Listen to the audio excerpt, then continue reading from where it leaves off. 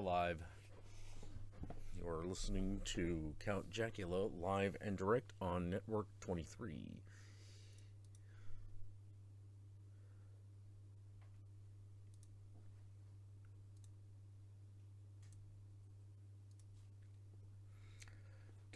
Do. Wait for some folks to file in. Hello Toxic, hello Drown Boy Productions, and haha Jax on TV. Oh man, tonight brought to you by it's Zigzag.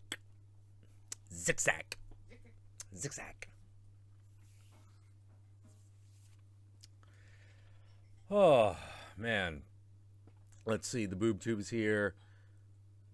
Sonny Keeley, Kenneth Haggerty, Matilda Mendoza, Jacob Martin, Deshaun Spence. I am unfamiliar with Deshaun Spence. Are you new? The Baroness is here. Trev is here. Yogi is here. Chaotic Doctor, Stories, Fables, and Ghost Tales is here. So Samuel Adams, good. Good number of folks is showing up.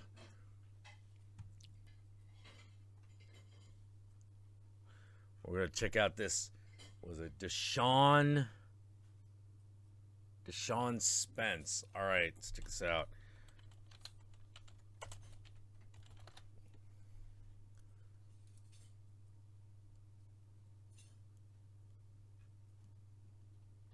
Okay, it's just a regular YouTube count. Oh man. Did I ever end up watching Streets Apart? No, I haven't yet. We see, what did we see this week? We saw Get Out, obviously, because we did a vlog on it on Guru's channel. I finally saw The Green Room. Oh man, we got a lot to talk about. The Green Room. Damn. Man. Let's see, what else? Let's see, Get Out, The Green Room, As the Gods Will. There's another one, wasn't there? Probably. Oh, The Girl with All the Gifts. Yes. That was it. Oh, jeez. It's so weird. The cat moves around me, and I keep thinking it's gonna fucking get out. Oh, man. I'm feeling maybe a little slightly science fiction-y night. Man, can I even wear the top hat with this thing? I feel like I gotta do something else. I'd put on the gas mask portion, but then, like, I'd sound like Bane. Let's see. What else? Yes, Batman, I expect you to die. No, brother, they expect one of us in the crash. What are you, like the Patrick Stewart Bane? I don't know what you're talking about. Yes. Oh, yeah. Baroness brings something up. I now my Instagram is now a bit more active because I actually have a fucking iPhone. And it fucking functions. It works. I finally have, for the first time in my life, I have a working smartphone. This has opened up new vistas that I know are they're fucking new for me. You know, mind? You know? Oh, man. But yeah, man, that Green Room. Okay, so let me tell you a little bit about the Green Room. So basically, it is a story about punks versus skinheads in a club, and it's a horror movie. And whoa, man, does that bring back a lot. It brings back a lot of memories, both good and bad.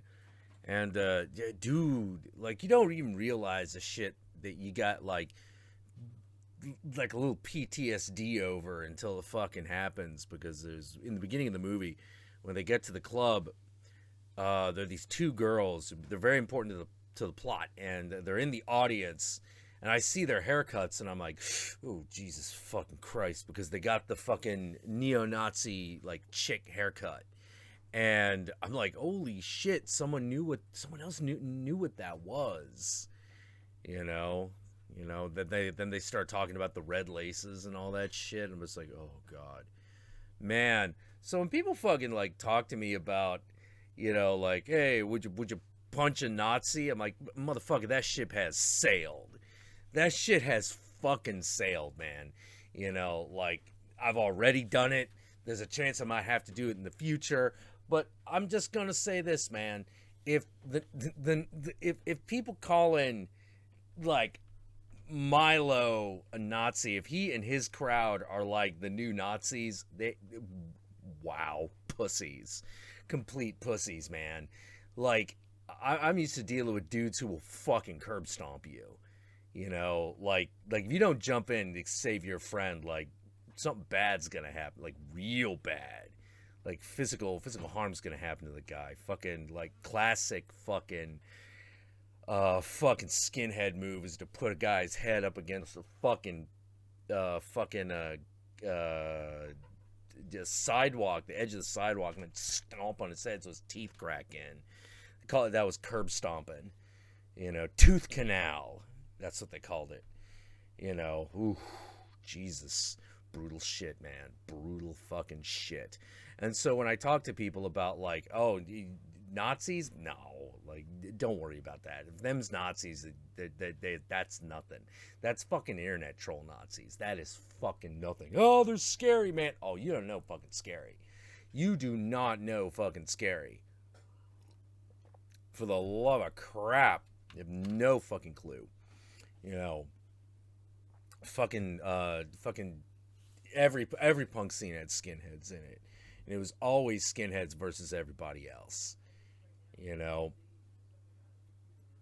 One of the like, they even briefly mentioned the difference between the regular skinheads and the sharps. The sharps were a bunch of skinheads who had basically recanted. They're like, nah, fuck that. Like, black people aren't bad. Everyone's American, so fuck it. And so, like, you knew if, like, regular skinheads and sharps showed up the fucking same time, you just braced yourself. You're just like, oh shit, it's gonna fucking jump off.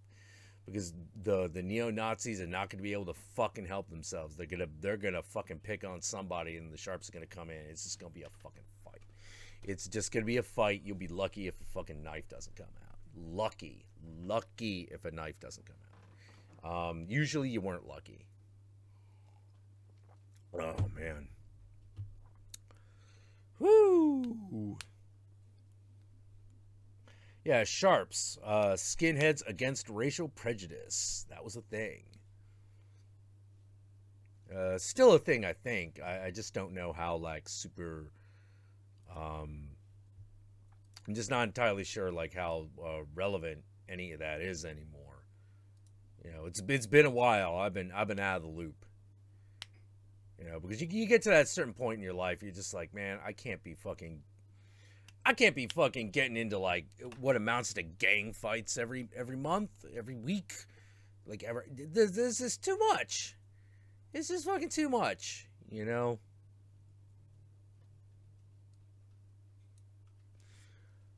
All right, just checking on the stream because apparently we got some, like, dropped frames and shit. Just want to check it out. Yeah, there's, like, whole chunks that are disappearing. Oh, jeez. Well, that blows. It's just... And I wonder what happened there. Like, we're not running anything else, are we? I'm not downloading anything. Oh, probably just... Yeah, here we go again. We could just restart everything and see if it cleans it up. Yeah. Since we just started. Yeah. Tell you what, I'm going to restart the stream because, like, we got some bullshit happening. We got drop frames and shit, and I don't know why. You know, like everything's smooth on my end, so I know it's not like the camera or the processor. So it's got to be like, it's got to be the connection. Oh, I didn't consider that. Oh, what's happening? Overwatch is downloading a background patch. Oh shit! I bet that's it. Hold on, let me like fucking turn that shit off. Because I bet we're probably both doing it at the same time. Yeah. You know, yeah, they're probably getting ready to roll out their new character and fucking start like competitive season 4 and shit. Yeah, because that starts in like 2 days.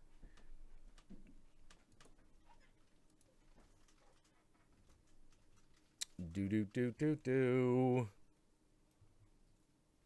No. Stream's dropping frames. All right, seems to be okay now. But if it happens again, then we'll just restart the fucker.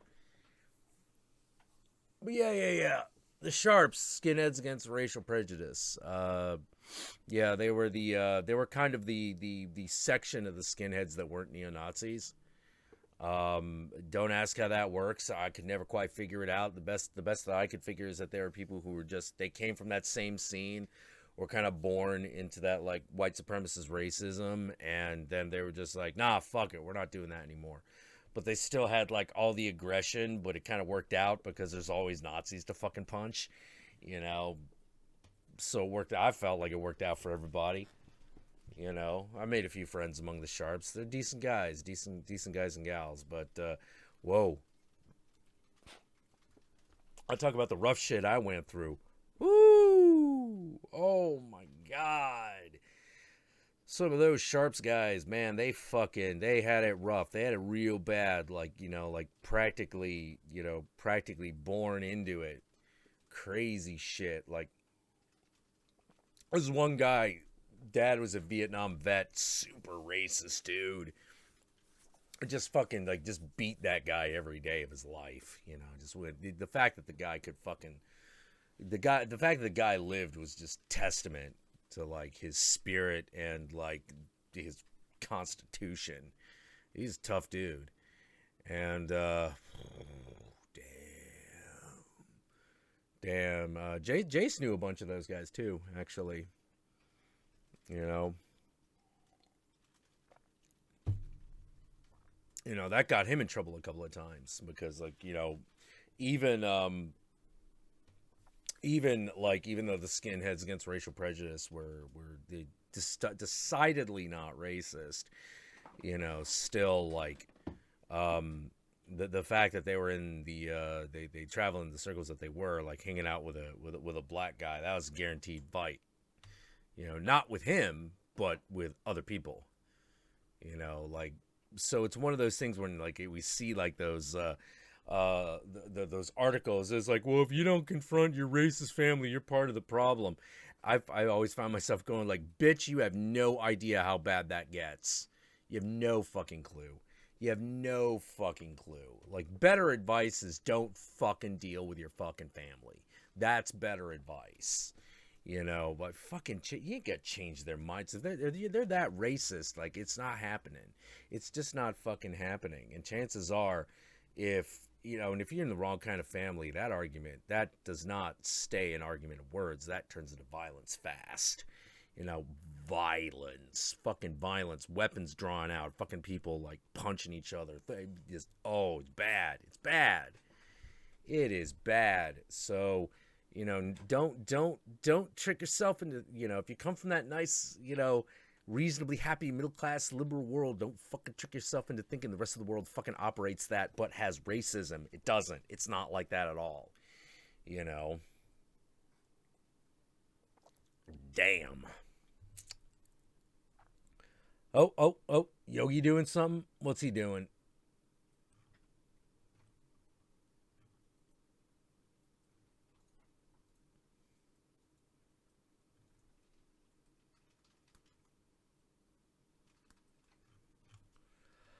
Oh, y'all giving him shit because he's like, maybe he should write greeting cards. Oh, man.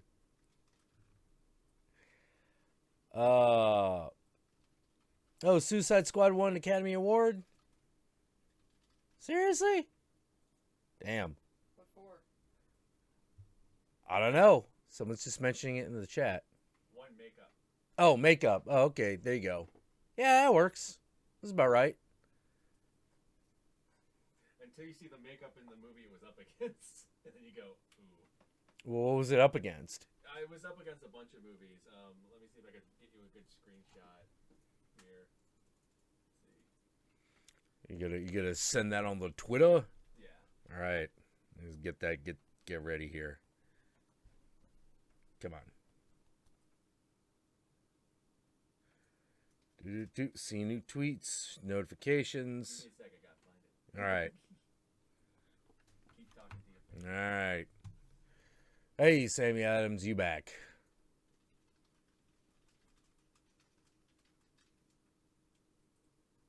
I did, Baroness. I did see those pictures of you as Harley. They're very good.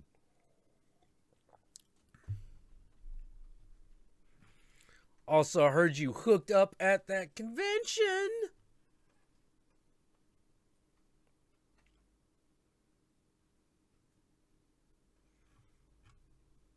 Not hard to see why.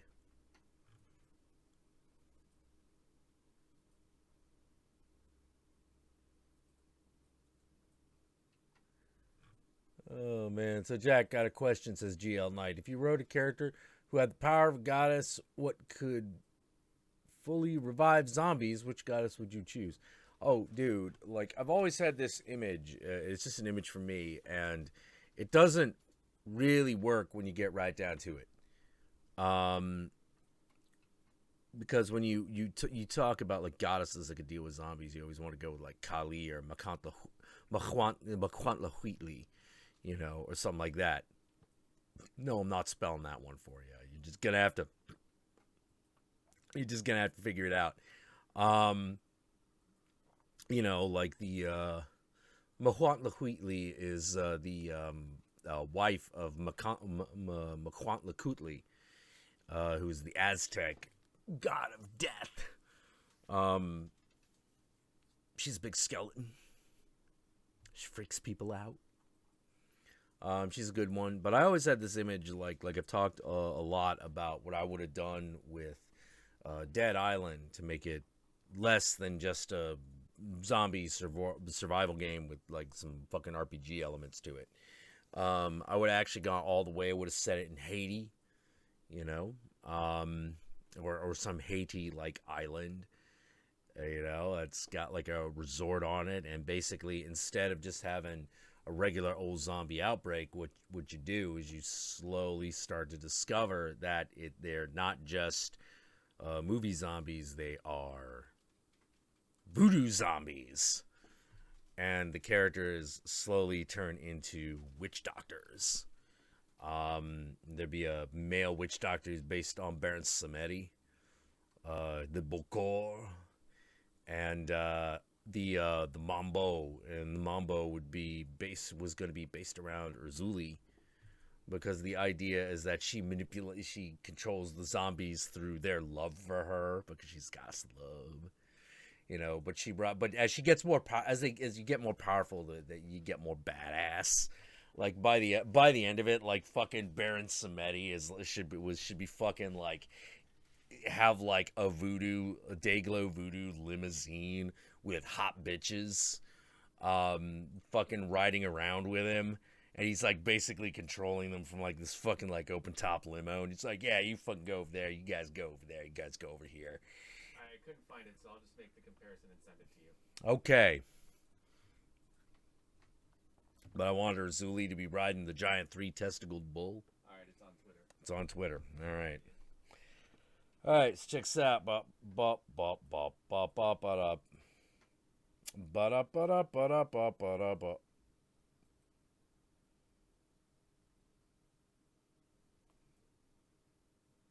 Oh. Okay, so that's not what it was up against, but it was, Well, it won over it. It was literally up against it. Oh. Wait, Suicide Squad won over Star Trek Beyond? Yeah. Yeah. In the makeup category. You gotta be kidding me. As much as I like Suicide As much as I like Suicide Squad, I don't know if it can fucking compare to that fucking Star Trek Beyond monster effects. You know? Like, cause I'll be honest. I mean, I like that movie, but I thought fucking like Killer Croc was a little weak. In terms of makeup, yeah. Yeah, yeah. In terms of Especially makeup, compared to everything in Star Trek Beyond. yeah. No kidding. No kidding. Man, no respect. Still, even I can't believe it's even now. Like, no respect for fantasy science fiction, man. You know. Somehow superhero stories broke out of that curse, but fucking science fiction, fantasy, and horror is still like treated like dog shit. Like I still remember fucking Terry Gilliam's Brazil losing out to Out of Africa in the art direction category. I was like, you gotta be fucking kidding me. Like, does anyone even watch? Does anyone even remember Out of Africa anymore? I sure don't. The only reason I remember it is because I was pissed about the fact that Brazil lost an Oscar to it. Yeah, the Killer Croc rendition, makeup-wise, not that good. I thought him as a character was pretty good. They could have probably done more with him, but, I mean, you got to cast, like, 8 main characters. Whatever, someone's going to be ass out. You want to win an Oscar? Use white guilt. Oh, fuck yes. Well, you got to use white guilt while not being offensive. You know, because fucking, like, that's how fucking oh god, Django Unchained. You know, that got to the Oscars, but I don't know if it won anything. You know. The people are all like, "Oh, this is offensive." Like, well, what? Like, fucking black man can't fucking conquer the evil slave master? Come on, that movie's brilliant. That movie deserved to win in several categories.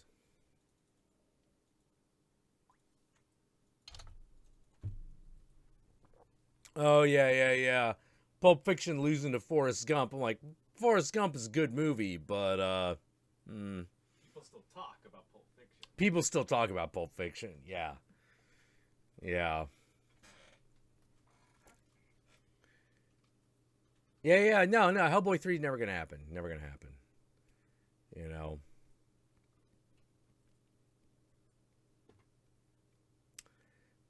Do.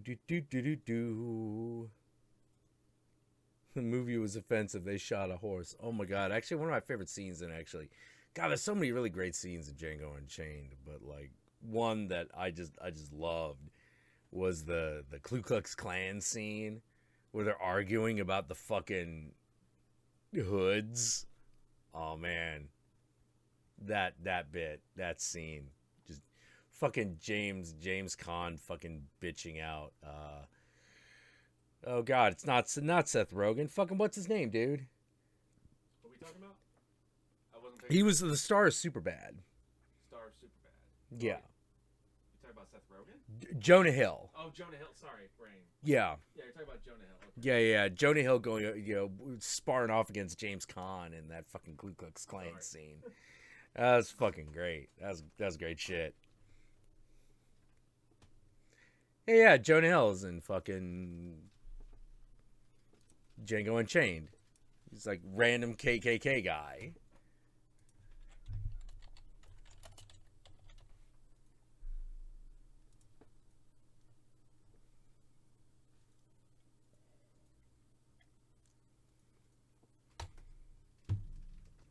Oh man.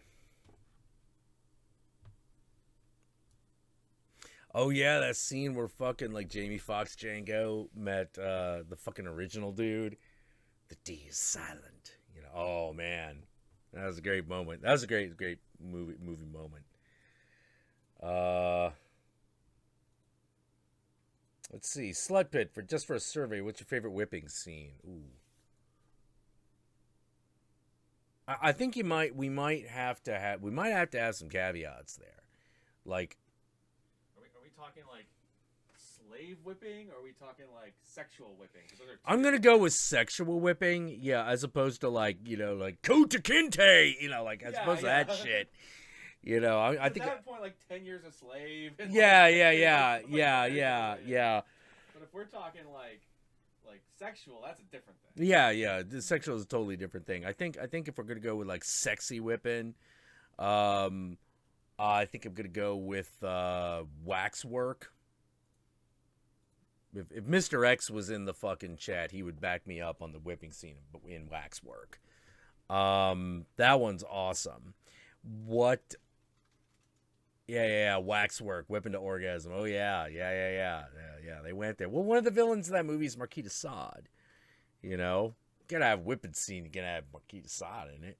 You know, that's a pretty good one. Passion of the Christ. That's not a sexy one. Like I think we're talking about sexy ones. If we're talking about like just brutality. Like, if we're going to go with brutality, I think probably somewhere between Roots and 12 Years a Slave would probably be the way to go.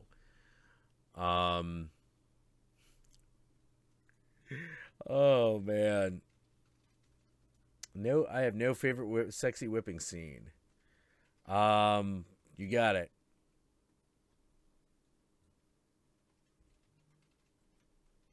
Yeah. See, the people who see waxwork are like, yeah, this scene's kind of hot, man. Yeah, it is. It is. Yeah, waxwork. The thing I love about waxwork is that it's not a great movie, but it is not a movie that is ashamed of what it is.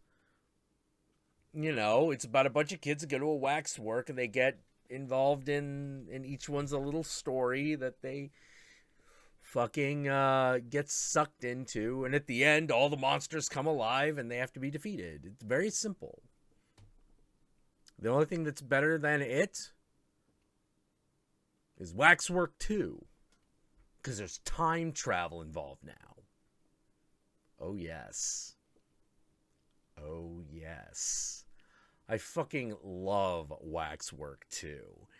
Like that. See the thing. Okay, so what they do with Waxwork, the original Waxwork, is it's just basically like, you know, it's like Madam What's Her Face's like wax museum, but the displays are enchanted.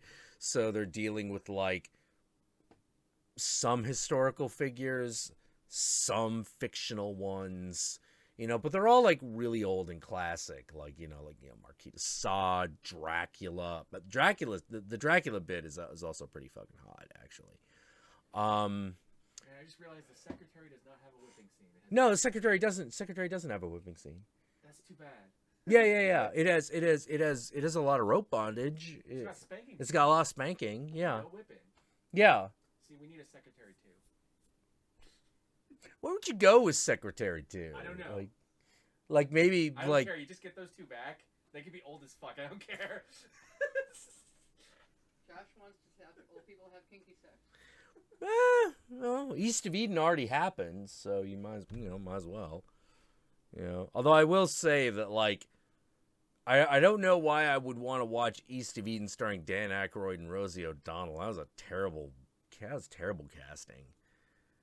You know, you just sort of like, ew. Like, ew. I'll watch those two in a movie together, but not Exit to Eden. Yeah, oh. Like, that story's already bad. Like, you know, do we have to make it... Do we have to follow, like, two people you just don't want to see naked? Okay, this will be a much easier question to ask because there's a lot more options. The Slafer wants to know what's the best orgy scene. Oh, the best orgy scene. Ooh. Conan. Yeah. Conan the Barbarian. I think hands down. What, not gonna go with fucking, Society? No. Okay, that one's a good one. Right. Yeah. That one's a good one. I was gonna jokingly, the island of Dr. Moreau. Oh, man. And Sausage Party. Oh, Sausage Party. Sausage Party, yeah. Well, I wouldn't say that was hot. It's kind of hot. It's hard to get turned on by a taco going down on Philosopher. The Orgy and Shivers is pretty good, yeah. Yeah, but although there's a lot left to the imagination. The entirety of Caligula is one giant orgy. That's true. That's although I gotta say, like, while Caligula goes way farther than Conan the Barbarian, the actual orgy scene I think in Conan is better. Well, yeah, it's a Yeah. Not cut to shit. Yeah, when it's not cut to shit. Oh man, watch the television cut. Fucking Conan the Barbarian, if you can find it. Man, if they ever do like Criterion Collection to Conan the Barbarian, they better have that television cut. It is the funniest goddamn thing ever. Because you gotta understand, this orgy scene goes on for like fucking 5 to 10 minutes. It's long. It is long. And if you cut that from the movie, your movie comes up short. Oh shit, the house just brought up Howling 2, man. Oh, man. Ooh, Howling 2, that's another good one, yeah. Jack, you might have to do a top 10 list. Top 10 orgy scenes. Clearly it's the Yeah, Matrix. clearly. What was that, the second one? Or the Oh third my one? god, that's the second one. That one was bad. It's really bad. That was such a bad orgy scene. You're like, what? How did you manage to fuck up? Okay, there's a rave in a Matrix movie, and it's an orgy scene, and it's boring. Yeah, How did you do that? I have no idea. I have no idea how you made a rave orgy in a Matrix movie boring. Well, I feel like you need to do top 10 orgies now. Yeah, no, maybe. Well, let's see. It doesn't even need to be regulated to horror movies because most of them are going to be horror anyway. Yeah. Let's see. What do we got? We got Howling 2. We've got Waxwork. We've got Society. We've got Conan the Barbarian. Island Dr. Moreau. The furry orgy scene. Well, the funny thing is technically the one in Howling 2 is also a furry orgy scene. That's but, true. But it's not. It's less furry even though they're werewolves. Yeah. It is. There's a bunch of ones in Caligula. Yeah, all of Caligula. The entirety of Caligula, yeah. Caligula. Yep. And I know there's probably more that I'm completely spacing out. Oh, there's gotta be. Do you know what never had an orgy scene but really should have? What? Fucking Hellraiser. It should have. Yeah, none of the Hellraiser movies have an actual straight up orgy They scene. go right into murder. Yeah, they just go right into murder. You know, it's there are Eyes wide shut. the funny thing is if all the eyes wide shut, I feel like the sex is the most boring part of that movie, and that movie's really slow. I think that's the point, actually, oddly enough.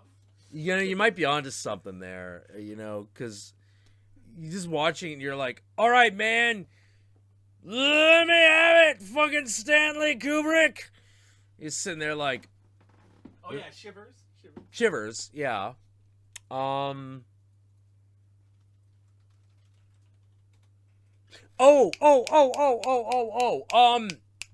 Crap. The sequel to Rosemary's Baby.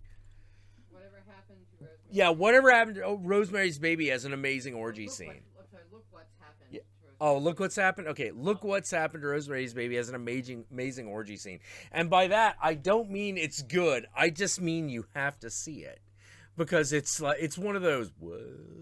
Because it turns into an acid house movie. I just decided to look up top 10 orgy scenes in movies, and some of the movies listed are like Sallow. Sallow? Really? Okay. Is that really? I don't know if that qualifies as orgy. Okay, I don't think that it lists Bram Stoker's Dracula, but that was technically just a foursome, wasn't it? Yeah. I feel like orgy needs at least two different. Yeah. You need at least 6 people, and there has to be at least 2 of both sexes. Yeah.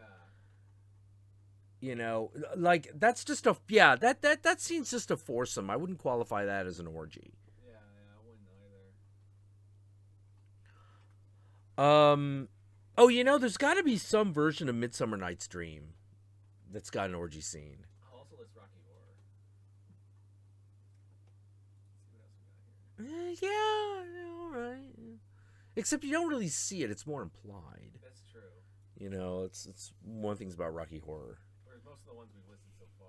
Yeah. I think to qualify, they would have to be straight up orgy scenes, like you just people fucking. That's why Society goes on there. Embrace the Vampire. Midsummer Night's Dream is actually a porno. That kind of That doesn't count. Okay, these people need to know what an orgy is because they keep listing like threesomes and shit as orgies on these lists. A threesome is not an orgy. Like it lists wild things. I'm like, that was What? A threesome. That was a threesome, not an orgy. Like, that's a hot scene, but that's not an orgy. Yeah. You're saying orgies at least 5? Orgies at least 5 people. Yeah, at least. It's like I said, at least 5 people, at least 2 of each sex, of each gender. I would consider a 5-person lesbian scene an orgy. That's a good point. All right, good point. Yeah, good point. Good point. I don't think you should be gender limiting. Yeah, all right. Yeah, that's a good point. There might not actually be 10. Yeah, that's the problem. Of what we're describing anyway. Yeah. That's actually kind of the problem, you know? So Like, you're I would saying love to that- do that list, but, like, I don't know how... The problem is there needs to be more orgy scenes in horror. Hell yeah, there needs to be more orgy scenes in movies, period. They listed Ken Park, and technically, yes, there is one in there. Oh, I don't know if you want to put it on the list. I wouldn't say... That wouldn't make a top 10 list, even if there were only 8. Apparently, there's a movie from 2011 called A Good Old Fashioned Orgy. Why do I have a feeling that's going to be awful? Probably.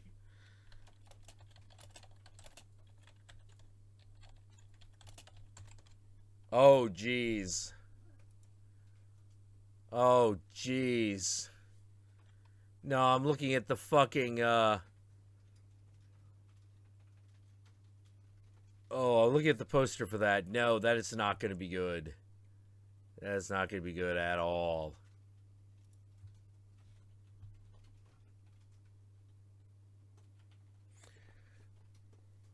Eating Raoul. How do you feel about that one? Eating Raoul? Yeah. Does that count? Oh man, it's been a while since I saw that. I can't even remember the scene. It's been so long. Yeah. Oh, is Horror here? Oh my god. Oh shit, Horror's here? Because someone said evening Horror, how's things? So she must have sped by the chat and I didn't see her. We're just sitting here talking about orgies. Yeah, we're just sitting here talking about orgy scenes. You know, trying to come up with a list of top 10. The problem is we might not have 10. No. 5 is the new 10. 5 is the new 10, top 5. All right, so Society, Howling 2, Shivers would probably be number 5 because like that's there's not all the fucking's implied in that one due to the context of the rest of the movie. Not that there isn't fucking in the movie, it's just in that last scene it's all implied because Oh, there she is. okay, so Shivers, Conan the Barbarian, which is got to be number 1. I think that's number 1, unless we do something stupid. And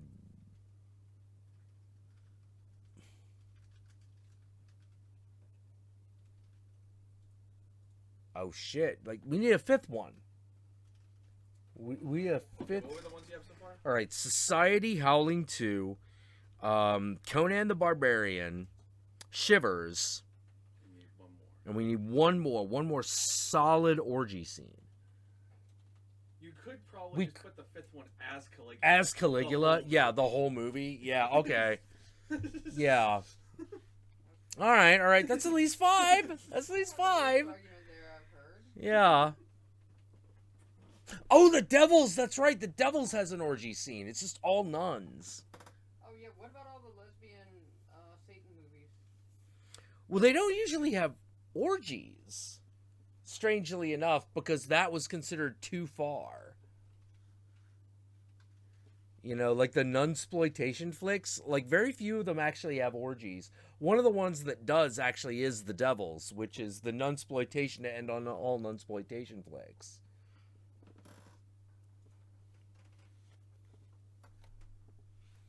Oh, that's right. There is an orgy scene in Zardoz. I forgot about that. Holy shit, you're right. I had forgotten about Holy shit. Well, it's really weird because I blame the fucking costume man. I blame Sean Connery's costume because that costume looks like it smells. that. Yeah. You know? You look at that costume and you can just smell ball sweat. Like, Yes. pure ball sweat. Yeah, not that you wouldn't in an orgy, but like you don't want to be thinking about that the whole time you're watching an orgy scene. You know? Even if you're into it, even if you're into it, you find yourself going, I don't know, whole time, really? Well, like, I still remember, like, our friend Paul, Communist Paul, straight up Marxist Communist Paul, who came dressed as Sean Connery from Zardoz. It was very accurate. He did look like he smelled like ball sweat the entire night. He committed to that fucking costume, and he went all the way. Oh, yeah. Man. Do we have pictures of that? We should have pictures of that. Someplace maybe, but I'd have to hunt. Yeah, we probably have to find someone else who actually took pictures Also, of that party. Party's not the same as having that put up on the internet, so. True, but I feel like in the age of Facebook, someone has a picture of Paul in that costume. Oh, yeah.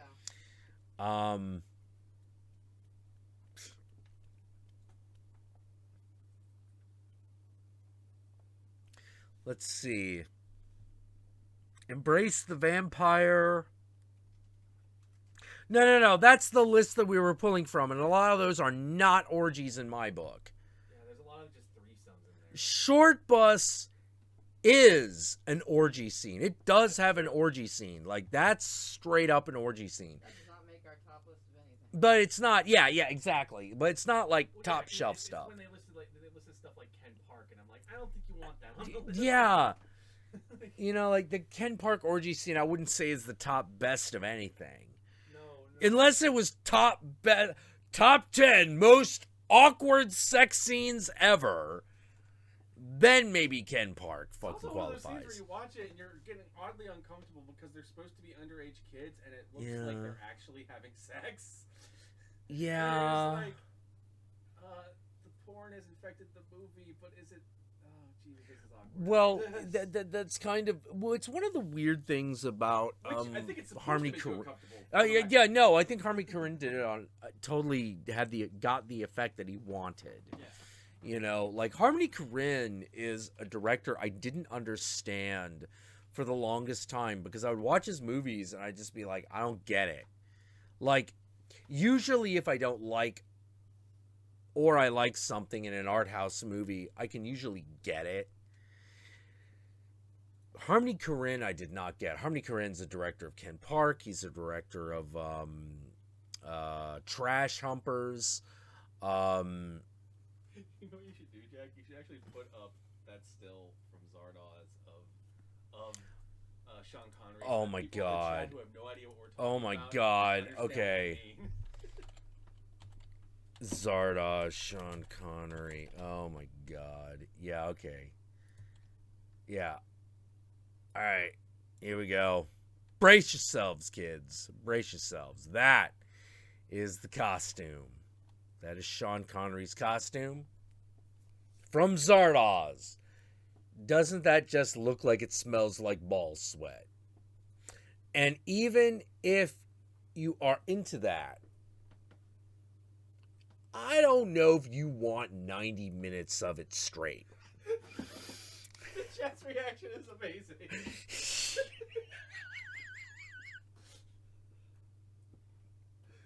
You see, this is what I live for. Making people react like that. That's Sean Connery in the science fiction sex epic. Holy shit, I just realized fucking Barbarella doesn't have an orgy scene. Oh yeah, it doesn't. She just fucks people. It's just her fucking people. And the Orgasmatron, don't forget. Well, yeah, but that's still not an orgy scene. True. I mean, it's the origin of the name of the band Duran Duran, but it's not an orgy scene.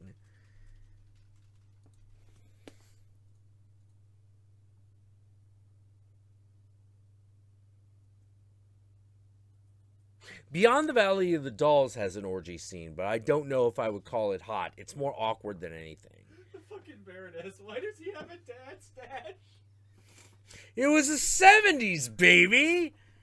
That was the symbol of young masculinity. I don't know how young Sean Connery actually was, but hey, fuck Tom Selleck and Burt Reynolds Sean rocked that Connery shit. Has always been just defaulted at 50. Yeah, His yeah, whole he's just career. always been 50, yeah. With the exception being, like, he looked kind of young in Dr. No. He looked, no, you know the youngest he ever looked? Darby O'Gill and the Little Okay, People. fair enough. Fair You know, that was when he looked the youngest, and let me tell you, he already looked like he was 40 in that.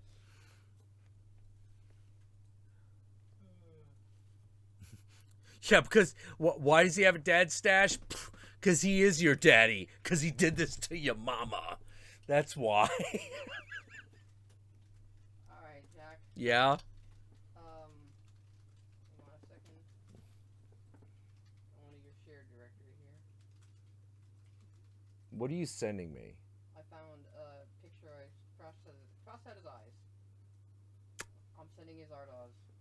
Oh my god, we have a picture of Paul in that Zardoz outfit? We do. I crossed out his eyes for the sake of Okay, alright, fair enough. Fair enough. Oh man, you guys are in for a fucking treat. It's in Jodo shared.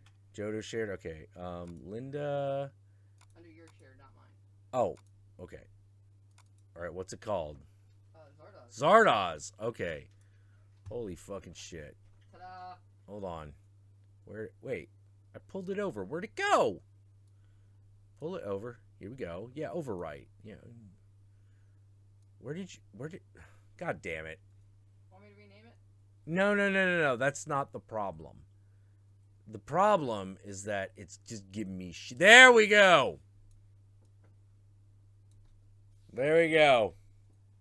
There's the man, the myth, the legend, Paul, in the Zardoz outfit. That guy is officially more man than me for actually going through with it. Yeah, he wore that all night, dude. And That party lasted forever, and like he wore that all fucking night. He did. He totally committed. And I am in awe of that man and his masculinity for doing it. Yeah. Yeah, you That's can't. a man who's comfortable with who he is. Oh yes, hell yeah, he is.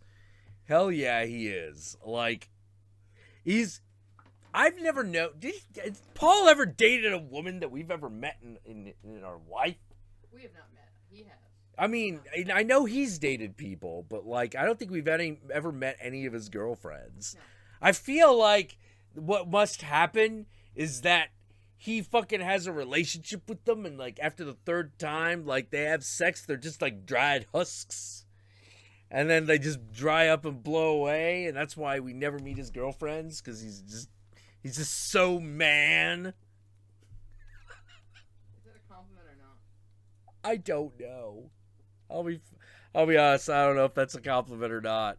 I love Paul. I love Paul. So, there's sometimes where I can't handle him, but like I fucking love him.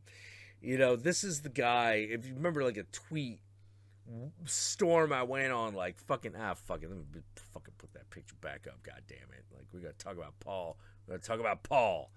All right, there you go. Paul was the guy that I talked to who was super Marxist communist guy. That despite the fact that we completely 100% disagreed on this point, that being Marxism, we fucking got along. You know, because I had respect for him as a human being, even if I thought some of the things that he believed were fucking retarded.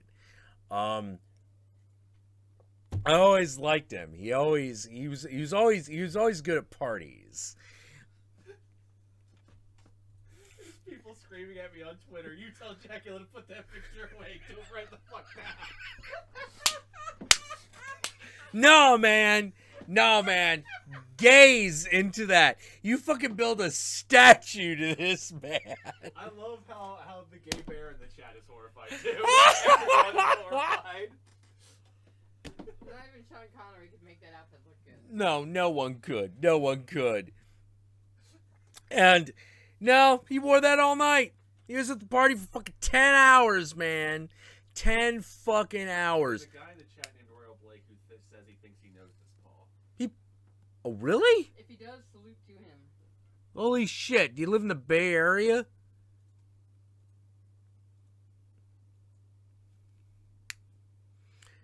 Did you hang out at Knock Knock?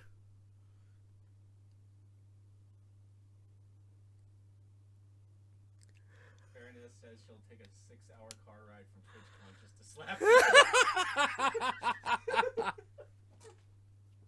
Where is TwitchCon happen? Twitch.con happening? Is that in LA or? 6 hours away. Then it's probably either LA or something. Yeah, LA or Vegas. Oh man. TwitchCon. Let's see. Long Beach. The outfit. The gayness. That's LA. It's in LA? Yeah, it's at Long Beach. Oh, it's in Long Beach. Okay, got it. Yeah, it's about 6-7 hours. Yeah. Oh man. What was the name of the guy you said he might actually know this, Paul? Royal Blake. Royal Blake. Okay. Yeah. I'm really curious because you might. There's a non-zero chance. Royal Blake says thick English accent. Fuck it, he will beat the shit out of you if you call it that. He is fucking Scottish as shit. Oh man. Yeah. Thick UK. We'll call it a UK accent, but yes, absolutely, super thick UK accent. You know. Apparently, Baroness is going to TwitchCon because her boyfriend knows people. Ew. Royal Blake says it's him. Yeah. There can't be too many Pauls who are willing to dress up as Zardoz who are fucking like card-carrying communists who have fucking Scottish accents. Well, who knows? Maybe they have a whole club. Just the Pauls who dress up as Zardoz and has Scottish accents club. And are card-carrying. And are card-carrying communists. Yeah. Okay, hold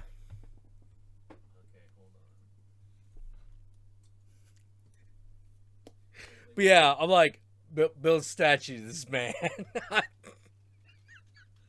I love him. So like when people are like, you have a real problem with communism, I'm like, yeah, fuck yeah, I have a real problem with communism. It's bullshit. You know, I'll go on all day about that. So when people are like, well, I can't be friends with you because you fucking don't fucking agree with my beliefs. Dude, I get along with an actual Marxist communist, okay? An actual one. Like, for fucking real. Like, this man will... Let me put it this way. You want to know how real this guy is when it comes to that shit? He'll give you some advice on how to fucking throw the Molotov cocktail. He's got experience, is what I'm telling you. You know, love this guy. Damn. Yeah, people are pussies sometimes, man. I don't know what else to say.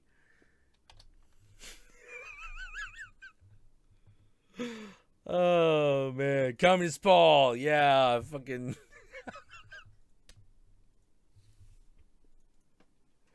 What is up with that guy? We haven't seen him in like a couple of I ran years. him on the street. He's doing okay. He shaved his beard. It's What? He shaved his he's beard? clean shaven right now. He is? Yep. Oh my god, I would never recognize him without that mustache. To be honest, I didn't when he approached me. Yeah. Maybe you have run into him and you just didn't notice. No, I can't imagine that I would run into Paul on the street and he wouldn't either say hi or punch me in the face. Maybe you just don't remember because he punched you in the face. Because he punched it so hard. It fucking knocked the memory out. You know. Oh, man. Saw you were talking shit and posted his picture on your stream. Dude, no. I know exactly how Paul would react to me putting his picture on his stream. Would you be like, look, I appreciate that you wanted to, like, you know, blur my eyes out and protect my identity, but I wore that proudly. It was Zardoz, and I don't think it would be right to fucking deny, you know, the ladies my godlike physique. By the way, have I told you about you're totally wrong about the nature of socialism? Yeah. No, love that man.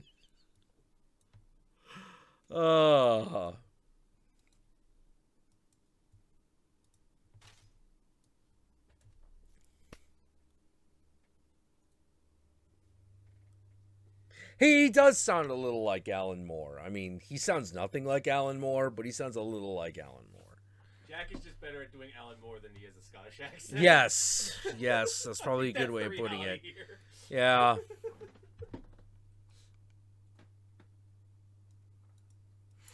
Yeah, no, what? Now watch. No, here's what he would actually punch me in the face for. Like, if it turns out he actually was Irish and I called him Scottish, like, that's what he would get mad at. Because it seems like no matter which one I go with, I keep fucking it up. Yeah, sounds about right. You know?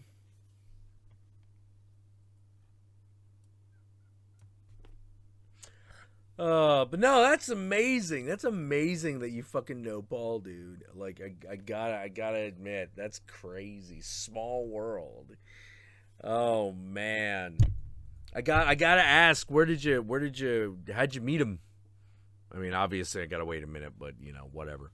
Does that name look familiar? Obviously, don't read it on the screen. I can't read it from here.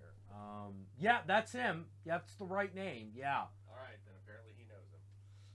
Okay, let me see who this is. Well, this is the guy who the Royal Brunel. Oh shit! Hold on. Axel, is that fucking you? What's that? Is Royal Brunel Axel? Holy shit!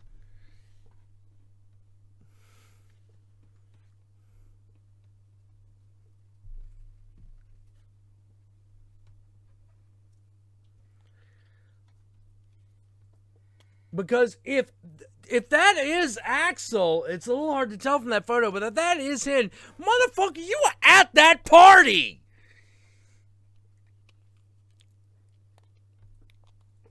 Yeah, it was 2011. Yeah, 2011. It was right about the time the Couch Jackula show actually started.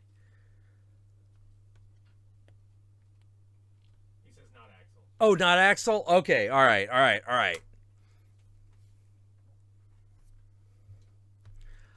Oh, man.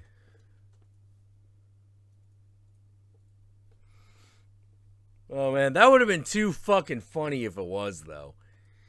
Oh, man. But yeah. Hey, man, next time you see Paul, tell him to fucking drop me a line, man.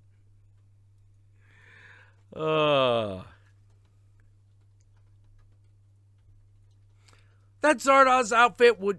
Okay, you want to see Zardoz outfit on a woman? I'll fucking show it to you. Because that exists. Do. There.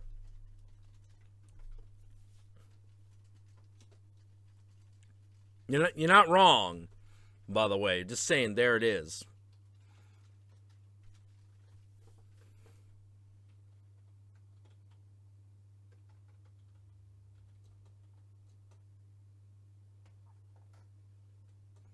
It's based off Julie Strain, wife of Kevin Eastman of Eastman and Laird, also known as the creators of Teenage Mutant Ninja Turtles, because Kevin Eastman is currently the editor-in-chief of Heavy Metal Magazine, and has been for the last, I think 15 years, something like that.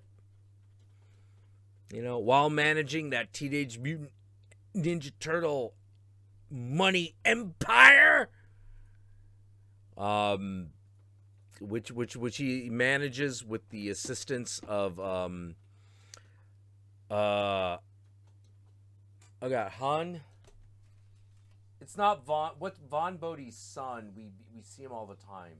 Sean Bodie? Sean Bodie? I think it's Sean Bodie. Let me hold on. Okay, so if y'all know the movie Wizards, the son of the guy who made the comic that inspired Wizards. Mark Bodie, yeah.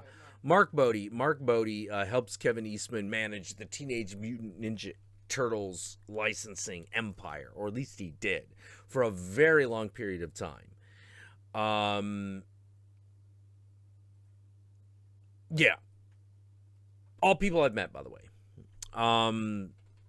Mark, I like Mark. He's a cool dude. He will fucking bitch about Wizards to the ends of the fucking earth. You know, because he's like, as far as he's concerned, they ripped his dad off, which, yeah. Yeah, they did. You know, there should have been some fucking money changing hands at that, at the very least. Good God. You know? Yeah. Ralph Bakshi. Fucking, you know, when he did Wizards was ripped off. And I mean ripped off from a comic that was done by Vaughn Bodie. And never saw a dime, man. Never saw a fucking dime. But, like, Vaughn Bodie's son had the last laugh because he fucking works on the merchandising for Teenage Mutant Ninja Turtles. Which, let me tell you, that is cash.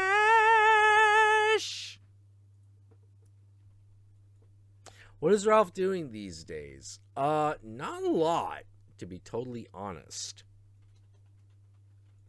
Wait, Grant Morrison is running Heavy Metal Magazine now? Is he the editor-in-chief now? Holy fucking shit. Holy shit. Is that true? I gotta, hold on. I gotta find out. Heavy Metal Magazine. Grant. Editor-in-chief as of April 2016. Oh. Gotta fuck. Yeah. What the fuck? So good. Oh, Grant Morrison is now the editor-in-chief of Heavy Metal Magazine. That could work. Yeah, well, I'm sure it does. I'll have to see it to believe I will have to. Well, I'll have to get it. I'll have to like subscribe to it again. You know, like holy shit. Why the humping? Why the humping? Eric Pick, if you consider yourself a fucking comic book fan, you fucking take all your comic books to the fucking like waste dump. You fucking burn them right now. You know, I don't even know if you give a shit about comics. Do it anyway. No, Grant Morrison doing heavy metal. Holy fucking shit! I have to check that out.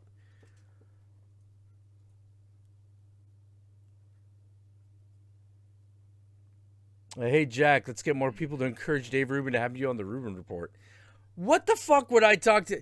I don't mind. Just like Drunken Peasants or Sargon of Akkad. I'm like, I wouldn't mind doing that, but what the fuck would we talk about? You know, like, it'd just be me and a maniac for like fucking an hour.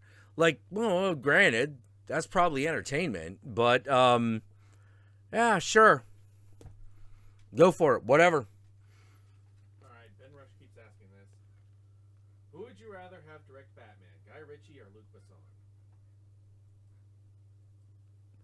Who would I have?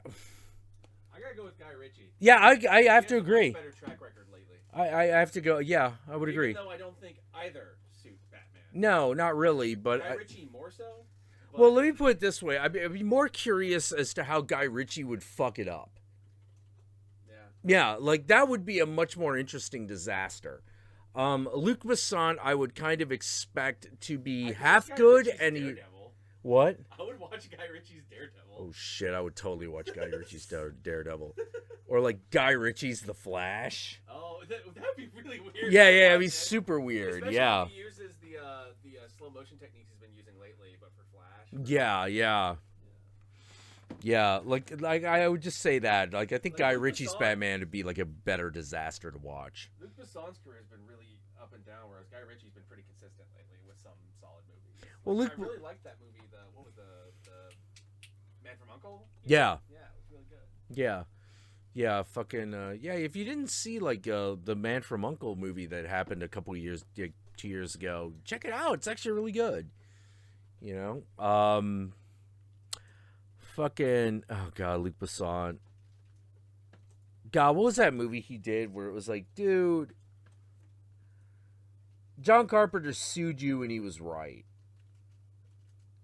The worst part is I like that movie, but he was right. Yeah. That was Escape from New York in a spaceship. It was the same movie. Yeah, it was absolutely the same movie. It was my first thought when I left that movie. It was like, okay, I don't have to see Escape from New York 3 then because they just made it.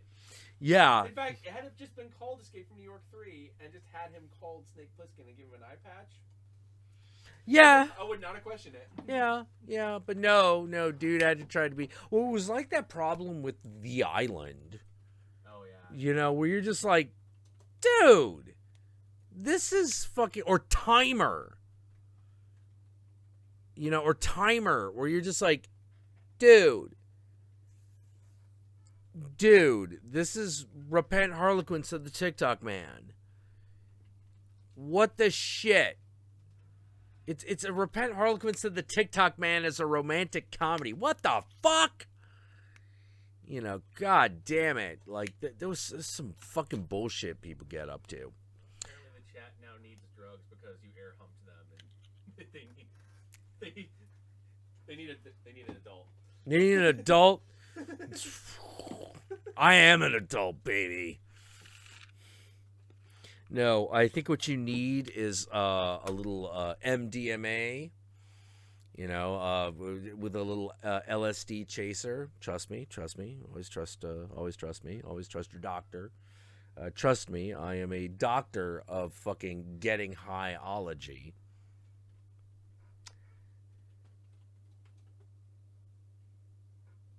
You know what? You know what I feel like I should do for, like, Son of Monster Palooza, or one of those damn things?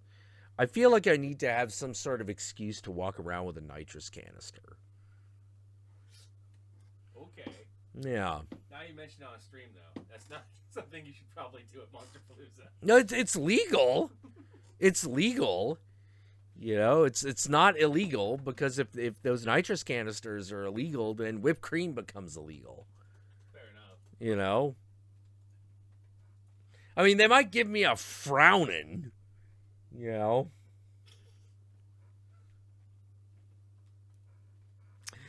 Oh, man. The Super Anime Girl says she's not an adult.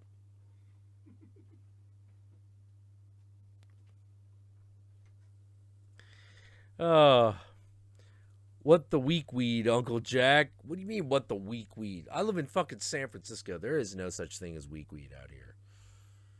No, you go back to the East Coast with that shit. Apparently, there is. Really? From Southern California. Then there's weak weed in San Francisco. Well, that's a perspective. That's a perspective thing, you know. Like, I wouldn't say weed and SF was weak. No. You know, maybe LA's got the real hookup, but no, New York weed is the shittiest. Just flat out, East Coast weed is the worst. Would I sing to be? Would you be a dentist? Yeah, totally. I always wanted to be in fucking Little Shop of Horrors. I always wanted to be the plant. Nitrous canisters on gay cruisers. It's a thing. Yeah, of course it's a thing. Because you always got some guy who, like, orders the medical nitrous canister, who brings it. Alrighty then. I was thinking about going to bed soon, but did you want to, like, do, like, an Overwatch session or something for you? Yeah. Let me have a cigarette. We'll do an Overwatch session real quick. Like, I think I can handle that. All right. I'm going to go have a cigarette real quick. I'm going to refresh my beverage, my tasty beverage. And look at my phone. It functions.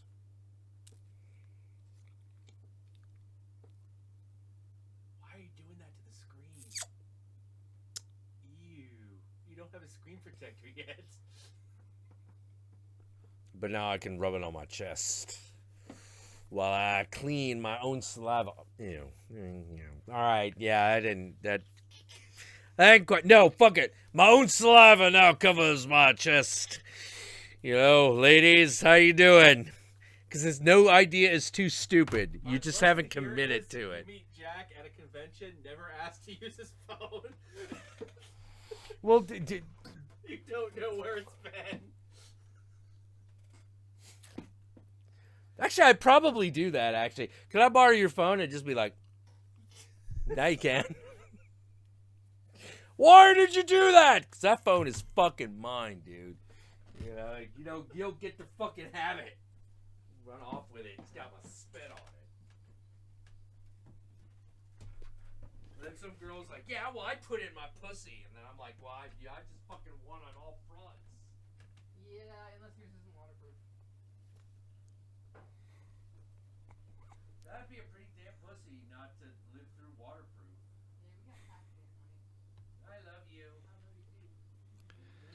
He forgot to mute it. Or he intentionally didn't mute it. I don't believe. How's everyone doing out there? Thank you. Thank you for the beard compliments. Compliments. Yes, I am still rocking the beard at the moment. I have no plans on changing that anytime soon. Hey Josh, will we ever see you in a rainbow Speedo and trench coat? At some point, I might do that just to reenact that fan art someone sent me because that was glorious. But maybe after I lose a little bit of weight. Horror Guru should voice a documentary. I don't think anyone wants to hear me talk that long for 2 hours.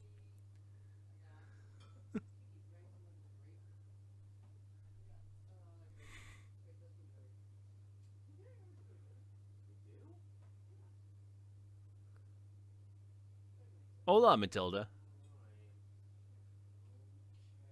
Mirror Universe Horror Guru? I suppose so. But which one's the evil one? Me? Or the other one? Am I going to see Ghost in the Shell? I don't know if I'm going to see it in theaters, but I'm sure I'll see it at some point. There's a lot of movies I want to see this year, and I kind of got to save my money for those ones. Do you get down with the green? If you're talking about the weed, no, I generally don't.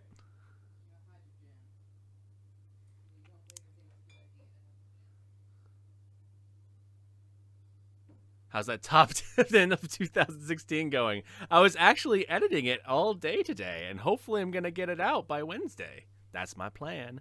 We'll see if I'll stick to it. Now that I've said it on a stream, it will probably not happen. Guru the Trap Queen.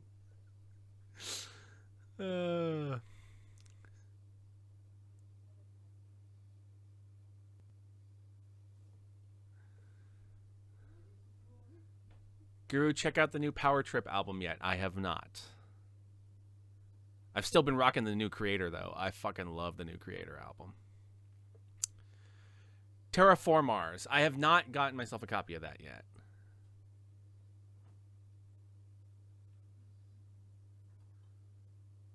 I don't think I could handle Guru in drag. Hopefully you won't have to experience that anytime soon.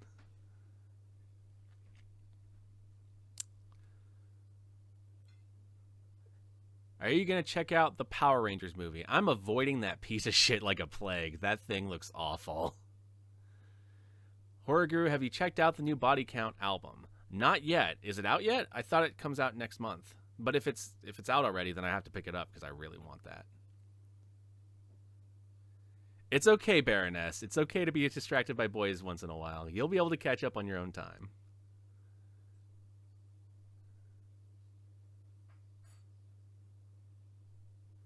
Jacob Martin, Guru, I bought Five Finger Death Punches, got your 6 because of you, and I regret none of the $10 I spent. Good, I enjoy that album. Guru, I'm going to assume your least favorite 2016 movie from your catch-up was Cabin Fever. From the catch-up, I would say, yeah, probably.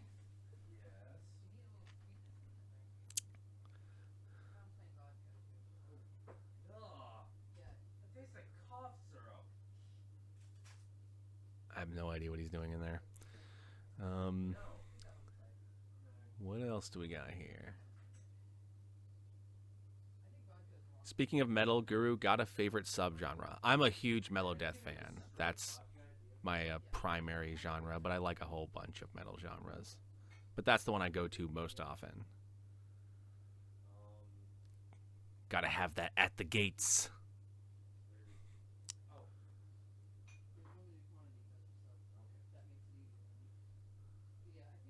Guru, do you watch tokusatsu? No, I really don't. I watch anime. I watch Japanese cinema, but tokusatsu I never got into. Let's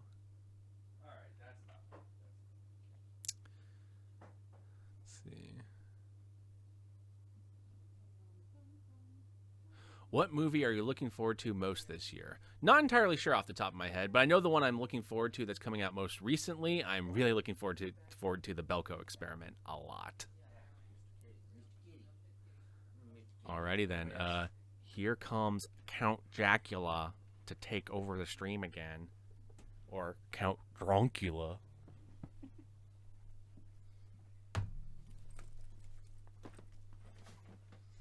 Is it crunkin' or crumpin'? Turns out, doesn't fucking matter. Alright. Alright, kids. We're drunken watch it. Over drunk it. I'm going to put this over here. Because while I don't mind not spilling the vodka, I don't want to clean it up.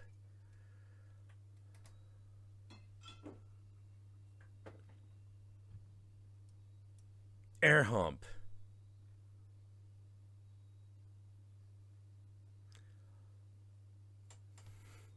Civil chat revolt. Guru was more fun though. It's the chat. I didn't say it.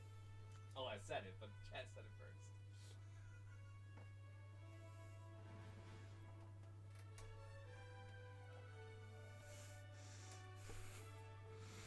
All right. Let's do this.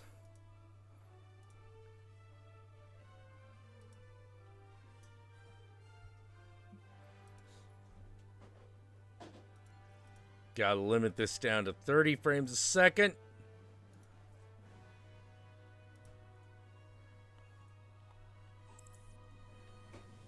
I was gonna invite. Oh, you got everybody. Awesome.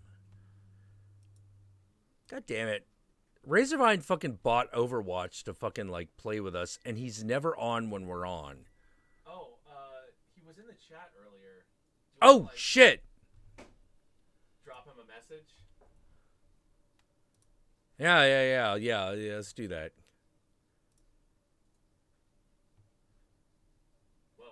Whoa, what happened? I just got disconnected. Oh, shit. Well, that's no good. I'll be back. All right.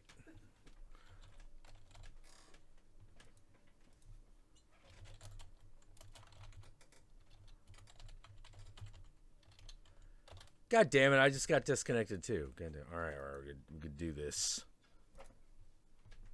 Come on, Blizzard. Ugh. You know, one of my biggest problems about having so much porn in my Twitter is that it's always kind of a crapshoot whether or not it's going to be something I'm going to enjoy. Can anyone hear me? Okay. I can hear you.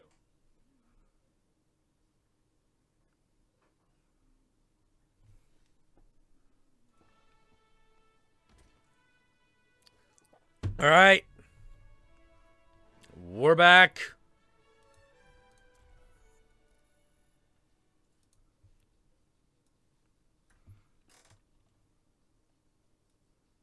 I don't think Jack is actually in the Oh shit, am I not in the Yeah, you might have to Oh, change your settings. hold on. Come on. You have to give Jack some time. He's been drinking a little. That's fine. Oh, there we go. There we go. Finally. Jesus. There we go. Christ. Hey, Jack. Hey, how you doing? I'm doing good. So you know what I'm drinking? What are you drinking? Well, I bought chartreuse based on that story you posted. Turns out, Son of a bitch! turns out I love the stuff, and I'm gonna put it in hot chocolate, like the French ski lodges recommend. Ooh, I've never done that. That sounds amazing. You know, as I've said so many times, I associate chartreuse with voodoo because of Tara. Yeah. All right, so here goes. I put it in chocolate cake mix before. It's great. So it's good with chocolate. Let's see how it. There, that was about, I don't know, half what I had left in the bottle, which isn't much, but based on the fact it's like $40 for a smallish bottle, I guess I just put, I don't know, 5 You bottles only of have to pay chartreuse in there. $40 for a smallish bottle. Holy! Oh, smallish bottle. Oh, okay, never mind. Yeah, like the 375 milliliter bottle. Okay, yeah. I'm used to like. I like getting the really big one. That's like $60. Yeah, you can't get the big ones up here, for some reason. At least not at the liquor store I was at. Alrighty then. I just told Razor we'll add him in after this round. Okay. Holy shit, this is amazing. This is amazing. Amazing. Hey Jack, you ever consider just killing Guru one day? I can't. He's on my team. Why kill the guy who gets to play the game so much? True.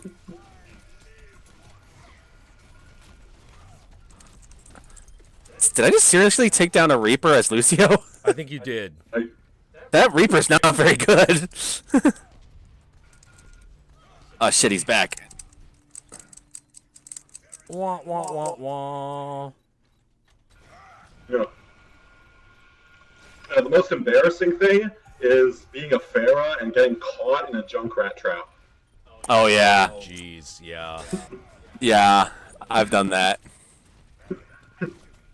All right, I think I'm the only one here, so I'm gonna retreat a little. Okay, I got a soldier. Oh Jesus! I'm speeding everyone to the point. Lucy. Oh. All right, I just died. Just want to go all Rufio on there, bitch. God, fucking Farah. Think you're so tough just because you can fly.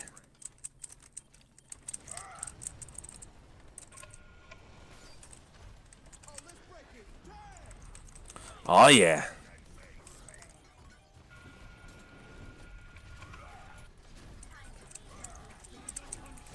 Ah, Oh, what was that? Was that? I see a mercy. I'm trying to get her, but she's a sneaky little bastard. I got junked. Rufy. Oh! It was a diva that got me. What? She resurrected that fucking Reaper. Bullshit. I know. She's sneaky.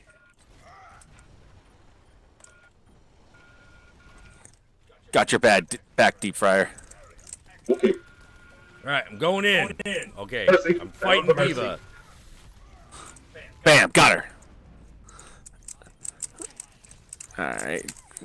Alright, Junkrat, you're a lot more dangerous for me to fight up close, but I'm gonna do it anyway! Oh, damn it. I guess he landed in my steel trap, so that wasn't too bad.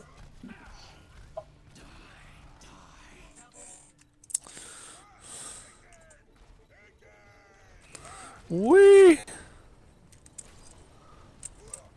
Come on!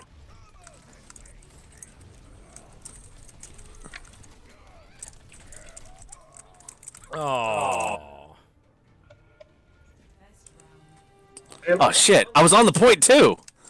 Oh well. No need to get salty, but I wanna get salty.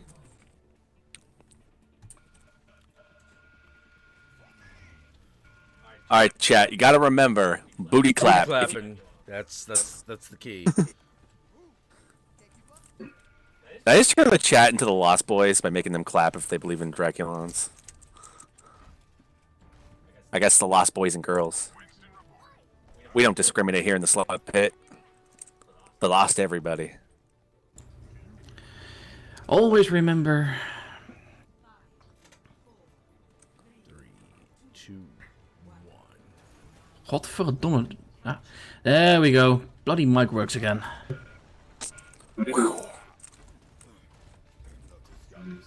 Alright, I'll wait for the point to unlock.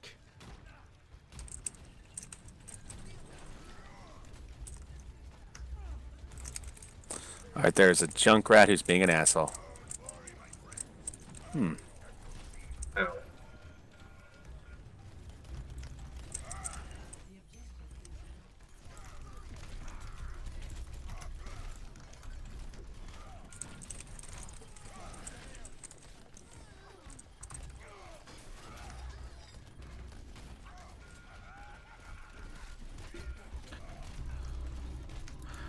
Oh, fucking Reaper got me. I got him. It was vengeance. I am vengeance. I am the knight. I am Lucio. I love Lucio.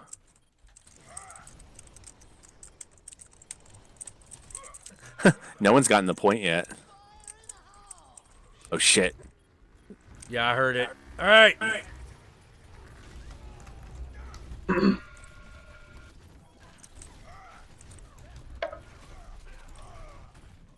Oh wait, what?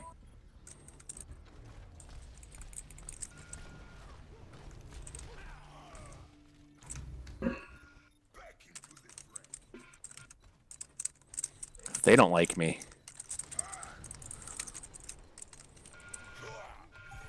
Oof. They finally took me down.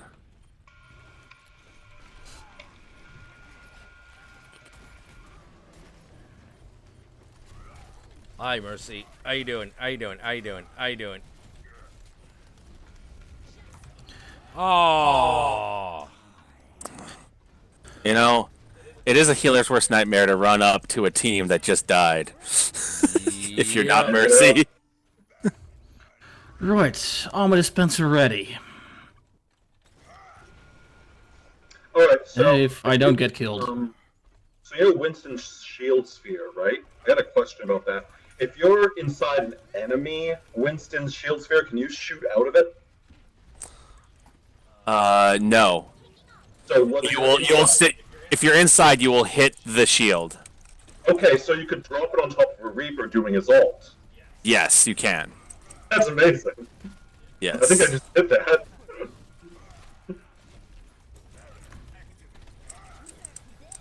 Oh. We went down together, man. Brothers in arms. Alright, I'll speed you out. Woo.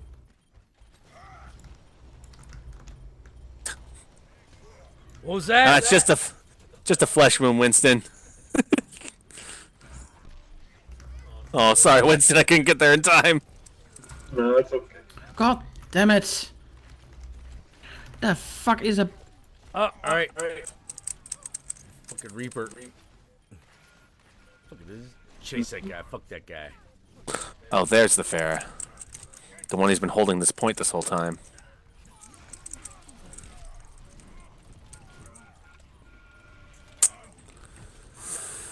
Oh, what?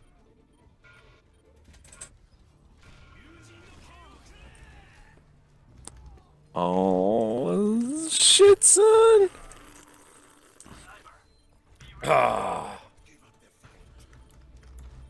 What are you, on a bong or something there?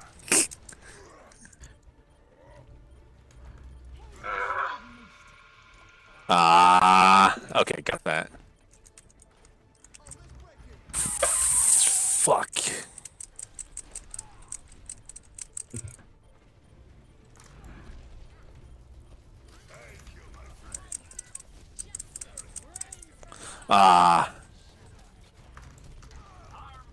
Oh, you gotta be fucking kidding me. Woof. Jesus, how much damage does Pharah put out? A lot. She's a damage fiend. Yeah, if she can actually hit, she does a huge amount of damage. God. Yeah. Gotta have good aim with her, though. Well, It's she like obviously does. It's like playing asteroids. Bam. You gotta. Like playing Alright, Space Jack. Invaders. Jack, have us leave game as group. Okay. Alright, let's see if I can get Razorvine in here.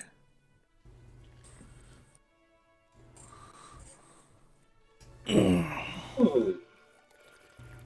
Alright, Razorvine, if you're out there in the slut pit. Alright, cool. Now we can go. Razorvine! Hey. We're gonna do this. We're gonna do this. All right. I don't know how long I'm gonna last, to be totally honest. You know, but we're going to do this. Okay. You're starting to lose it, man? How long have you been drinking for? Well, I'm super. Well, it's that thing I discovered last week where I'm like, oh shit, I'm actually super competitive. Ah. You know, like it was weird. Like I always found myself like going like, I'm not a really competitive guy, you know, whatever. Just gonna let people walk all over me. And I was like, wait, that's not true. Why do I think that's true? Mm-hmm. No, I'm actually super competitive. Like, what the fuck? Yes, this is true.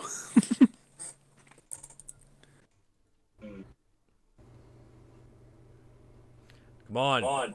Stop finding the game and find it.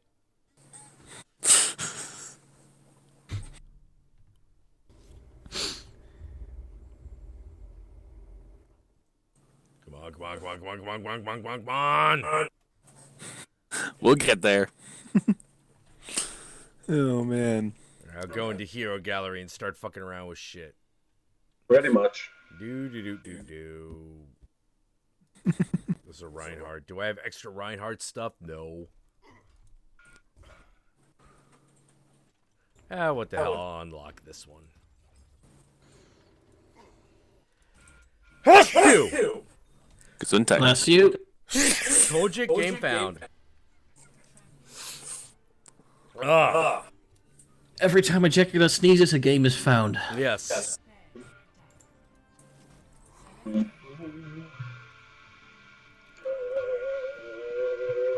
guess I'm playing healer. I can play healer. No, I can do it. I'm fine. I got it. Okay. Too many snipers.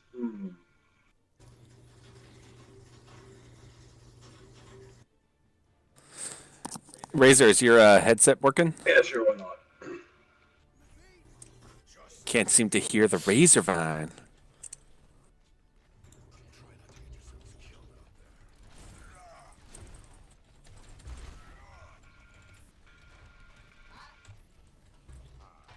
Let's see if I can do this. Oh my god, I actually managed to hit the rim of the basketball hoop. Oh, well, Razor, don't worry about the headset for now. Just pick a character. All right, let's go.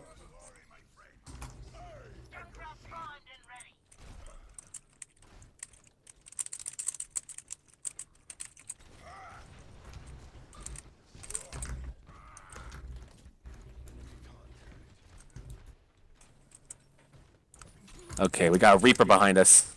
Okay. Get him. Got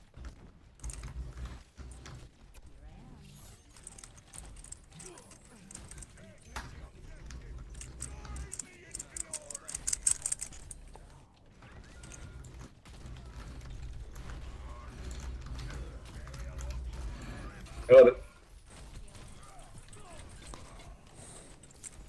I done got some, bro.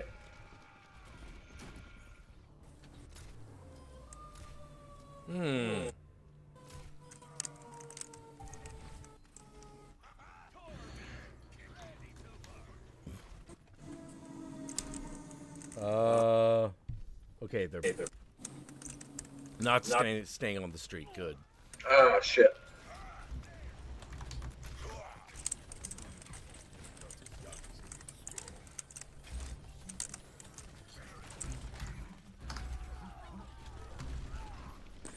Wicked!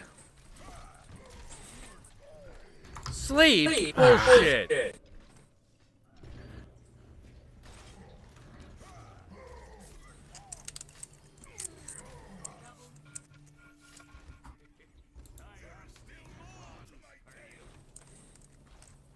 Ah.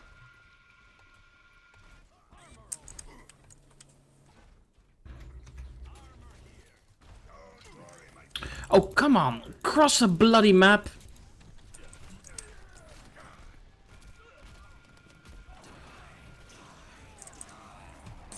Reaped. Yep.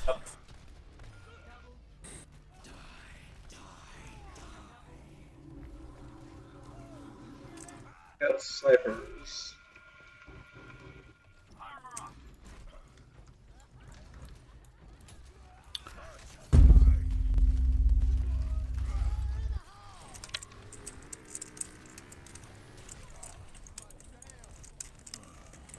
Ah.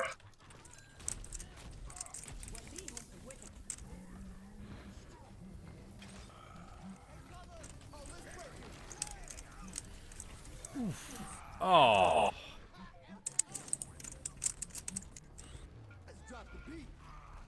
Oh.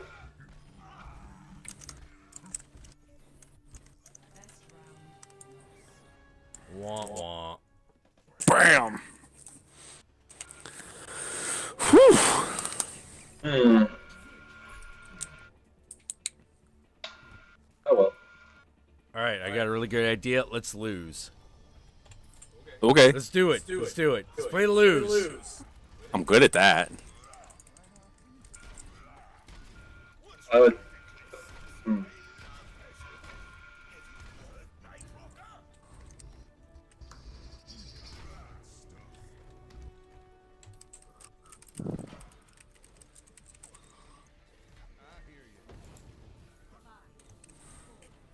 Three, two, one.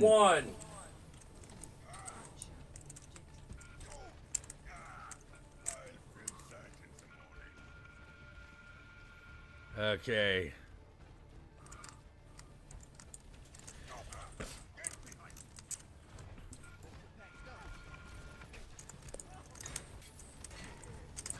Ow.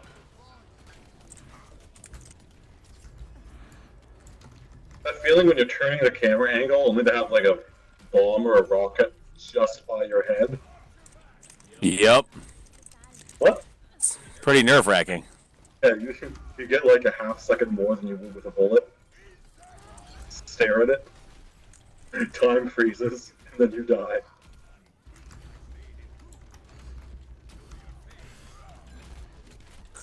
I think I made an improvement to your face. Ah, nice, Torbjorn. There's a Reaper. Yeah, I saw him. Trying to.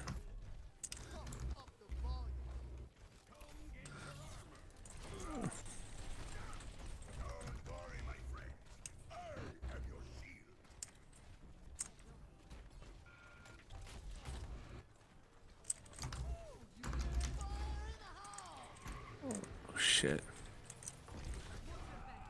Oh. Oh, son of a bitch.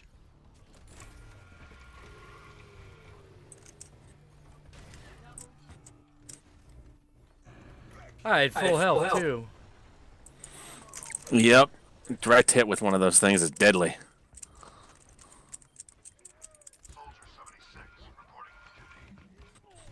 Damn it! Oh, I'm sorry. What was that? Was that bullshit? Was that bullshit? What was bullshit? Wait, wait. Oh,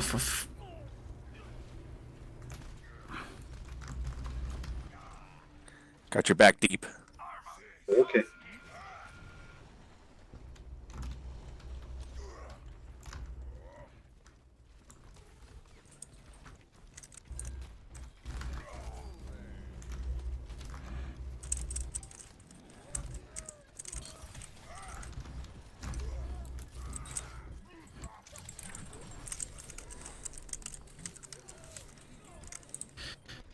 always after me. Always.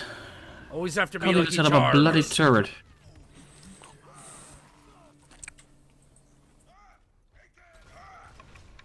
Oh, well. Oh! High noon is actually rather difficult to use. It is, yeah. You gotta get a hang of it. Alright, fuck it. Just back to basics. Just fuck this. Fuck. What was that? Was that? Oh, god damn it. Oh, shit.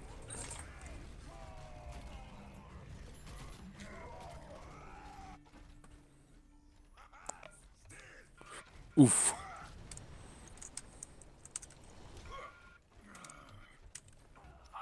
That's two.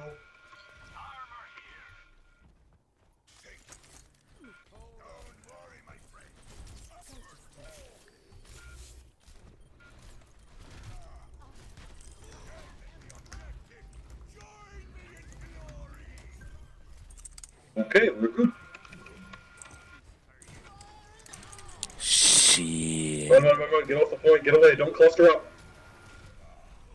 Ah, you got no one.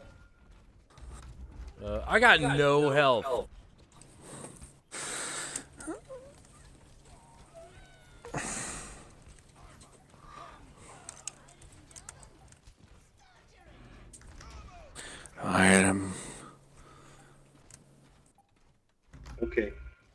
got this one. Woohoo! There we go. Hooray. Does that not work? Hey, Razor, how you doing? I can hear you now. Oh, you can hear me. That's great. Yes, we can hear you. You were heard. You can watch as I suck badly at a shooter. All right. It's okay. It's okay. You at least picked a character you don't need good aim for. Yep. Channel that inner Devilman skill.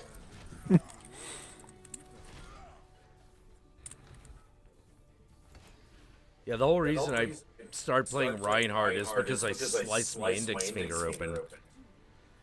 Oh yeah. Fucking Cuisinart. Yeah, you can totally tell that story after this Yeah. game What and were you shit. making? What were you making? Nothing. I use. Really? Yeah. Okay. I use mine for mushrooms.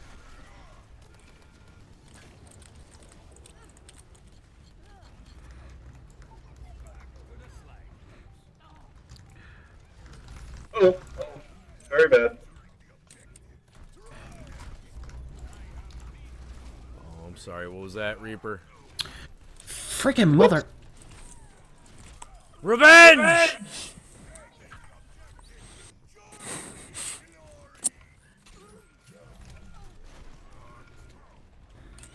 Got your back, Dutch.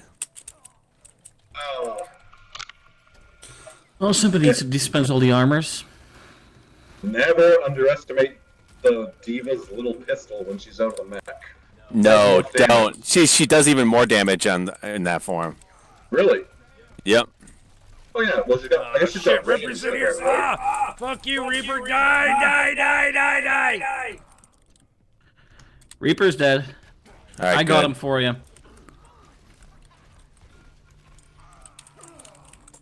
Okay, there's a bastion there. Off roll. They're taking the objective. Concentrate our defenses.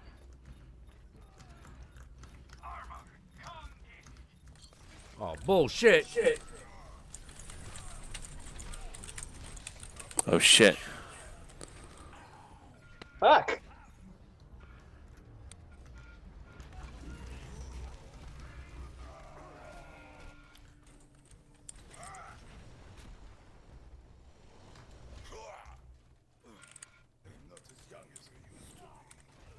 Man, does Reaper really do that much damage with one shot?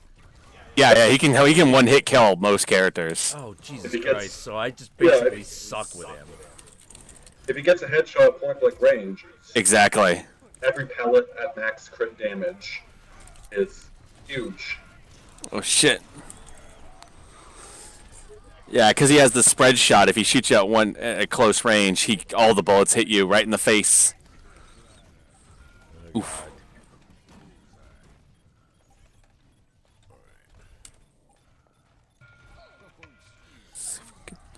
Wait. Yeah. Take that hog and we're good. Oh, Damn it! Oh, fucking Reaper. Farrah got me. With the sleepy thingy. Jesus. Or not Farrah, Anna. Oof.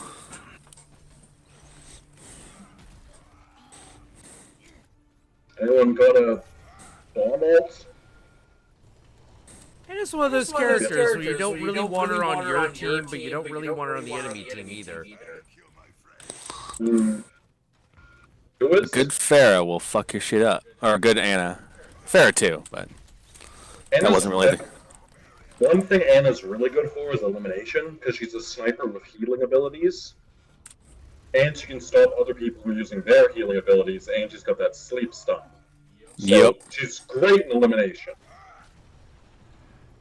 Pretty much every one of her abilities works for it.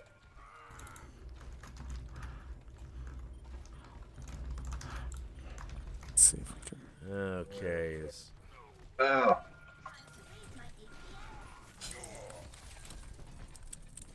Whoa. Wow, that Reaper just used his ult on me alone. I feel honored. He's just over there. You don't need to shoot in all those directions. No, I do. Part of the aesthetic.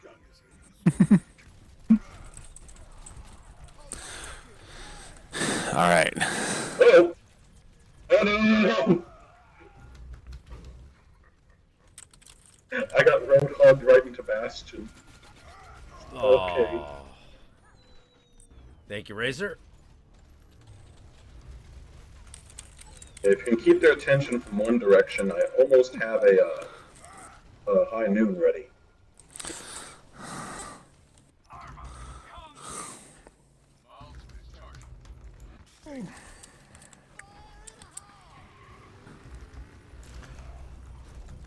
Oh. God damn it.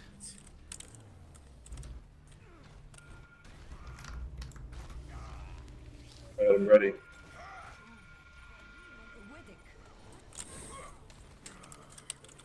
Damn it! Huh. Bastion wasted his assault on me. Oof. Got road hugged. Man, that was a close one. Fuck. Woof.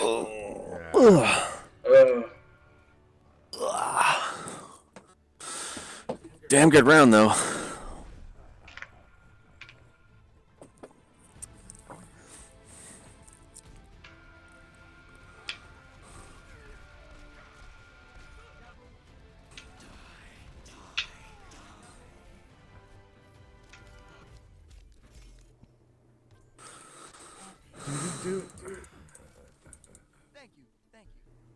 Whew.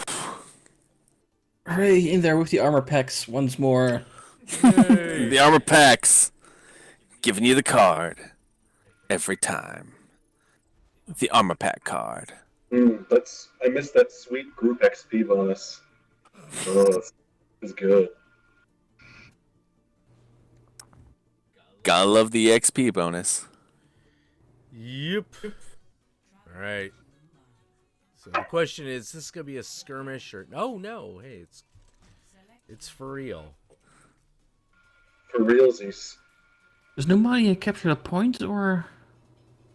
Numbani is first you capture the point, then you move the object to the end. And then I'll take soldier. Let's see.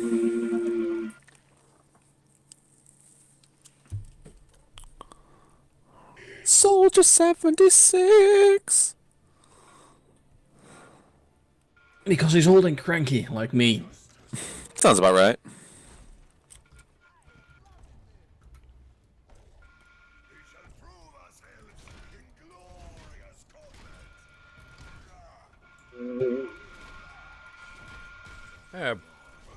Break this vending machine. Yeah. Come on. So what do you think the new Overwatch character will be? Seems like all theories are pointing towards that spider robot thing they've talked about for a while. There will be a tank, DPS, builder. I don't know. I'm guessing tank. It looks big, but we'll see. Maybe it's got like a morphic ability, like it's a It might transforming be. robot. It could be. Could also be a tank builder. Or maybe all three. Maybe all three. They have an attack mode, a tank mode, and a build mode. Oh, that'd be interesting.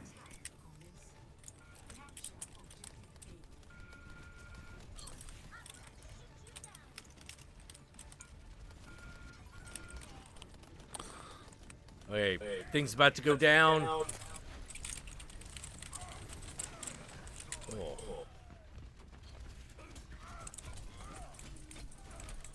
All right, good.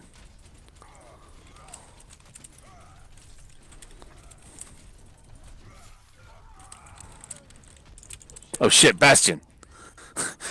Turn around the corner. All of a sudden, Bastion.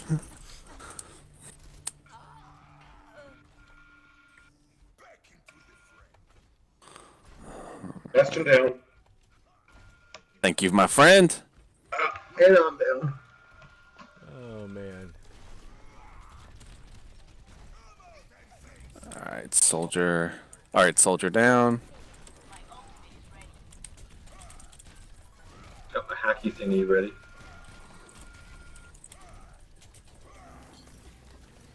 Symmetra. Get the fuck away from him.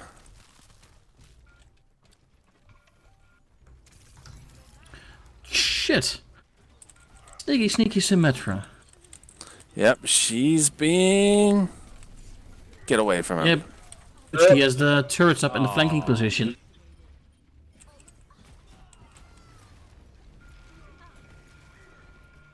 Ah! Well, I took their Bastion out. I took the Diva out. We got this Pharah on our ass. Yeah, Alright, Pharah's down. Alright, point.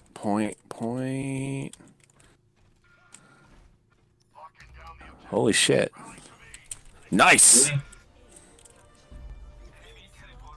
Oh shit, here comes Bastion Ultimate.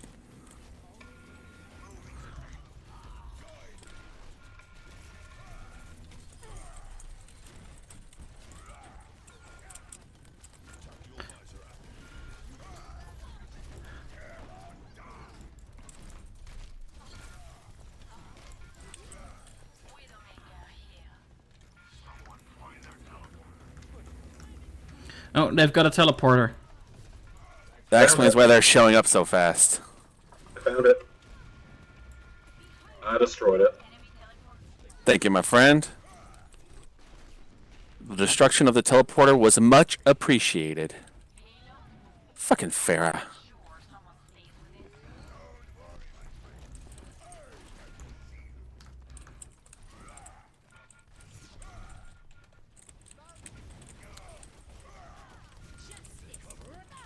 Got her. No, it doesn't.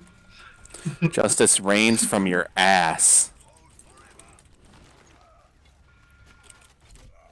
Bye, Bastion. Bastion down. Thank you, my friend. Your sacrifice was noted. For the good of the country. I'm getting really good at just showing up behind him and emptying a clip in his ass.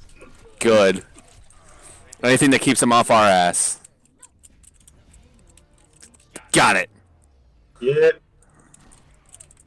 Out of my face, Diva. Oh shit, sniped. I got sniped. Running, throwing, teleporting. Alright. Here, folks. Oh.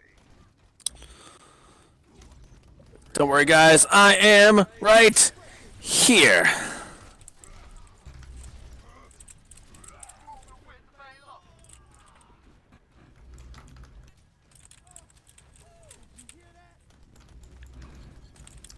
What the hell? Ah.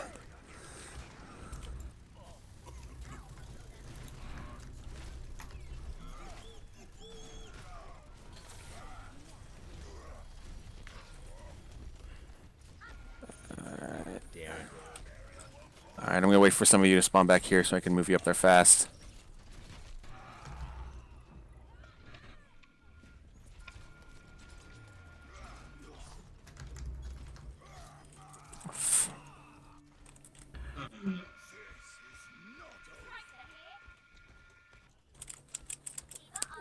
Thank you, whoever killed that Pharah. Oh shit. That sniper. Sniper's a beast.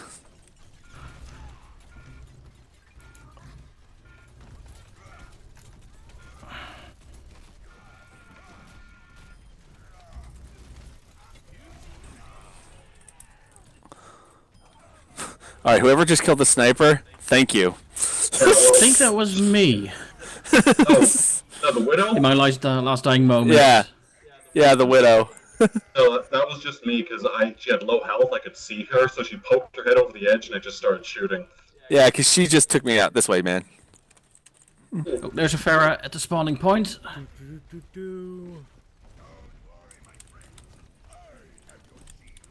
I see you, Pharah. Where's the Bastion? Bastion, waiting for the Bastion.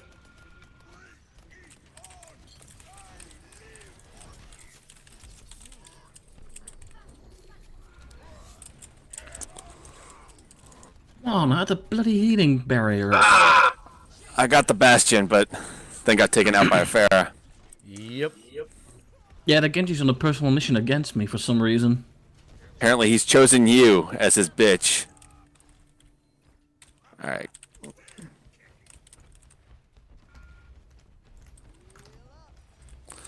Alright, Farah. I am not very fond of you. None of them.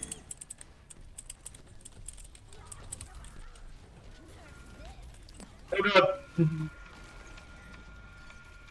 Jesus Christ, how do they bloody load up their ultimates so fast? I don't know. Shit. My ult's up. Got- Tell me when you're all up. Hold a point and charge when I say so. Because I can turn off their abilities en masse. Right. Okay, you ready? Everyone ready? Everyone ready? Yes. Yeah. Alright, moving.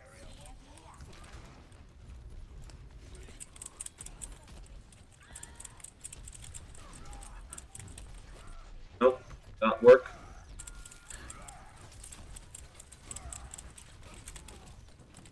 Alright, that's it.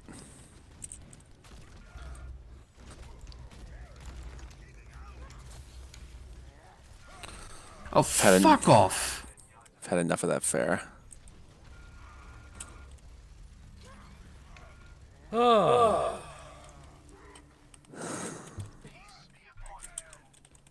Ah!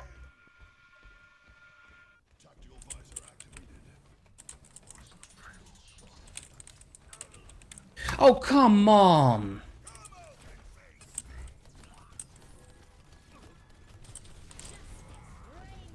Could somebody get that bloody Genji? Trying to.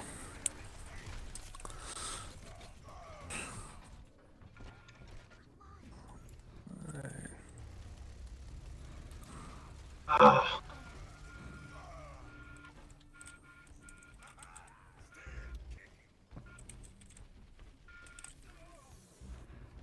Oof. Alright, I'm just gonna hold the shield up. There's not much else Okay. I can do. Oh, God. It's like the third time that Bastion had his bloody ult. He's getting a lot of hits, I guess. Ah, shit. Fuck's sake.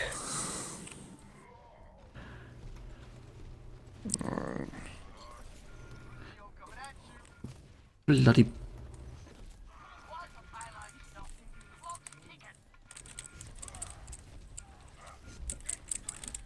Yeah, fuck off.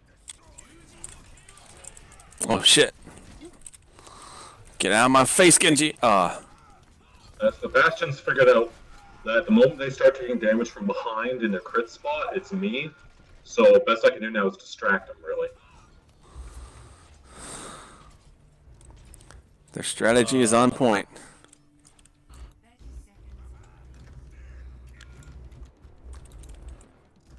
Fuck it.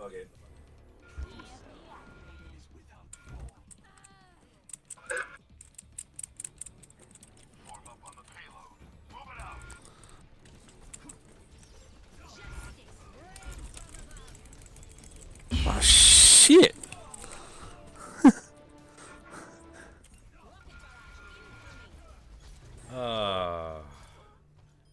Yes. Damn.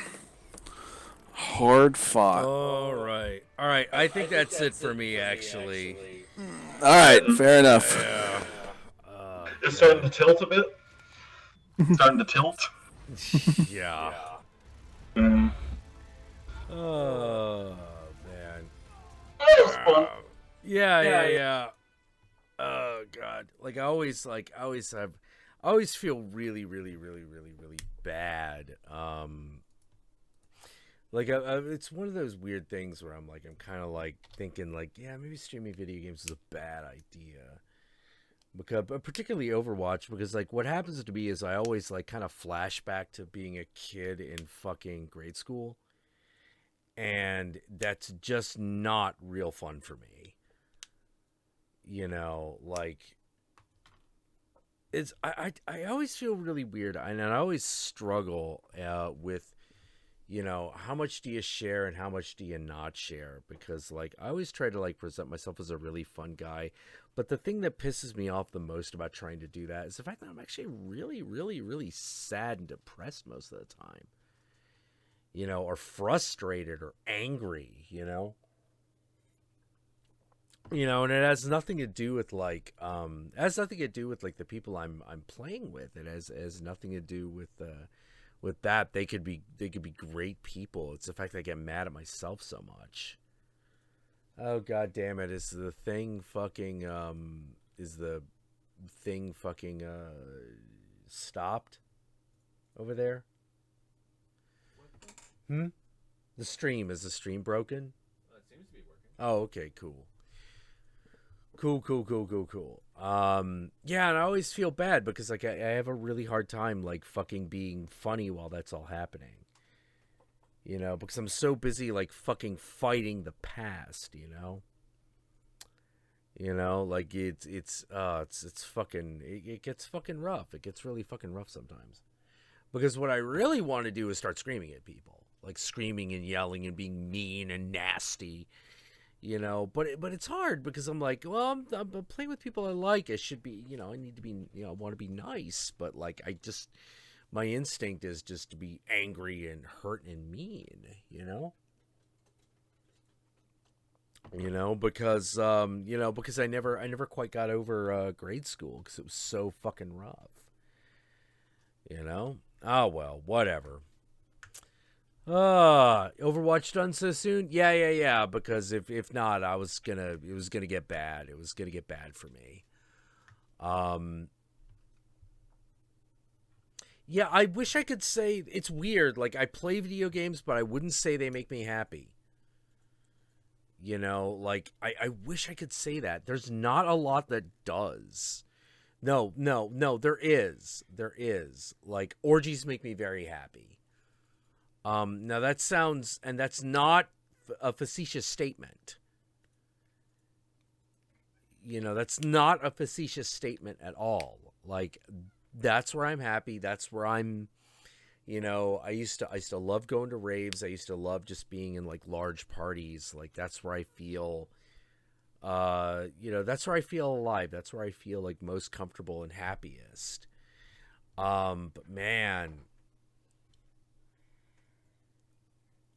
But man, like, you know, like, the rest of life, man, it's a drag. It's a fucking drag. Have you tried, Jackula, have you tried Project Brutality Doom?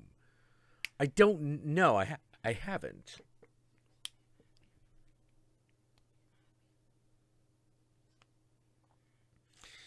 Yeah, no, I haven't. I feel, the orgies sound fun. I won't lie. They are. You know, as long as you can involve yourself in them, they are.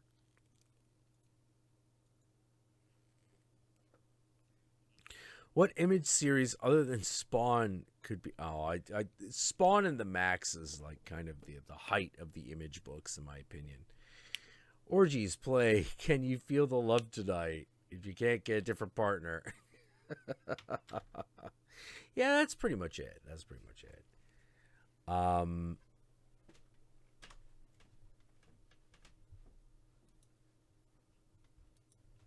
Yeah, oh, Baroness she says being with the Angry Joe army at PAX, getting to do all the stuff that they talked about was awesome, and she cried when she had to leave because she could be myself and she didn't want to go. Yeah, I get it. I totally get it.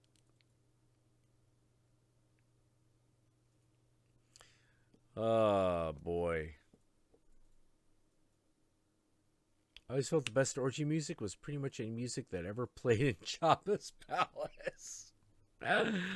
Oh, man. Jack needs to play 90s Shadow Warrior. Honey, Yeah? there's a spider in the bedroom. There's a spider in the bedroom? There's a spider in the bedroom. Do you want me to go in and deal with it? Yes. Kind of just wants me to deal with a spider in the bedroom. Yes. I'll be right back. Oh, man.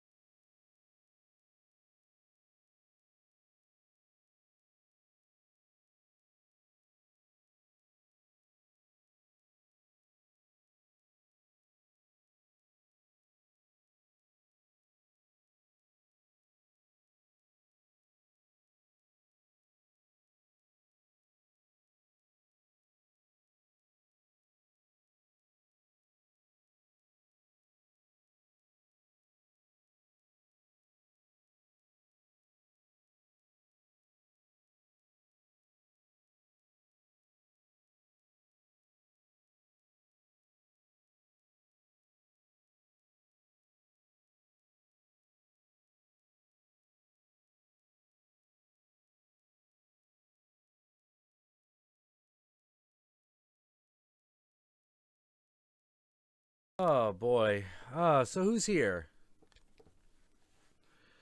All right, back. Got it. Got the spider.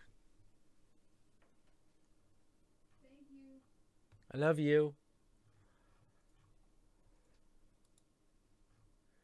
Do do do do do. I killed the Buick spider. Killed it with a Buick. I ran right into it. We don't kill spiders. I need to go to Wilder Parties. Where do I look, Jack? That's a regional problem, and it's one I'm trying to solve myself. Like, if you had asked me, like, back in the 90s, I would have just said, just come to the house, man. You know, like, those parties are pretty amazing. Oh, man. We just threw our own.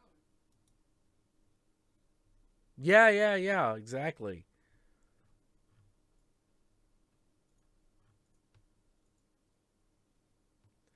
You going to sleep, man? Yeah. All right. Oh, man.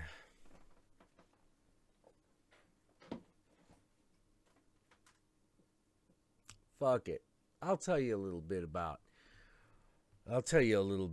what I'm going through. It's one of the big, I don't want to bring everybody down, but it's one of the big, like, deals of, like, my life, and it gets weird, you know, which is, back in my 20s and 30s, I felt like I had a really good handle over the trauma of childhood, shall it be? Because I had a really shitty childhood. It was not good. It was not good at all. You know, like, you know, grew up in a racist area. That'll do you in if you ain't just white. You know, like, that'll do you the fucking, and even if you're white, that'll fucking do a number on you. It'll do a big number on you, because, like, if you're a white guy but you're, like, not racist, oh geez, like, that's pretty bad right there. But if you're not, you know, if you're not even that, oh geez, man, it gets way worse. People don't want to be seen with you. People don't want to talk to you. You know, and it starts to just infect how you feel about yourself. And when I finally got in my 20s, I felt like I was getting over it.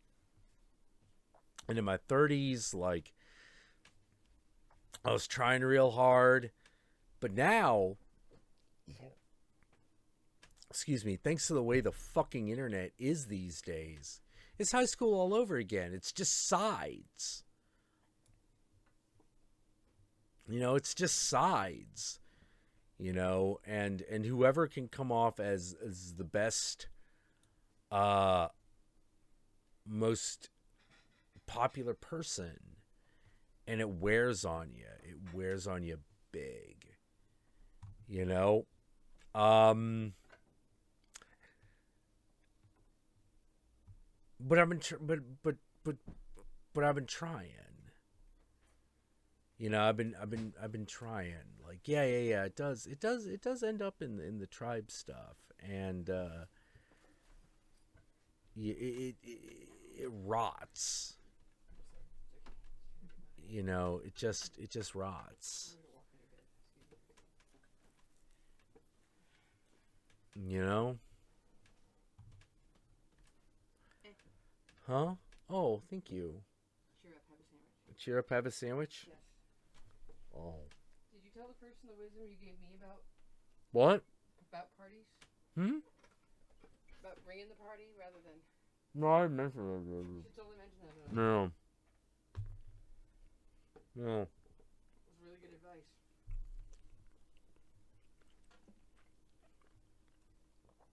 Yay. Yay, food. Social eating. Yeah, whatever.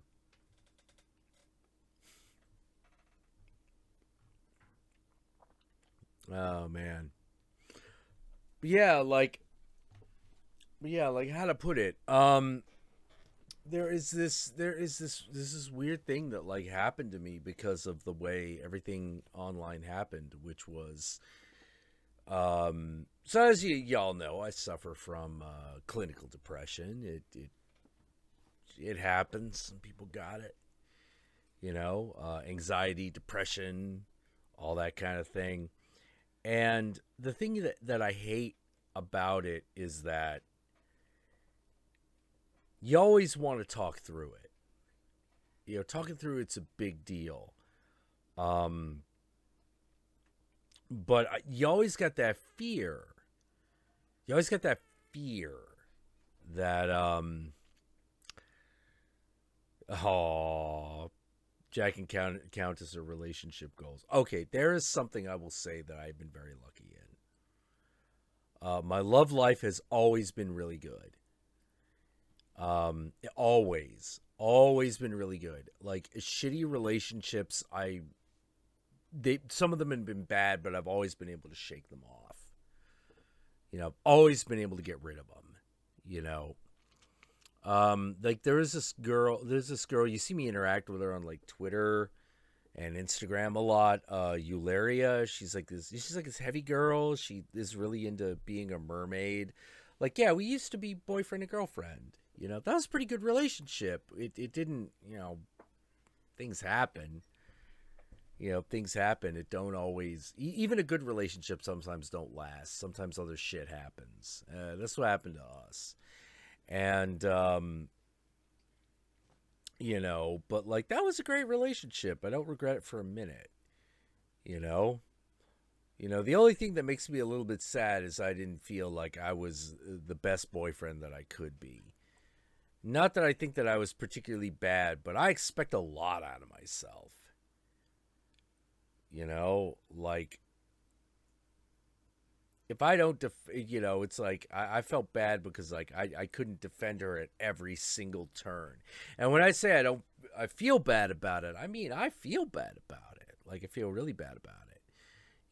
Like even if I couldn't have been there, even if there was every reason in the world why there was nothing I could do anything about, like I felt bad for everything that didn't quite work out in that relationship, but for the most part, the relationship itself was really good. Some of the girls I just randomly hooked up with were pretty good. There was this one, I remember in DC, there's this one girl named Robin. Oh, wow. Like, that was a random hookup. We didn't even go all the way, but that was amazing. Like, that was awesome.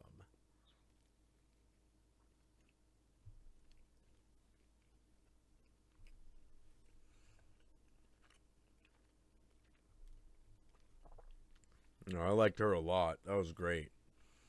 So I've always been lucky in love, which is good. Let me tell you, that's something that's real good, because that's something that usually people don't get lucky in.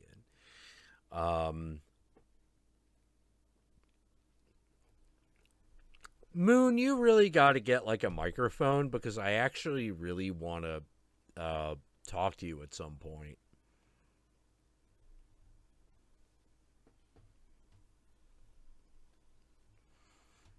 Because Native Moon is actually like,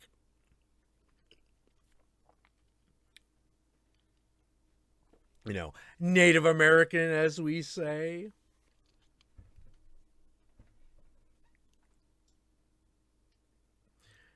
She is also a somewhat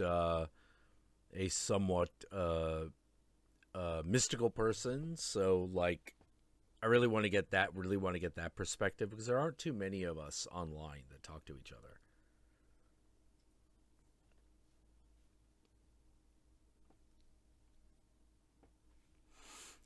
Yeah, Trev is saying, I wish I had a romantic relationship with someone. Oh, dude, like, I'm not gonna lie, it's amazing. It's fantastic. Hey, Royal Blue.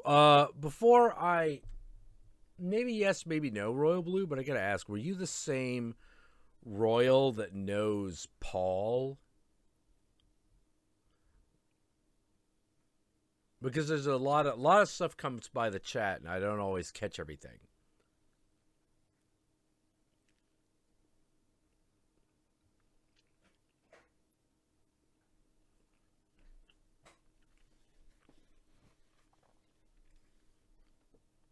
You know, yeah, yeah, Native Moon. Like I have this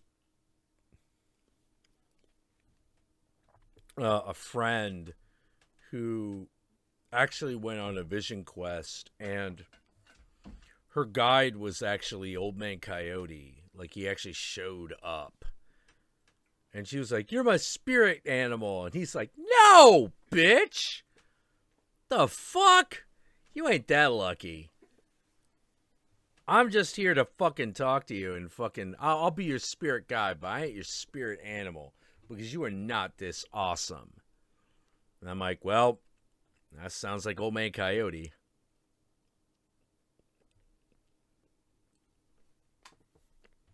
I had a friend... I've had a couple of friends whose spirit guide was Old Man Coyote. And, man... Man, that I always feel bad because like it always kind of fucks up. Hey Jack, no, I'm not going to talk about leaving Channel Awesome. I one day I'll talk about that. There's not much of a story to tell, but like I don't. Like, for example, Horror Guru's still there, and so I don't want anything that I could potentially say about that, like poisoning the waters for him. You know, but if he checks out of Channel Awesome, then we'll talk about it at length.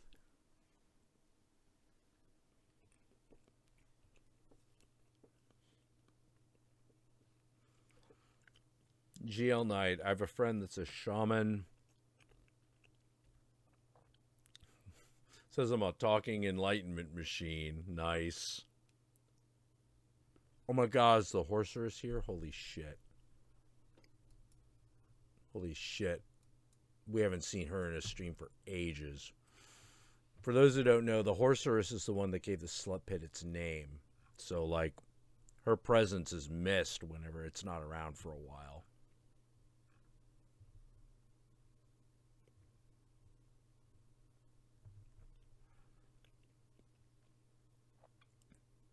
Hey, Outer Dimension Reviews, how you doing?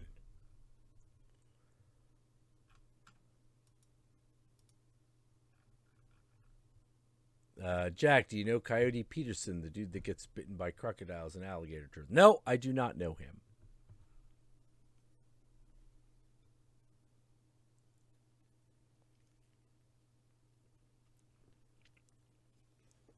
Royal Blue says, Count Jackula's show knows some Chippewa myths. Oh, cool.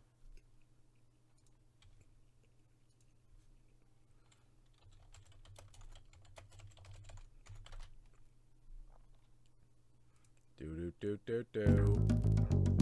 Nope. That is not.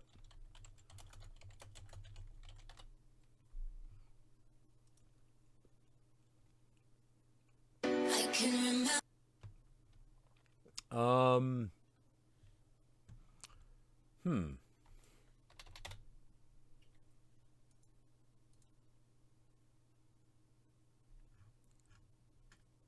Royal Blue, I can tell you have a channel because you have a,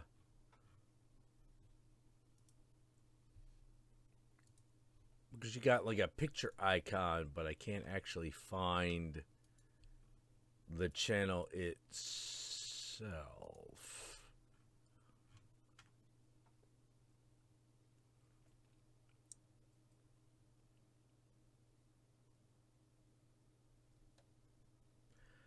Oh man, Horseress got natural gas fumes in her fucking house. Ooh. That is not good.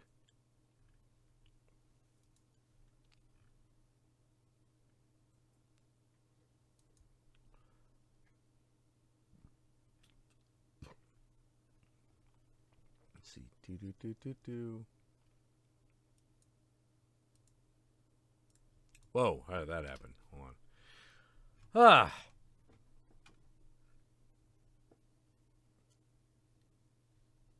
Need a link. Yeah, I think I do, actually. I think I do need a link, Royal Blue.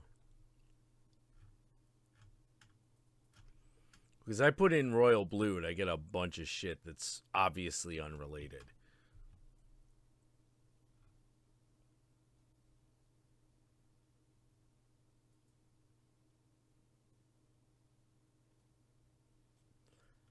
Step 8 says, last night I had a dream where I'm stuck in a room all alone screaming for someone to talk to me, and I can stand the darkness, but loneliness gets to me the worst. Oh, man. Dude, that is an archetypal dream. Holy shit. Holy shit, yeah. Out of context, but have you tried Habu Sake? No, I have not.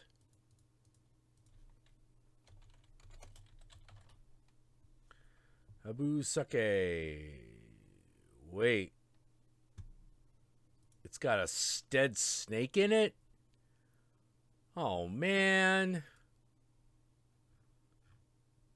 I feel bad for the snake.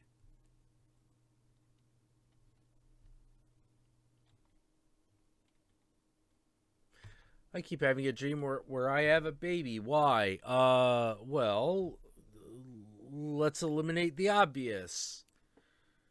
Do you want a kid?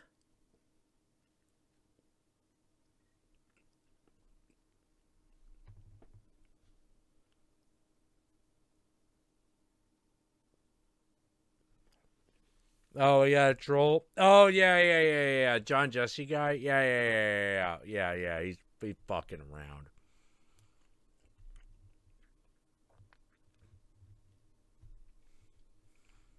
Yeah. Yeah, he's trying to do that thing where it's like, whoa, Fireman mentioned white supremacy and fucking shit.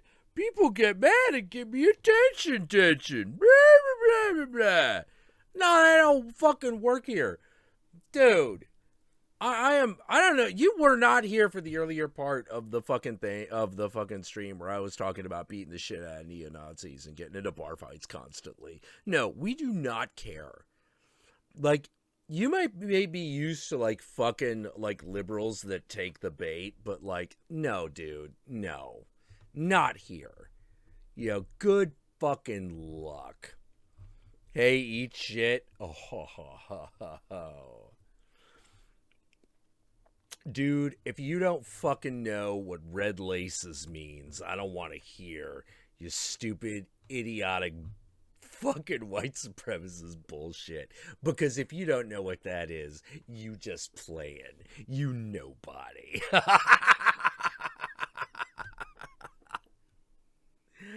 Oh, man.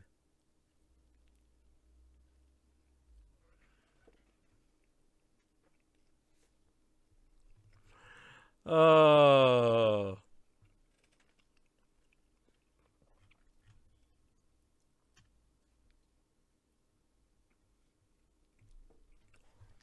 The South will rise. Pah!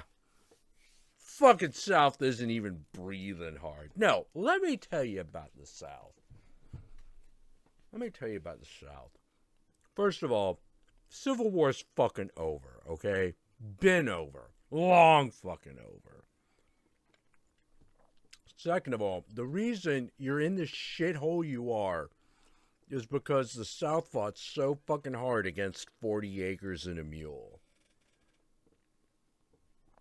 We're like, we'll give every black family 40 acres and a mule. How about that for reparations? Dude, they had fucking done that. The South would have rised again. There would be a South as a true a rich economic force. Because, holy fucking shit, well, what the South got? Arable land, baby. Farmland. But nah. Better to keep all the people who knew how to fucking use that farmland, i.e. all the black people, because they were the ones who actually worked the fucking fields, out of the fucking economic picture. That's how you know it's real racism. That is how you absolutely fucking know. When you're like, hey, we could exploit the black man by fucking having him work for us. All we have to do is give him money. If you can't even make that fucking decision, which the South couldn't, that's how you know it's real racism. It's like why did Germany lose the war? I will tell you exactly why. It refused to use the concentration camp people as slaves.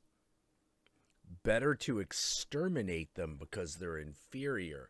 Motherfucker, you've got 100,000 slaves that could be used to make tanks and munitions for the war effort against Russia. And you're just gonna kill them? Genghis Khan shakes his head, man. You ain't no real conquering force. You don't really want to rule the world. You fucking suck. You fucking completely fucking suck. It's like these people could be used as slaves in order to pump up the war effort so that you could prove that Germany's on top and conquer all of Europe. If you do it. Oh, but you don't want to because they're inferior. Oh.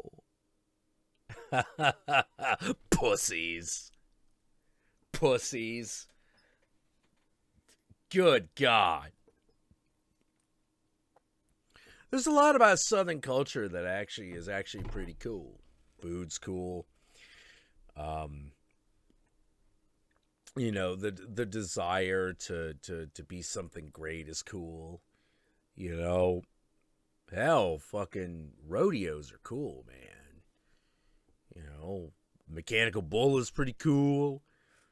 Won't say there ain't a lot of things about the South that aren't cool. Fucking New Orleans is in the South. It's in the deep South. That's a cool place. A lot of great things about the South. But it's got that racism problem. And it's got to get over it. You know, like the economic costs alone of Southern racism should be enough to convince people that no, fucking give it up. No, let's not do that. You know, for the love of crap. All these people that could be working for the greatness of Southern culture. Because don't think for a minute black people ain't part of Southern culture. They're absolutely part of Southern culture. Where do you think that fucking fried chicken and watermelon stereotype comes from? California? Fuck no! That comes from fucking eating Southern food. Okay? You can't have a South without black people. No, so black people are what make the South awesome. Well, that's what makes it cool. You know? Could have embraced it. Could have been awesome. But no. That racism got to stand in the way. Racial purity, anti-miscegenation, we're the best. They're in so deep with white supremacy, they can't give it up even for their own benefit.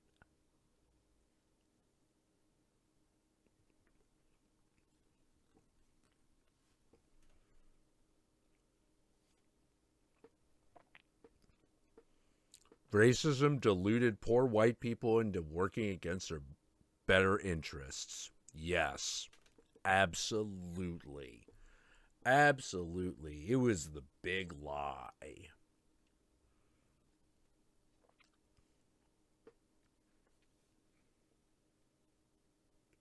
Hey, Snaggletooth. Oh, John Jesse. Oh, boy. Here comes the regressive left. Boy, that don't work here. Boy, that don't work here. A, I've talked about the regressive left. B,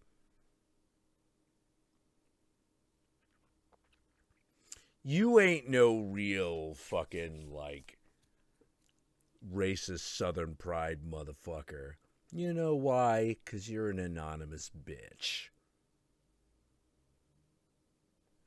Those people love telling you who they really are. They fucking love it. Oh, man, they want you to know. They want you to know who they are when they're trying to stomp you into the fucking ground. Literally, by the way. Fucking no words matter. Man, they just love it. They love it. Oh man. Leaving a burning cross on someone's lawn. If there wasn't a fucking Grand Dragon to tell them to not leave their fucking information, that should be on Instagram constantly. Because you're fucking retarded. You know? This is really all about the inferiority complex, which, man, hey, in some weird way, I get it. I sympathize. I mean, that's at the heart of a lot of neo-Nazis, man. The pain of being who you are is sometimes a lot greater than the pain of doing something evil you know you shouldn't. That's how bad it gets, man. That's how bad it gets. Some people are like, hey, white people, like, you know, we have to appeal to, like, white people. I'm like, yeah, you kind of do, actually. You know, not just to win a political game, although that, too. Definitely. Because those people live in hell, man. They live in hell. No one should live in hell. No one should live in that deep level of hell. You know? You know, and the thing that always makes me sad about the whole, like, neo-Nazi thing and the whole, like, you know, all the southern racism is it's like, you don't understand. You think this is about the white man versus the black man. You don't understand that it's the rich man versus everybody else. Don't even see it. Can't even tell. You don't understand the true games of power and what power really is. You know, as I keep saying to a lot of friends, like, man, if it really was all about the money, this would be so much easier to deal with. But it's not. It's about the power.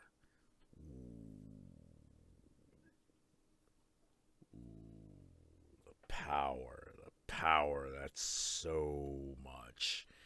That's the real intoxicant. That's the true opiate of the masses. The power. The ability to make people do things. Oof. Rough.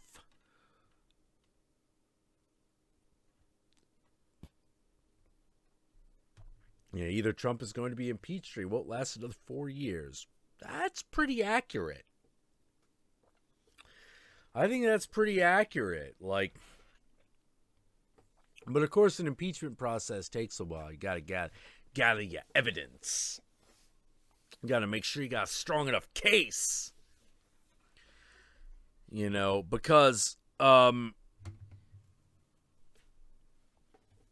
when it's your own party, like, it's much easier to go on a flimsy case, try to impeach the opposition.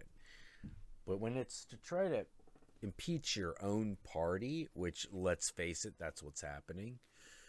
Ooh, man, you got to make sure you do that right. Otherwise, you'd just be fucking yourself. So I get why the Republicans are taking this sweet-ass time. All I care about is, like, dude, look, when you finally do it, you better fucking go all the way. All the goddamn way. Because the thing I'm really worried about is that I'm not worried about impeachment. I'm worried about a military coup.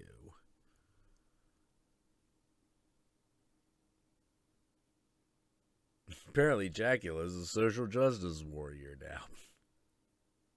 Yes and no, bitch. Let me tell you. Yes and no. I've always been for equal rights. I've always supported Black Lives Matter. You know, because Black Lives Matter did the one thing that I wanted it to do, which was, what do you want? What are your demands? What do you want change? How are we going to fucking get this done? Hey, it actually, check it out. They actually answered all those questions. And I'm like, all right, now we're on board. Because I don't buy into that, like, I don't buy into the idea that, like, Black Lives Matter is just more identity politics. Oh, no. Oh, no. They're after something else. And what is it? Well, not being shot. Not being killed by the cops. To not have to fucking deal with the fact that if it's their word against a white person's, they're in a bad spot. That's why Black lives should matter, okay? But do you want to talk to me about, like, just, like, fucking screeching at people for disagreeing with you over words? No. No. No. That's retarded. That ain't the way it goes. Oh, yeah, ask anybody. 50% of people tell you I'm a red pillar. And I'm like, bitch. Yeah, are you fucking kidding me? Oh, it's the lies of all the left. It's the lies of the right, too, you fucking stupid motherfucker. Oh, my God. You think the right don't play identity politics? It absolutely does. It absolutely does. Absolutely. Race baiting. That's the way you get selected. Willie Horton or Willie not get elected. You know, fucking, like, you guys probably don't even remember Willie Horton. That whole fucking bullshit. Check it out. Look it up. Willie Horton. George Bush Sr. Oh, my God. That is some crazy shit right there. Oh, God. Yeah. Oh, make America great again. Fucking such horse shit. I had a better idea. How about make America great?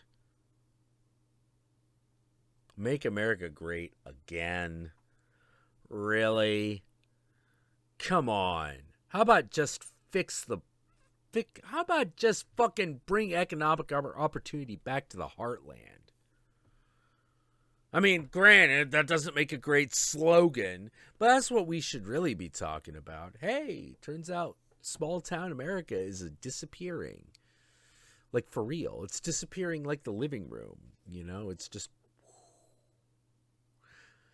artifact of the past, man. But there's one problem. We kind of need them. They make all the food.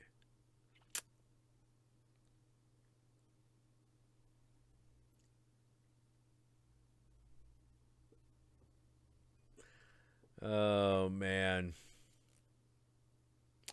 The Baroness says, Jack, Trump okayed a bill letting coal companies put debris in local streams. Yeah, well, here's the good part. The whole idea of, like, let's bring coal back. How?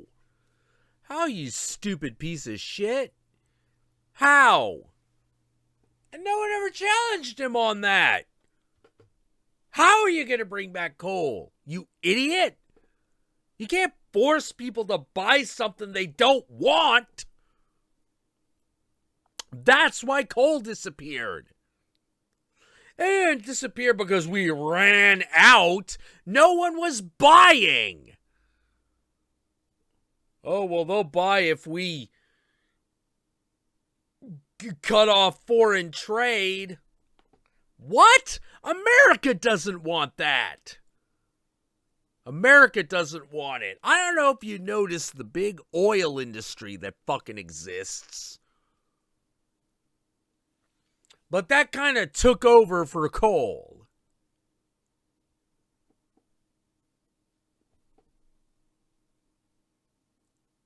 Fucking idiots. Oh, we'll bring coal back. He can't wave a wand and make a market that doesn't exist. Because it doesn't exist. Nobody wants it. Good God.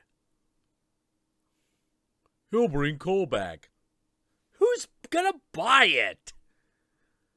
We don't want it. Russia don't want it. China don't want it.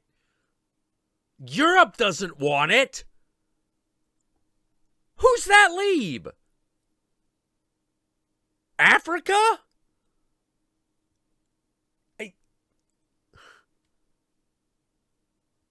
Who's going to buy it?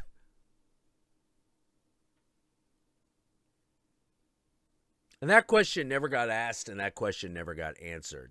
Because I'll tell you why. Because the answer is no one.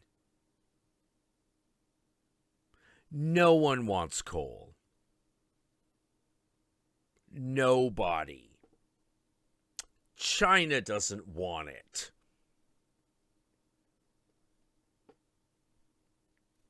China thinks it's not worth it.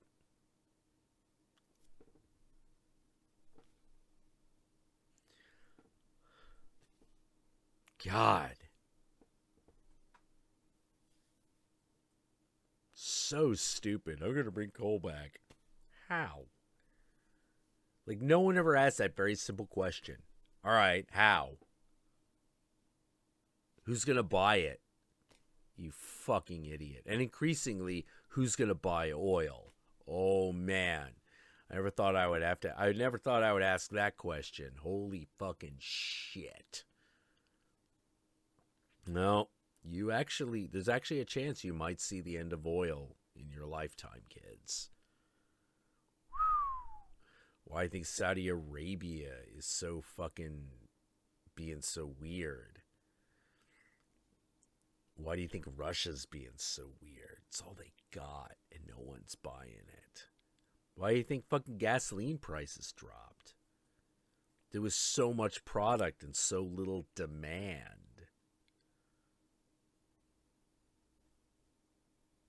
Because it turns out we're becoming less reliant on oil. We really are. It's crazy. Yeah, fuck coal and oil.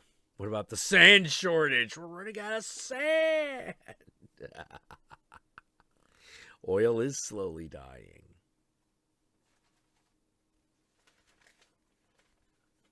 Could this be the end of capitalism? No.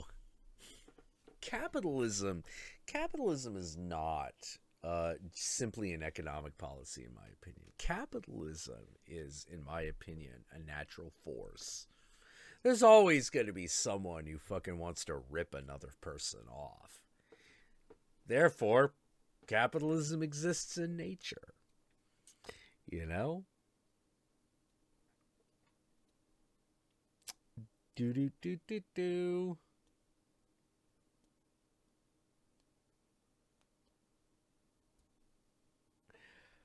Oh, could be the end of democracy. I don't know. I don't know about that. It all depends on how things really shake down.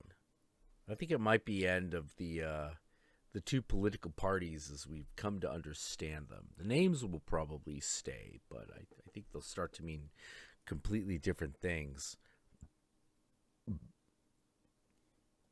Yeah, capitalism always exists as long as people want things for minimal effort.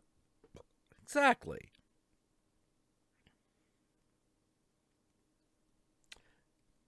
Jack, that capitalism in nature was super Chinese. Yeah, what is? Capitalism is part of nature. It's part of human nature.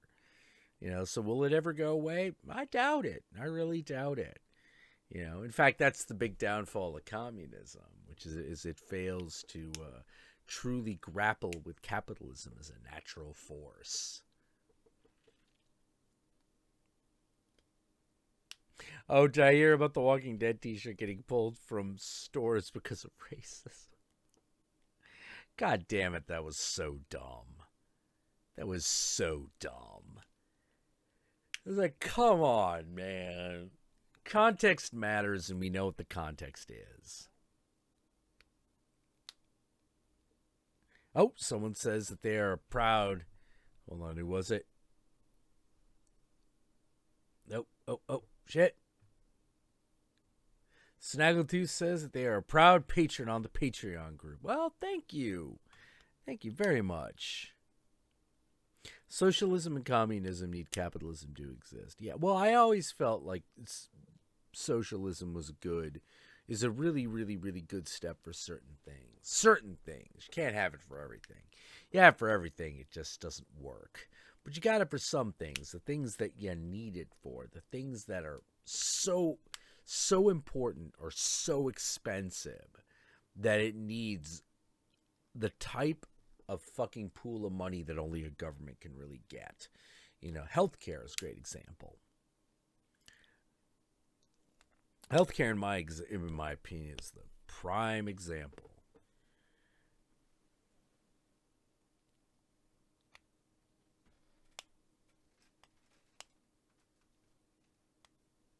Yeah, Royal Blue says he or she is down for a mixed economy. Yeah. I would be too. I'd be totally okay with that. Jack, how do you feel about Justice Democrats? Too early to tell. Too early to tell, to be totally honest. You know, so far so good, but we'll see.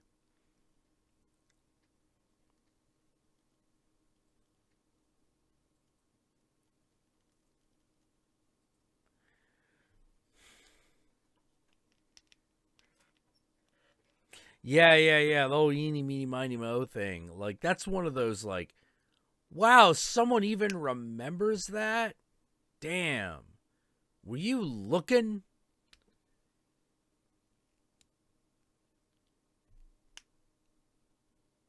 Yeah, it's totally fucking stupid. The whole, like, Walking Dead shirt thing is totally stupid.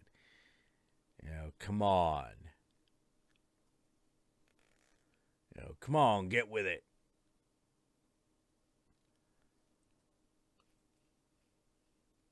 Oh, man. Democrats need some reforming. Yeah, I agree with that. To be totally honest. I do agree with that.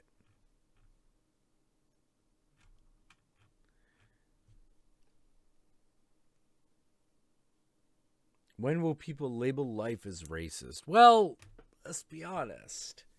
Everything kind of is. Everything kind of is, you know, because we as people got to put people in groups. You know, just a matter of getting through the day. That's where racism really comes from, is our ability is our need. And it's a need. It's not a desire, it's a need.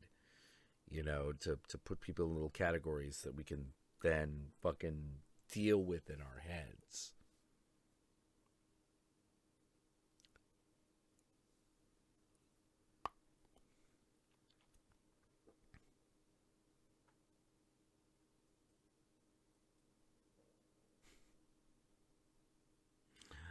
Don't call the frog princess. They'll think the frog is a slur for black people. It's a slur for French people. Yeah. Oh, man. People will always have some sort of prejudice. They absolutely do. And right now, I think we're entering into an age where that prejudice is based on ideology and political affiliation. I think that's going to be the new prejudice. Not that racism will go away, unfortunately. It'll still be around. But, like, that's going to be the way people really... That's going to be the way, like, people really think about things in the future. It's like, oh, well, I'm a Democrat, so... blah, blah, blah, blah, blah, blah, blah. Well, I'm a Republican, so blah, blah, blah. Well, I'm all right, so blah, blah, blah, blah, blah, blah. You know, and those ideological markers are going to be how people judge you in the future. You know, absolutely. And I don't know if there's going to be how many people are going to be able to actually negotiate through the stereotypes of what all those things are, because everyone's kind of fucking stupid. An Idiot's Lantern says, if a racist uses an ethnic slur, And no one cares because it's the 1800s and slurs are all they know. Is that person racist or just a product of their environment? The answer is both, to be totally honest. The answer is both.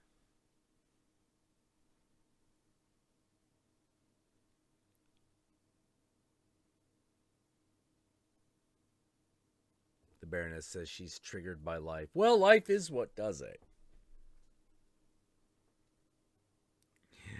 Oh, man.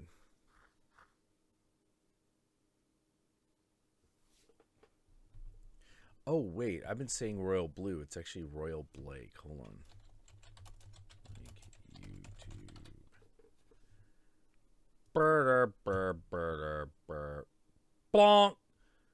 Ba-da-ba-ba-da-ba-ba. Ba-da-ba-ba-da-ba.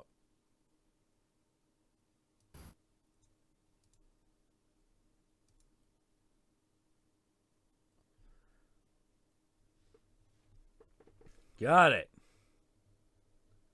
Was Darth Sidious racist? I don't know. Darth Sidious was definitely an asshole.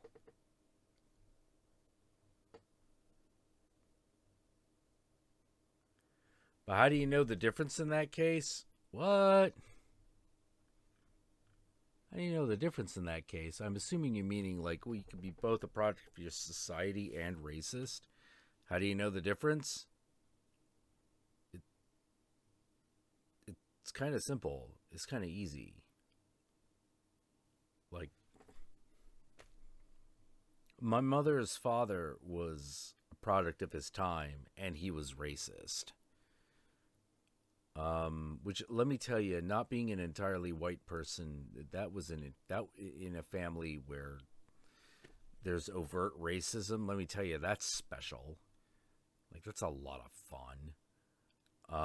But was he a product of his time? Yeah, sure. Of course he was. You know?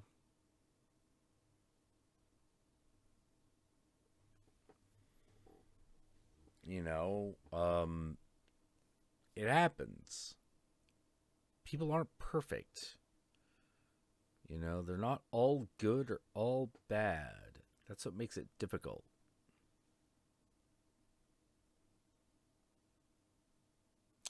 Do.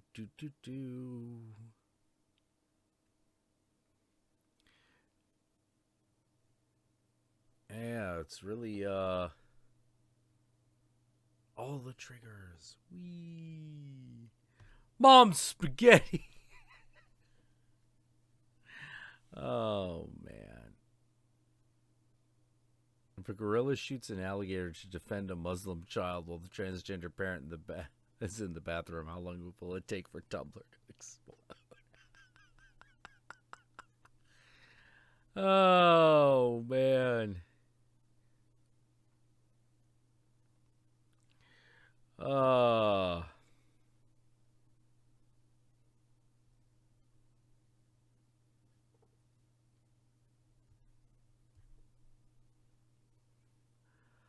Oh boy.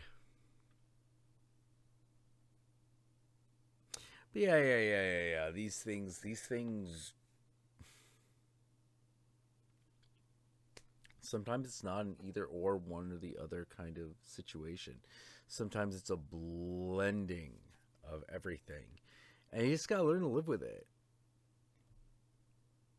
You just gotta learn to live with it. Like, not having to learn to live with it, that's kind of white privilege, to be totally honest. Like, everyone else gotta learn to live with it. Gotta learn to forgive, gotta learn to,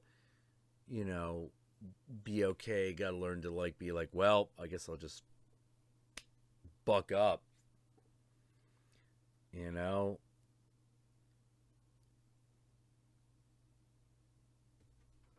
Like the whole, as well meaning as the whole John Oliver "this isn't normal" thing happened, no one from a racial group bought that for a hot second. It was like, oh no, this is absolutely back to normality. This is absolutely a normal thing that happens in America. It's like there's a racist in the White House. Ooh. Like we haven't lived through 4 of those in my own lifetime. Come on. Obama was probably the first president that wasn't racist. At least against minorities. I don't know. Maybe he had racism in his heart. I doubt it. He didn't come off that way at all. Bill was like fucking racially ignorant to an embarrassing degree sometimes. Fucking George W. Bush and George H.W. Bush, like, are they racist? Of course they fucking are. Ronald Reagan racist? Oh, gee, I fucking wonder. Is Jimmy Carter racist? Yeah. Yeah, he was racist too. They're all racist pieces of shit, you know. LBJ, come on, of course. They're all racist. You know? How do I know this? Well, first of all, you ever looked into those guys? Second of all, they're human beings, and human beings is racist. You know? You have to fucking actually spend some time.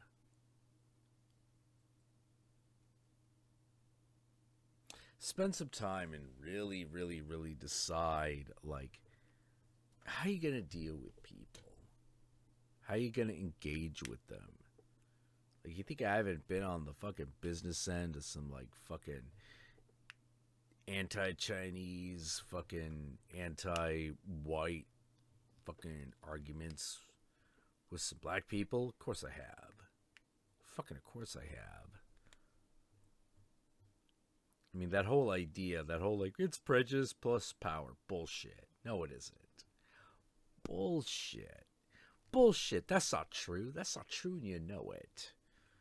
It is so demonstratively fucking false. It's prejudice based on ethnicity. You dumb shit. So when is it okay to speak up? When is it okay to speak up? Well, I don't know what to tell you. Who's talking about what is a good question to ask. Probably a better question would be, at what point do you shut up and listen? That's probably a better question. Like, black guys telling you about what it's like to be black in America probably ought, keep your ears open. Listen and see what he says. He might be totally full of shit. I'd listen anyway. You know? Be amazed at what happens if you just fucking talk to people and listen. Be amazed. You'd be amazed at the things that you find out. Hey! Like, is there such a thing as a non-self-hating neo-Nazi in America? Answer is no. All those guys that do all the violence in the neo-Nazi movement, oh, they hate themselves. They hate themselves. They hate their family. They hate everything. All they got is that white identity. That's all they got. It's all they have.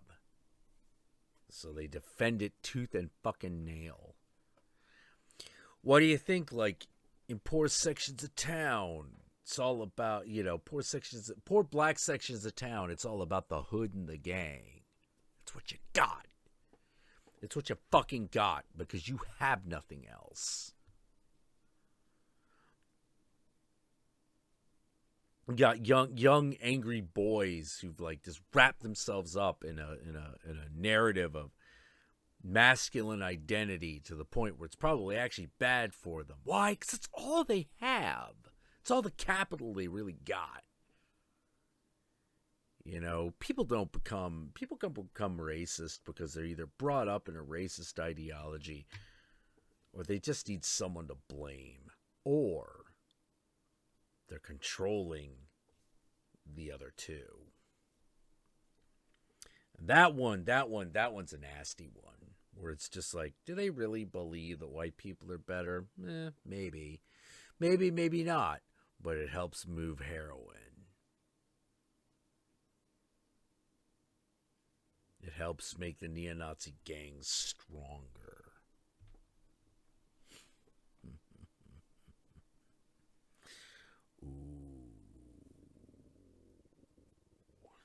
Ooh. Yeah. Money and power. Would you rather get the white man's dick in your ass or the black man's dick in your ass? That's some of the fucking, those are the fucking questions a lot of neo-Nazis have to ask themselves. I shouldn't kick a black guy just because he's black. But goddammit, everyone in this world shits on me, so I might as well. And when I do that, the other neo-Nazis cheer because I did something they liked, and for a moment, I belong somewhere. That's powerful. That's powerful. And that's why I was always like, the left has to be very careful of the people it throws out. Very careful. But it doesn't like to be. It's got this weird sort of like thought purity. Conservatives have a very weird sexual and religious purity thing. Liberals got thought purity. Oh, it's so dangerous. People ask me, it's like, hey, if there's one concept in society you would fucking, if you could just make disappear, what would it be? And I'm like, virginity.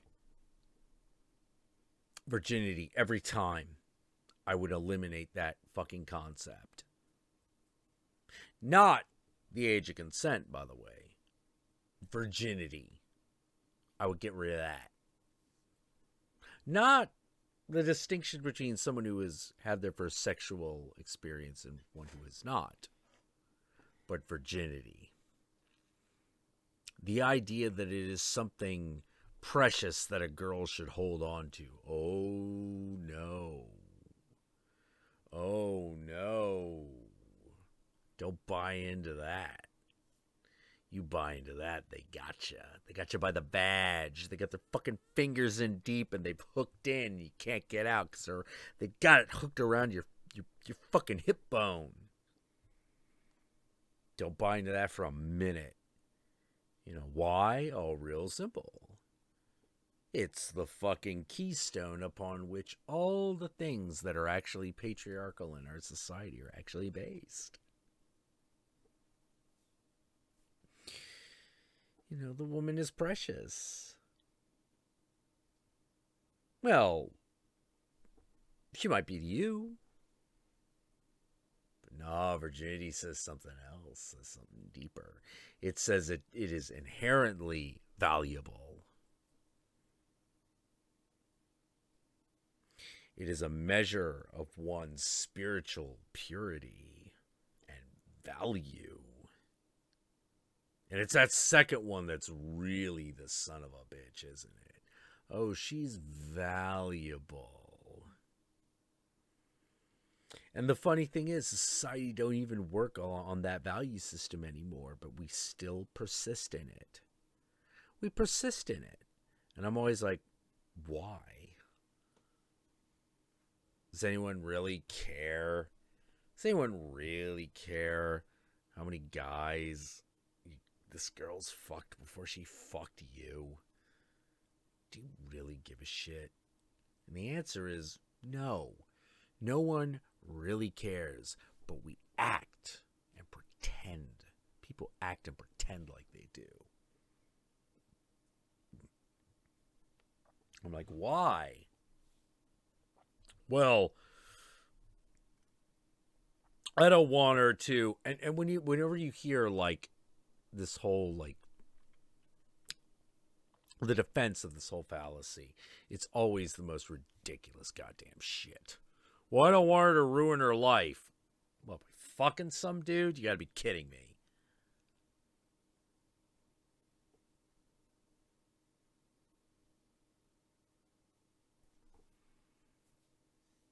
Yeah. Exactly, an idiot's lantern. Talking historically, what's virginity all about? Paternity.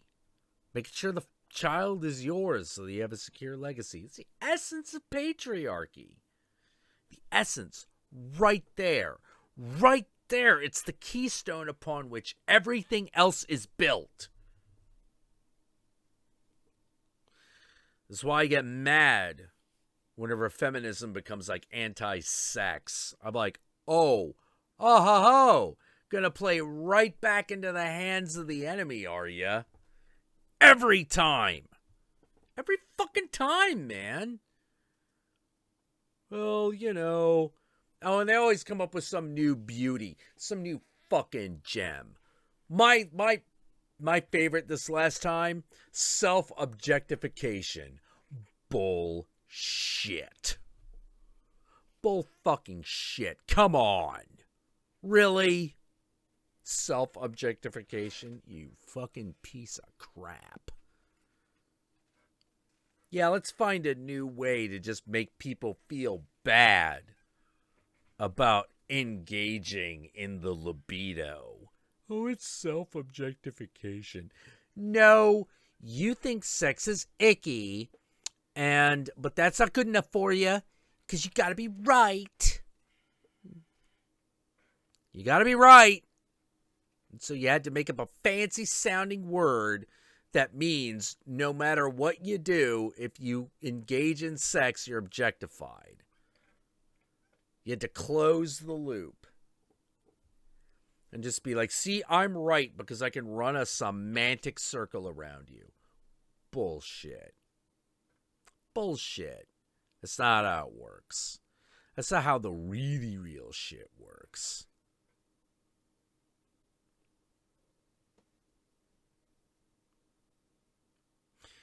Yeah, Baroness. I didn't care how many guys, like, had been with the Countess before me. And it was not a small number. I didn't care how many guys, like, you know, some of the other girls I had dated had been with, and when it had been a small number. I didn't care when they were virgins. Well, there was one case where I cared when she was a virgin. And let me tell you, I regret not being the first. Looking back on that particular instance, I'm like, no, I should have gone in there and wrecked her for all other men.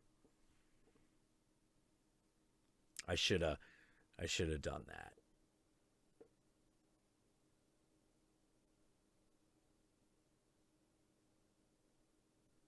Oh, shit. What, his foreskin kept growing back? Holy shit. Guy's got a mutant power.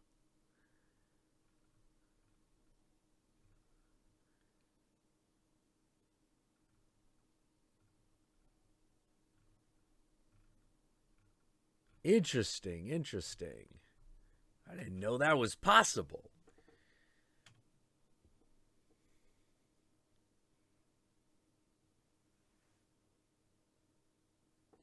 Yeah. So sexual expression has to be 100% cool, an idiot's lantern. It has to be 100% cool. You know? Whatever she says goes. As far as the display of her own desires is concerned. Even if that desire is, hey boys, look at me, don't you want to get some of this? There is no, I'm sorry, like, without sexual liberation, there is no women's liberation. They come together. They go together. If they don't go together, what are we talking about? They must go together. They do go together. You know?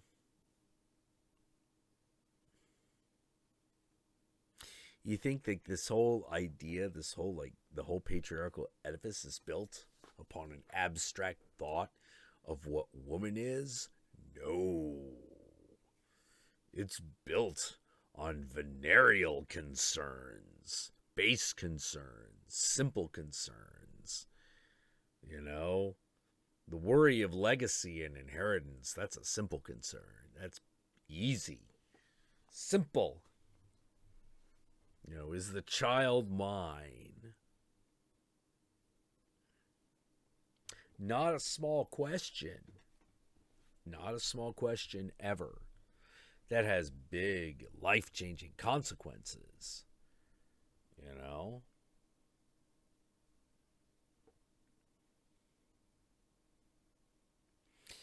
You know, it's one of those fucked up things when you really think about it. It's like, oh, were they sexist because they oppressed women? No.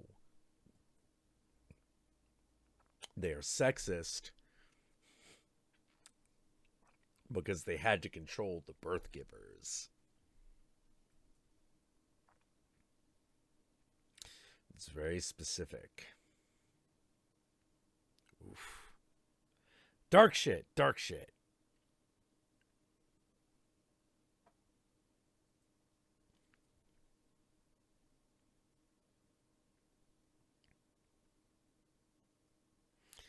I play Skyrim, eat chips, and chill in a chair in my t-shirt and underwear, and he just freezes.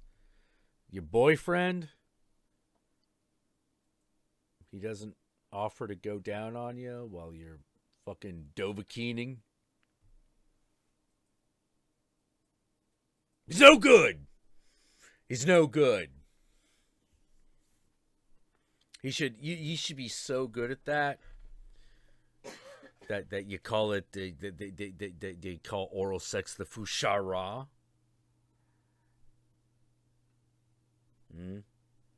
I feel like it's the responsibility of every man to get as good at oral sex as his woman needs. I feel like that is a duty, a responsibility.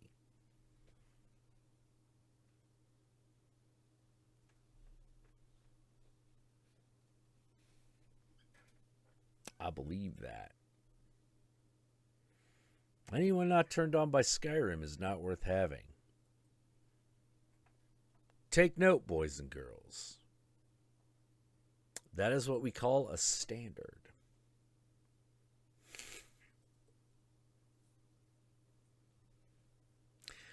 What Joker story you think Jared Leto should get a second chance on? I don't know. I kind of want them to just shut that whole like Batman v Superman thing. I want them to shut that whole Batman Superman thing down. Shut down the Justice League. Fuck that shit. DC world, just about the villains. Just do that. Just do that all the time. All the time. Every day. Like, give Harley Quinn her own movie.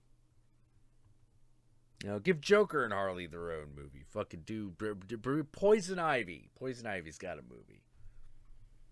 What about Catwoman? Yeah, but Jesus Christ, when was the last time we had a real Catwoman on the fucking screen?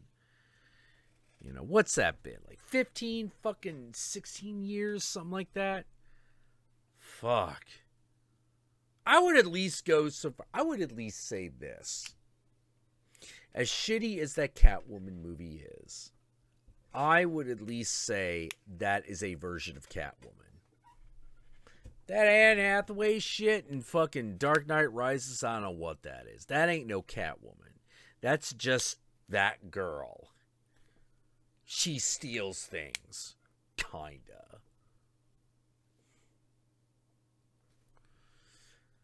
Oh.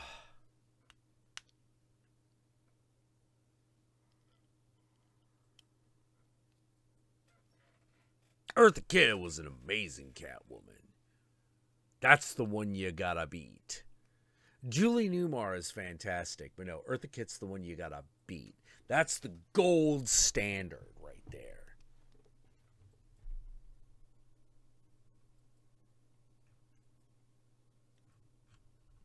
Harley Quinn is an interesting character because you always felt like Like this girl's nuts. This girl's like fucking crazy.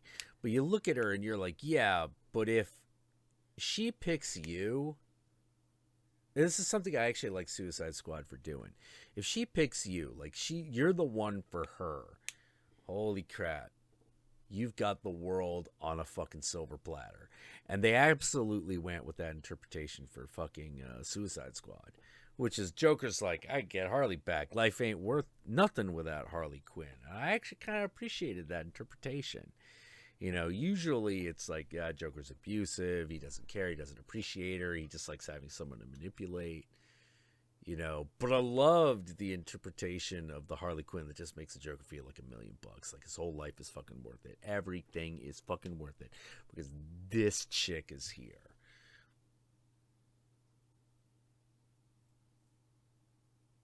Oh my God, Christina Hendricks is Poison Ivy. Fuck yes. Fuck yes. That sounds good.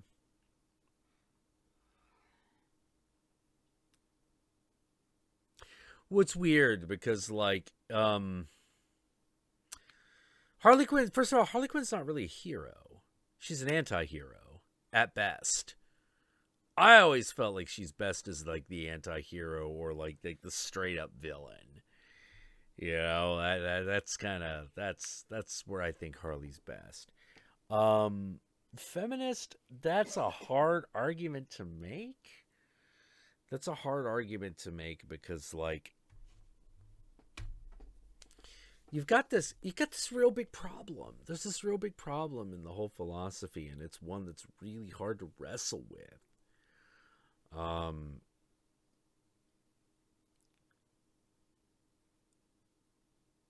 it's this. It's real simple, and it's this. Yeah, okay, you don't need a man, but now you're alone. Is that what you want? And that doesn't sound like a choice you should have to make.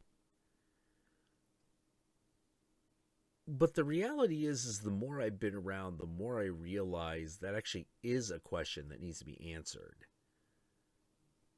Because the last thing... Because men don't have to give up women to be men. In fact, one of the defining traits of heterosexual masculinity is your mate.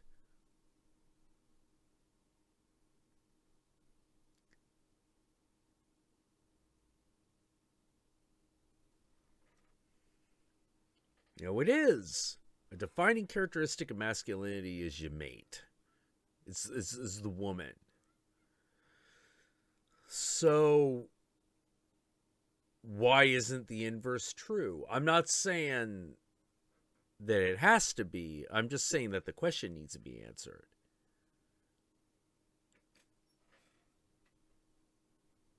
Eva Green is Talia al Ghul? Yeah, I can see that, yeah.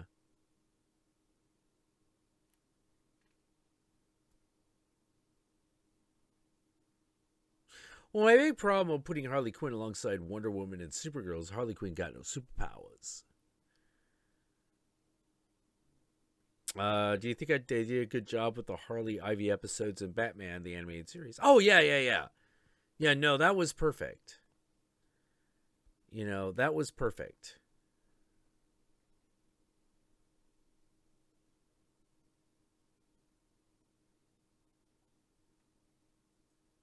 Well, here's the funny thing about Wonder Woman, which makes it a little interesting, which is that Wonder Woman, on top of being an image of a strong woman with superpowers in her own right, you can't get away from that bondage. There's actually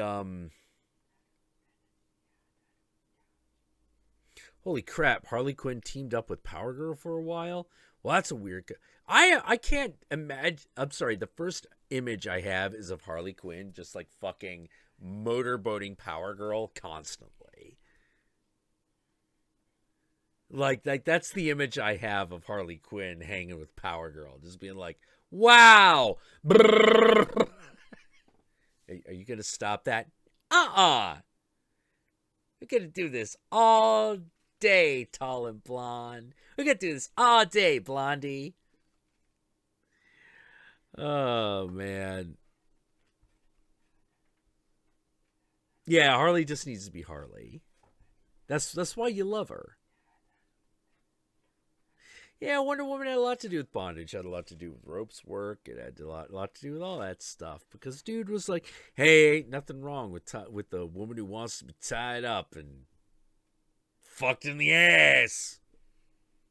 You know, if I was to be crude about it, and I gain immense pleasure from doing so, so I will.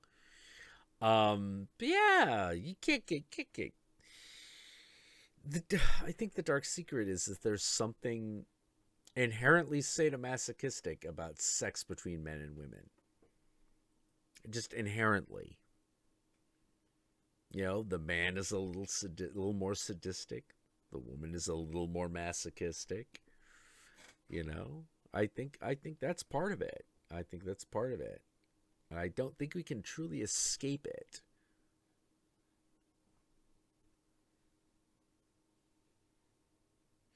Jack, have you seen the R-rated movie Suicide Squad? R-rated animated Suicide Squad movie. I haven't seen the animated one.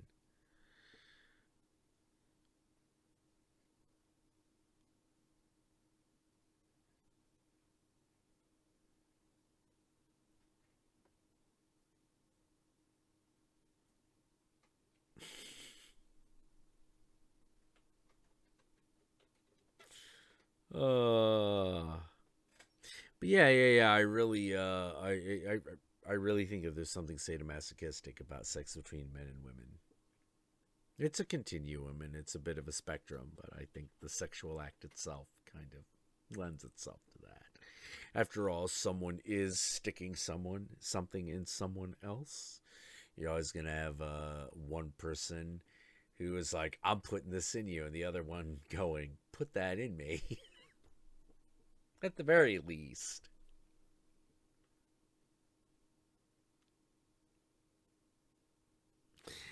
Oh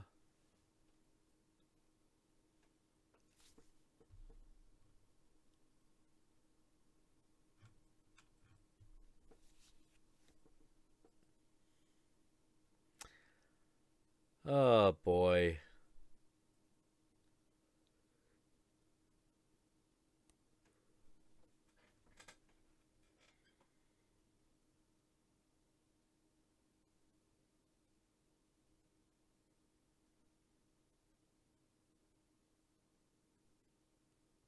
Harley, at the end of the day, has to be, I feel, a perfect combination of sympathetic and thoroughly enjoyable. You know, she's got to be like beautifully, obliviously, crazily simple and stupid, and yet at the same time have that beautiful emotional depth to her. Because it's one of those things. A lot of people, you know, just because she's not that bright, I mean, yeah, she was a psychiatrist, but you know, once she becomes Harley Quinn, her intellect kind of lessens. You know, part of the insanity. But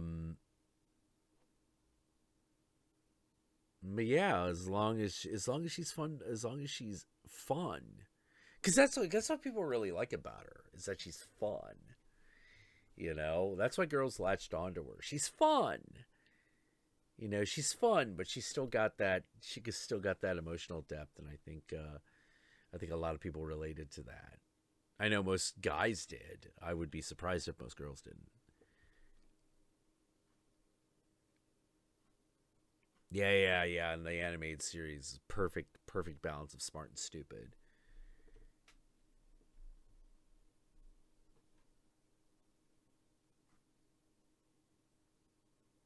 I feel like, well, the thing I always felt about Harley Quinn and her intellect was that the truth was, I always felt the truth was is that Harley Quinzel did feel like being smart was a prison. Like acting like a smart person was a prison, because it makes you dull and unhappy. Oh, and I'm like, yeah, that's why that's what's known as being too smart for your own good. You just like, well, you sit around, you don't do anything. You act on none of your desires. You don't do anything. Because your brain is smart enough to come up with reasons not to. Well, I shouldn't do this. This would be a bad idea because... And then next thing you know, you're not working on whatever... You're not doing whatever it is you want to do. Well, isn't that good? I mean, we can't go around, following our impulses and, And the next thing you know, you're 40, you haven't done anything with your life, and you hate existence. That if you had just gone with it, you would at least had 1 out of 3. No,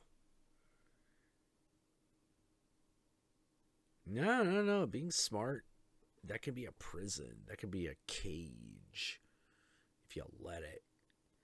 And I always felt like that's where Harley Quinzel was, which was she's smart, she knows what to do, and now she meets a man who just don't give a fuck. He's really smart. He's really crafty. He's very manipulative. And she meets him, and she's like, well, I guess I... No, I don't want to be smart. I don't want to sit here and think all the time. It sucks. I'm unhappy all the time. I want to be like this guy. I want to be like this guy, and I want to be crazy. I want to shoot things. I want to just rob banks when I fucking feel like it and get away with it. Pure id. Pure Harley Quinn is pure girl id.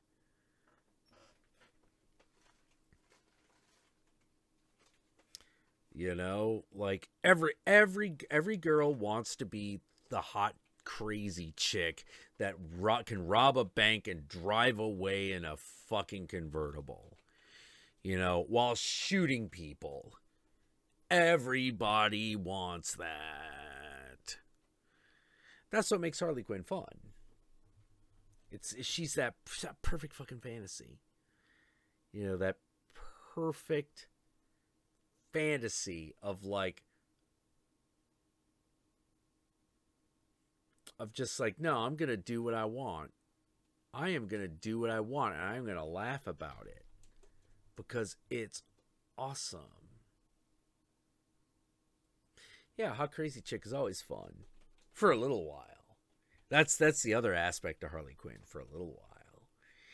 And that's where that drama comes in, But you gotta have both halves of that. She's gotta be both hot, fun, and ultimately run into that emotional brick wall. It's what gets you. The episode Crazy Love, when she starts fucking crying. Oh my god. Or she just fucking loses her mind. Because at the end of the day, she wants the Joker to love her. To actually love her. And here's Batman going it ain't happening, Quinzel. It's not happening. And she can't handle that. She can't handle it. And you're just ooh. Ow. So it's what makes Paul Dini such a good writer. That was powerful stuff. Yeah. Creeper liked Harley, but Harley didn't like the Creeper. Not so much for her.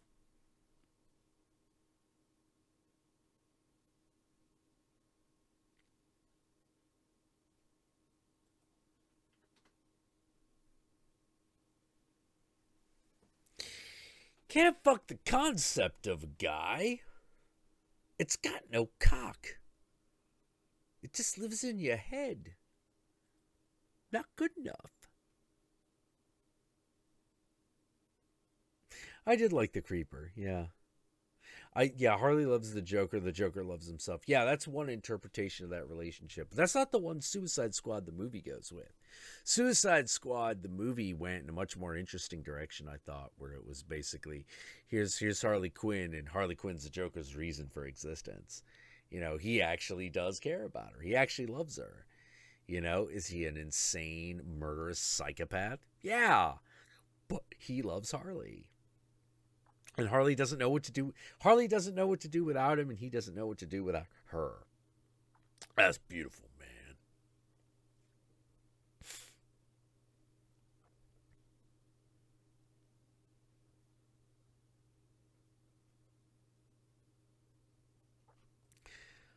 Idiot's Lantern says, when girls fantasize about being hot, there's a lot of powerful women tied up in hotness.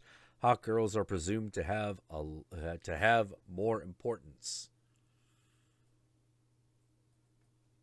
Well, we certainly bend over backwards for them.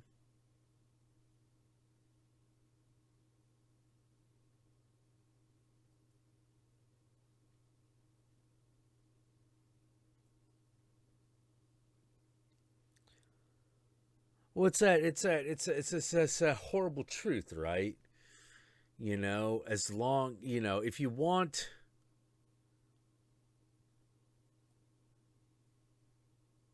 say what you will.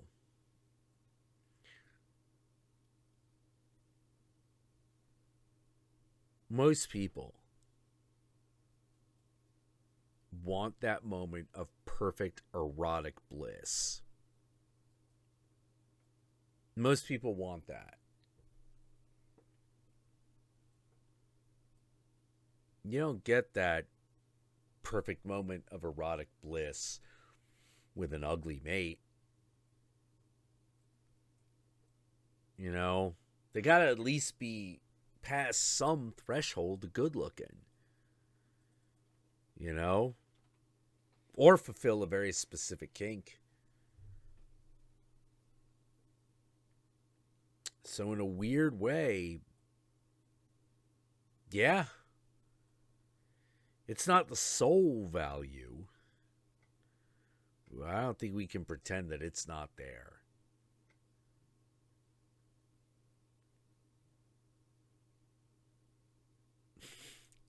Oh, Greeny's got you there, Mr. X. Got you there. Oh.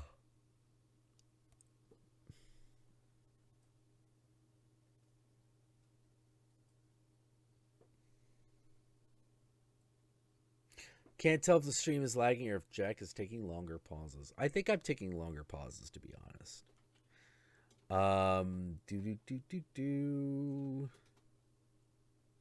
I think there's a difference between being hot and being attractive. I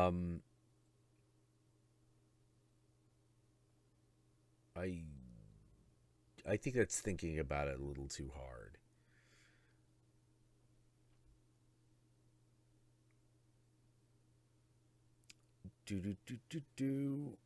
All right, I am going to have another cigarette. Can Jack out Shatner with his pauses? Yes, I believe he can.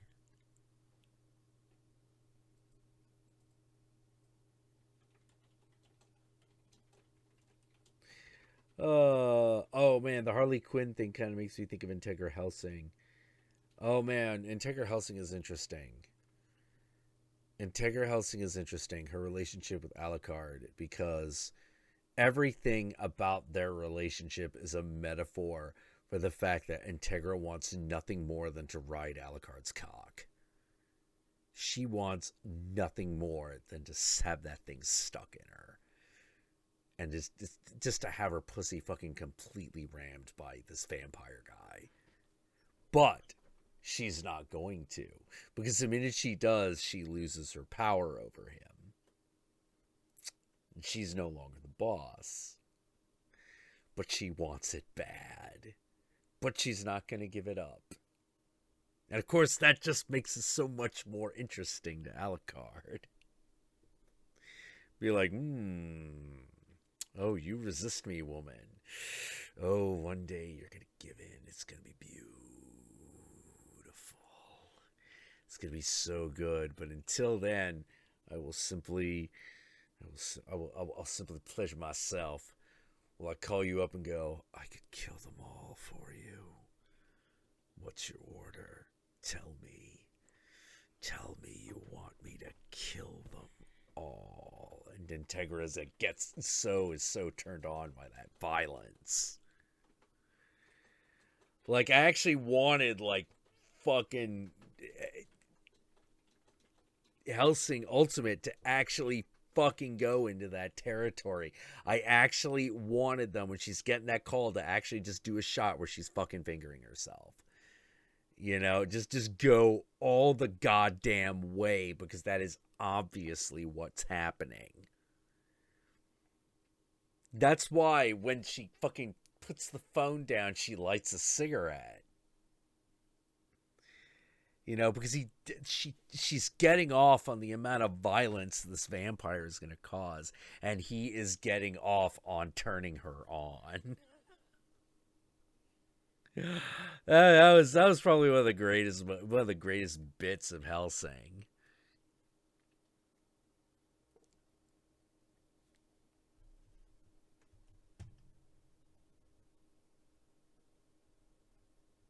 Oh, what are you guys talking about?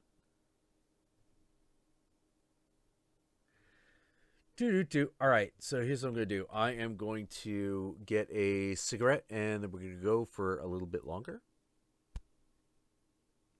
I'll be right back.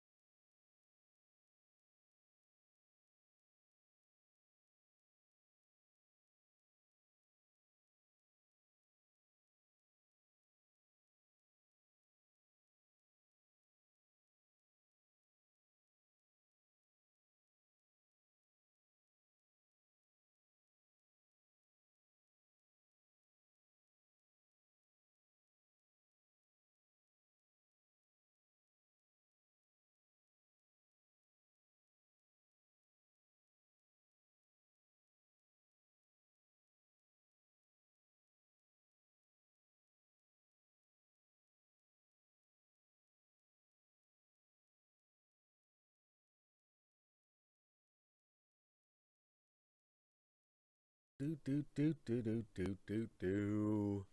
Ba ba ba ba.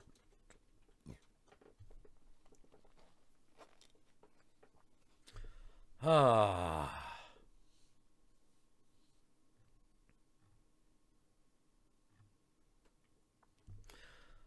Oh yeah. Oh. I see. Rhea, the horse and Mr. X talking about the Dom sub relationship, getting into some of the nitty gritty.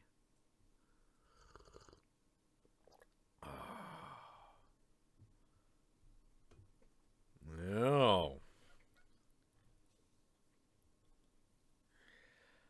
Oh, interesting.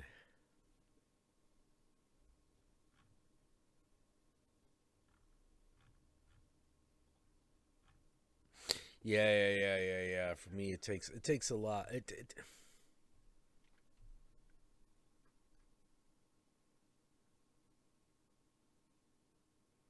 I ever sub before, yes, but not to woman.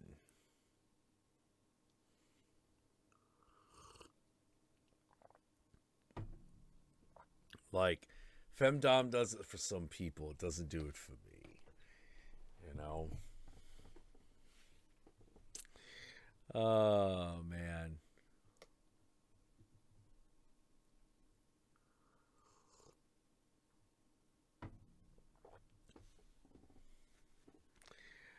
Oh man.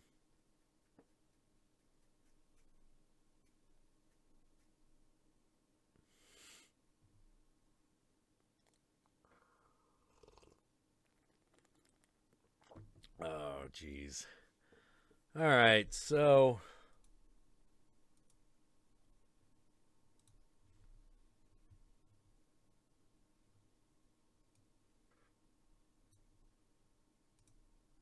do.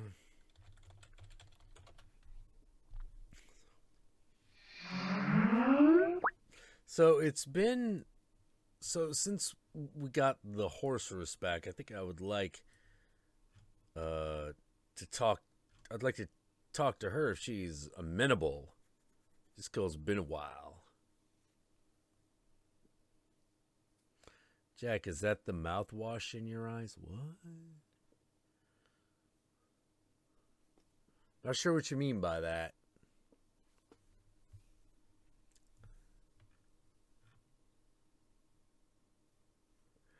Let's see. Yeah, Royal Blake can't get over the fact we still know Paul. That's fucking weird. Yeah, man. Ew. The horse has got to get her. She has to be decent.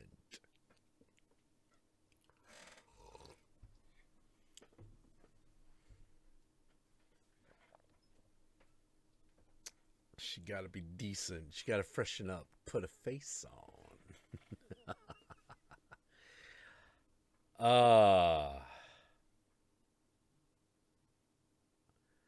Jack, I didn't know that you smoked. I've smoked in videos.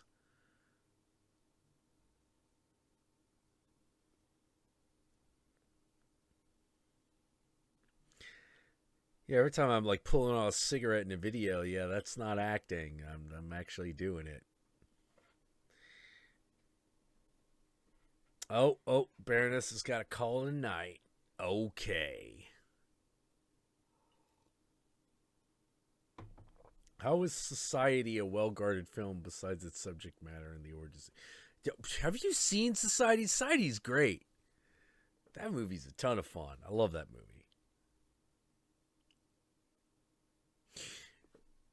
All right. We're gonna have it on Tuesday if things go well. Now this chat's not going to be going. The stream's not going to be going too terribly much longer because I got to make sure that I'm good and ready for Tuesday. Because if Tuesday goes well, we're gonna have a very special guest on, and that guest is going to be Can Evernall, the director of Baskin, and we're going to talk about transgressive films and Turkey. Oh yes. So keep your fingers crossed. because he is editing his new movie Housewife. And he has given us, he wants to give us some time. But, you know, his schedule is what it is. So there's always a chance he's going to have to bow out the last moment. But no, that's, if Tuesday goes down, that's who I'm going to be talking to. We're going to be talking to Ken Evernall. Man, I hope that goes out. Yeah, we've been exchanging emails trying to set this up for the last month. Ken Evernall's the director of the movie Baskin, which is a real fucked up movie. Super fucked up. Love it. Love it.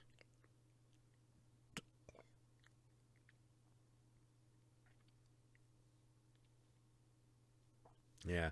Keep your fingers crossed. Like I said, there's always a chance they'll have to cancel. But so far so good. That might actually be an earlier one too. So I'm going to let everybody know as soon as everything's super solid.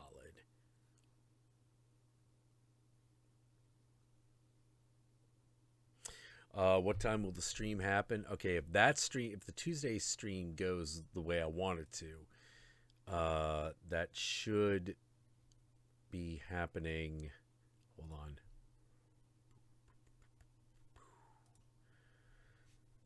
Yeah, February.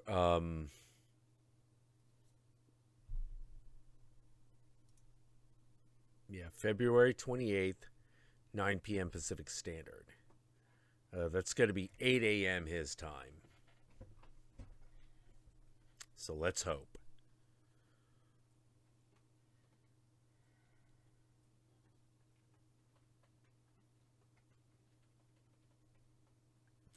Oh man.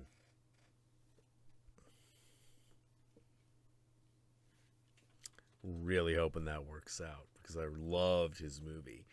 I loved Baskin. It was so cool. Whew. Yeah, I'm wondering where that's gonna go, man. Like I got so many questions about that movie and about like the new movie he's making if he can talk about that. You know, but he definitely, the thing he said is he wants it to be about Baskin and the need for transgressive art in Turkey. Yeah. Fuck yeah, man.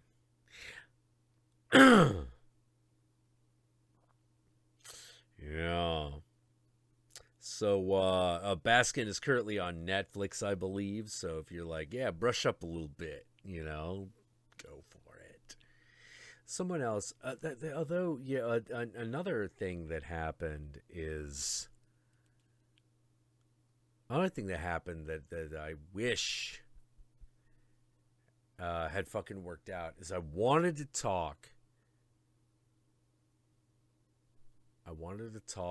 to Zach Sabbath and Mandy Mayhem, and his and Zach's writing partner, Sarah Horrocks, because they were at the center of a controversy in the RPG world, which was Zach got accused of being transphobic, which was patently ridiculous. And I wanted to talk to him and Mandy and his co-writer all about that, because it was a perfect example of like people being picked on for things that were patently untrue. Patently. You know, and yet because people were unwilling to adjust from identity politics, they kind of got screwed. Zach Sabbath used to do a show called D&D with porn stars, which then turned into I Hit It With My Axe.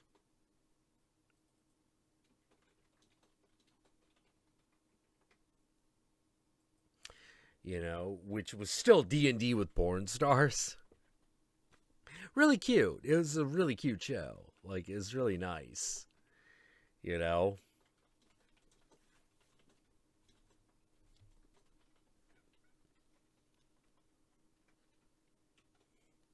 Fucking, there's a moment in that show that I really like, because it's this moment where they got the one porn star who's like playing D&D for the first time. She's like, okay, fine. I'm an elf cleric. I'm a healer. And one of the girls laughs at her. She's like, what? She's like, okay, fine, play a cleric. You will be trying to kill things by the end of the session. Pfft, healer. Yeah, right. And lo and behold, by the end of the session, she's like, all right, I hit it with my axe. Fuck this. Fuck this. Fuck this understanding bullshit. Fucking kill that goblin. Fucking kill it. And, you know, and all the other girls are like, ha ha, we fucking told you.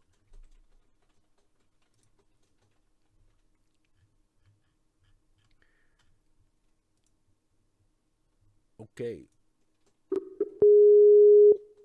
All right, we're doing this.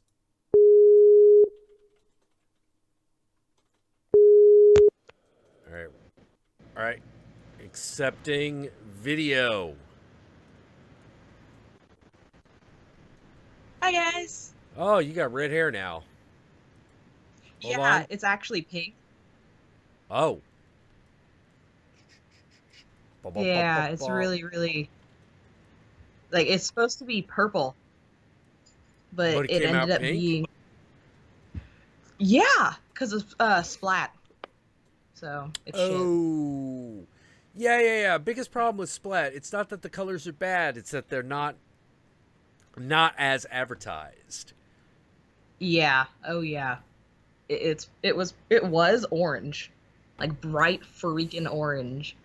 So I got some manic panic and put some in it and said fuck it and Yeah. Good call. oh yeah.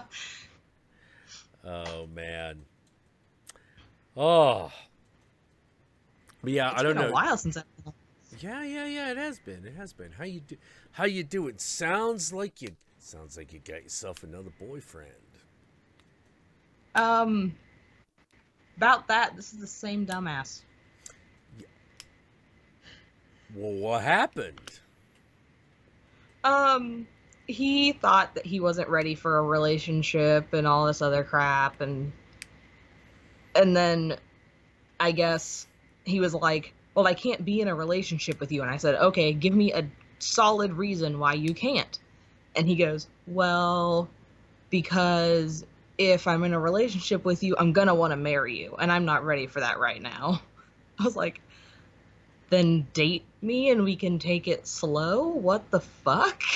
That's a bizarre answer. I know, right? Yeah, like you just want to play the field, so to speak. Like, what's the deal there? He didn't date anybody in between me and him, and didn't see anybody, didn't talk to anybody. He's like, I don't even find other girls attractive anymore. Okay. I guess he wanted more Was he? time with his girlfriend Jill. Right. I guess. I mean, what goes on in some people's minds is mystery to me, man. I got nothing. You know. Yeah, I thought it was gonna be the Christian boy thing that was gonna get in the way. That did the first time. Oh. With his dad, because his dad said that I wasn't good enough for him because I wasn't Christian and going to church. Christian girl going to church every Sunday. Mm-hmm. Oh, jeez. Yeah, but finally he wised up and he was like, you know what? I I'm an adult. I can make my own decisions, and if he doesn't like you, that's not my problem. Yeah. Fuck you, old man. Yeah, I'm proud a little bit. Was mom's pussy this sweet? I don't believe so. No, just. I hope Really. that's what he told him. That's amazing. I remember when my To make dad it slut gave. shamed. So, okay, I got an interesting story that's going on in my life. Actually, I think you'll find it interesting too. Oh, go for it. So, my younger cousin, who is 18, Okay. dated my boyfriend before me. Oh, And okay. That's gotta be. A Yeah. little, that feels weird, no matter what. Yeah. yeah, it was about a year in between, so it wasn't like it was, immediately. Right, And but still odd. she- Yeah. Yeah. She still has the hots for him. And when they were in a relationship, the reason why he left is because she cheated on him with her ex. Well, that'll do it. So That'll do here's it. where it gets good. She's dating right now. She is engaged to a 43, I think, year-old man who is at least 500 pounds over the weight he should be, and on top of that, works as a Mazio's pizza delivery driver.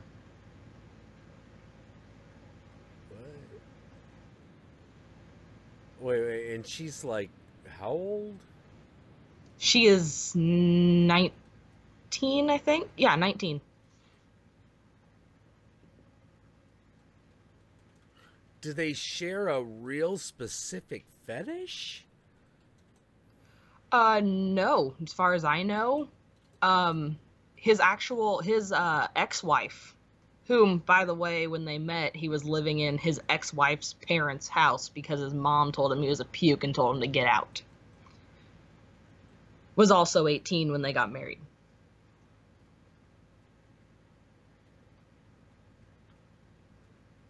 Okay. I know.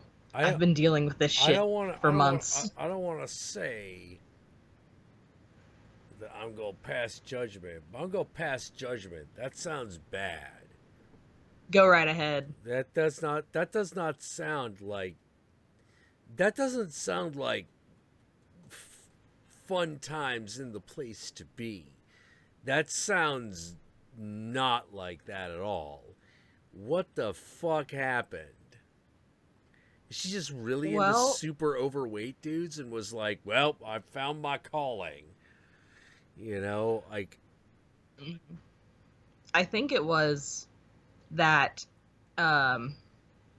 she was constantly, like, her family has nothing on, like, the Duggars and, like, Duck Dynasty type religion. They are, like, really? hardcore. Oh yeah. She did not have her first boyfriend until she was out of the house. I can't stop the cat, actually. The cat is just doing what he's doing. Hey, come here. Come here. Stop being a... Whoa. Oh, well, since we're doing this. Sulu! Sulu! Come here, Sulu. Come here, puppy. Come on. Get up here. He's coming. Come on. Get up here. Ooh. Puppy. Here's my Sulu. Oh. He's like, I love you. I love you. He's like, quit pointing me towards the camera. I hate that shit. Don't point me to the camera. I cannot lick your face if I do that. I love you. Hello. I am dog. I am dog. He just got fixed recently, so he's not happy with me. It's really weird, like every time I like go over to like Guru's place, I like drop him back off at his place or whatever. Mm-hmm. And I run to the family dog, Vegas. Is this blonde husky. Oh wow. Yeah. And I'm like, your brother has to be reminded to walk this dog? Why does anyone want to do anything other than walk this dog? This dog is great. You just be Yeah. like, come on, Vegas, let's walk down the block. Vegas walk down the block. Just be like, yes, oh my god, we're fucking walking. This is the best thing ever.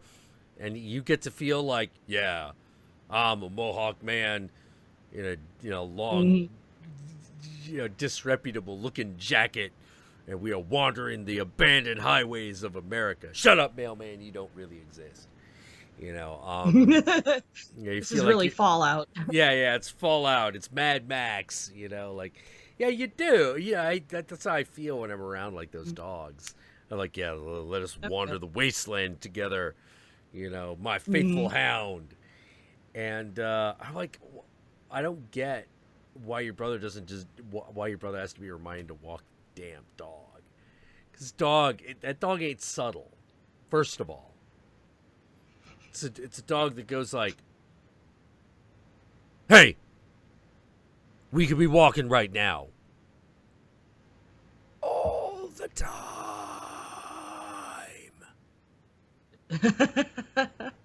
We could be walking, and I could be happy, and you would be happy. You want to pick up chicks? Let's go for a walk. Let's do it now. Let's go buy some bitches, man. Let's go get some bitches, man. Let's do it. And I'm like, why do you want to do anything besides walk this dog? This dog is fantastic. Oh yeah. And he's like, I know, right? But I'm always the one who ends up walking the dog. It's like, I don't mind doing it, but it's not technically my dog, I'd do it. Yeah. Pay me for a trip to go down to get there, and Yeah. I mean, you only got to pay to walk it, and just pay for my trip to get there. Watch, we find out that's the day the dog is secretly racist. Oh, that'd be amazing. Yeah, it'd be... I would record that and make a TV show out of it called Dog Racist. Dog is racist, Okay, so your cousin, I am assuming she comes from like the white party family, or her mother claims, which is utter crap, but she claims to be Lutheran. But she's more extreme than Lutheran. Oh, jeez. Like, her views align with the guy from Red State. Yeah. Mm-hmm.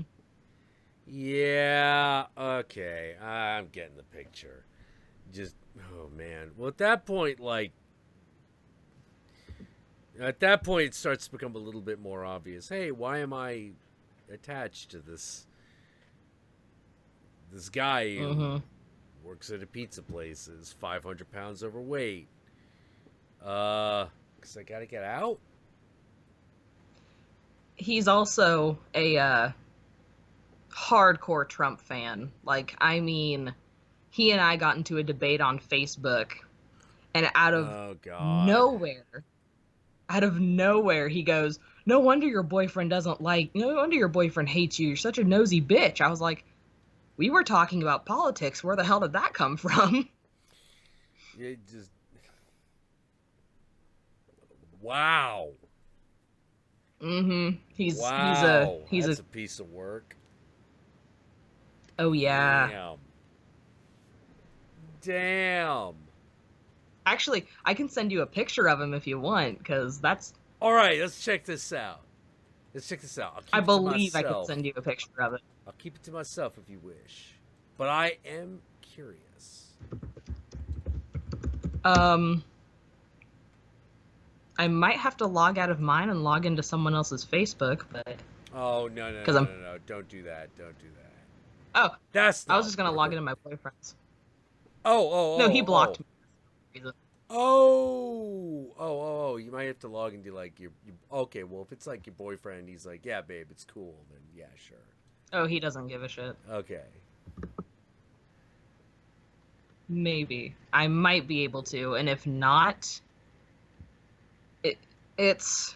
I'm trying to think of what he looks like. Oh,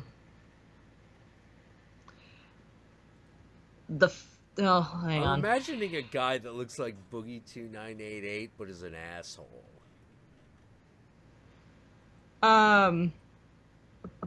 Well, he can't grow a beard, like, at all. So he's got this, like, nasty kind of patchy stuff going on that he doesn't, Oh, jeez. like, shave.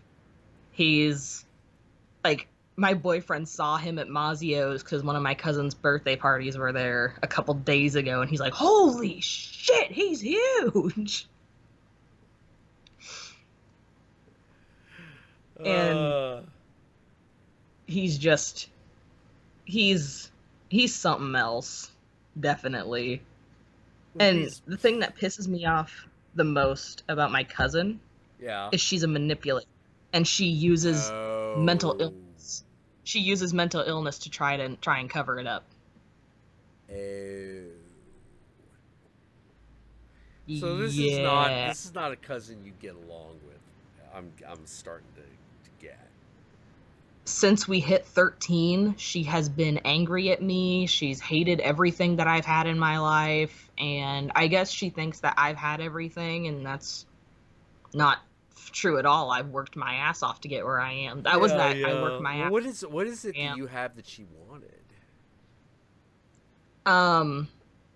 Her mom never let her drink soda, which was really small.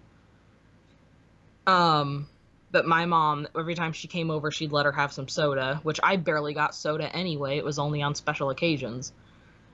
My boyfriend was part of it, is she wanted him because she thought he was her perfect everything.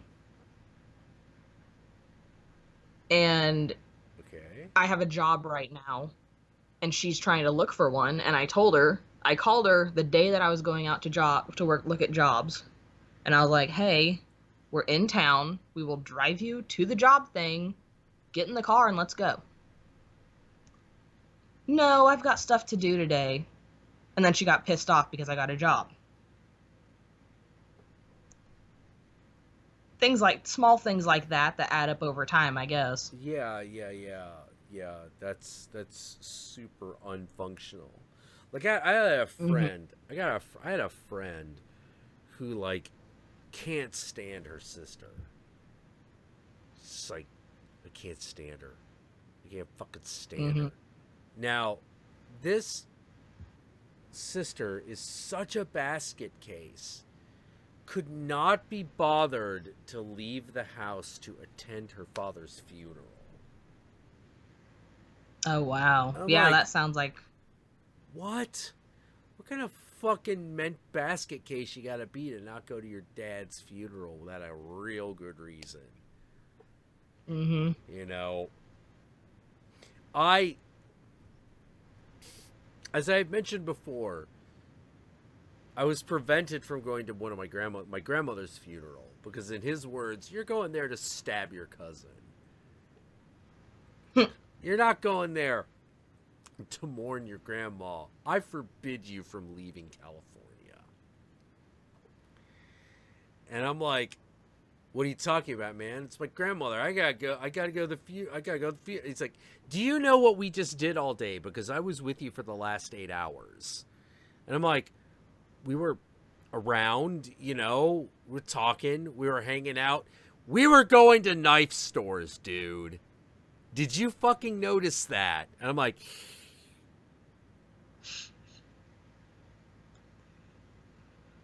we went to that place in Chinatown. Yeah, the place in Chinatown that sells knives. We went to that place in the Mission that had, you know, the jeans that I wanted. Yes, that also sells knives. And I'm like, I didn't buy a knife. I didn't actually buy one. And why is that? Because I couldn't figure out how to get it on the plane. That's how I am. All right, yeah. And so he was like, "You're not allowed to Like- leave California," and I'm like, "Oh, you're right. What do I do instead, dude?" He's like, "Dude, get drunk, fuck your girlfriend, you know, get in a threesome, go to an orgy. I don't care. Get high. Fucking, you got any acid, man? Like, fucking just eat it and just chill out for 48 hours. You know, just don't go." And I'm like, okay. I think if I had the knife shipped to the motel, he's like, I'm not even. I'm not even. I just want it noted that that was a fucking question you asked. Okay, man, you're right. I got into a fight with my cousin over that, like an actual. Oh, really? I was out of my mom's house, dating. Ironic. This is gonna sound so weird. Dating my boyfriend, one of my boyfriend's friends. I'm a hoe. I know. So we go. I do want to answer visited this my mom. question.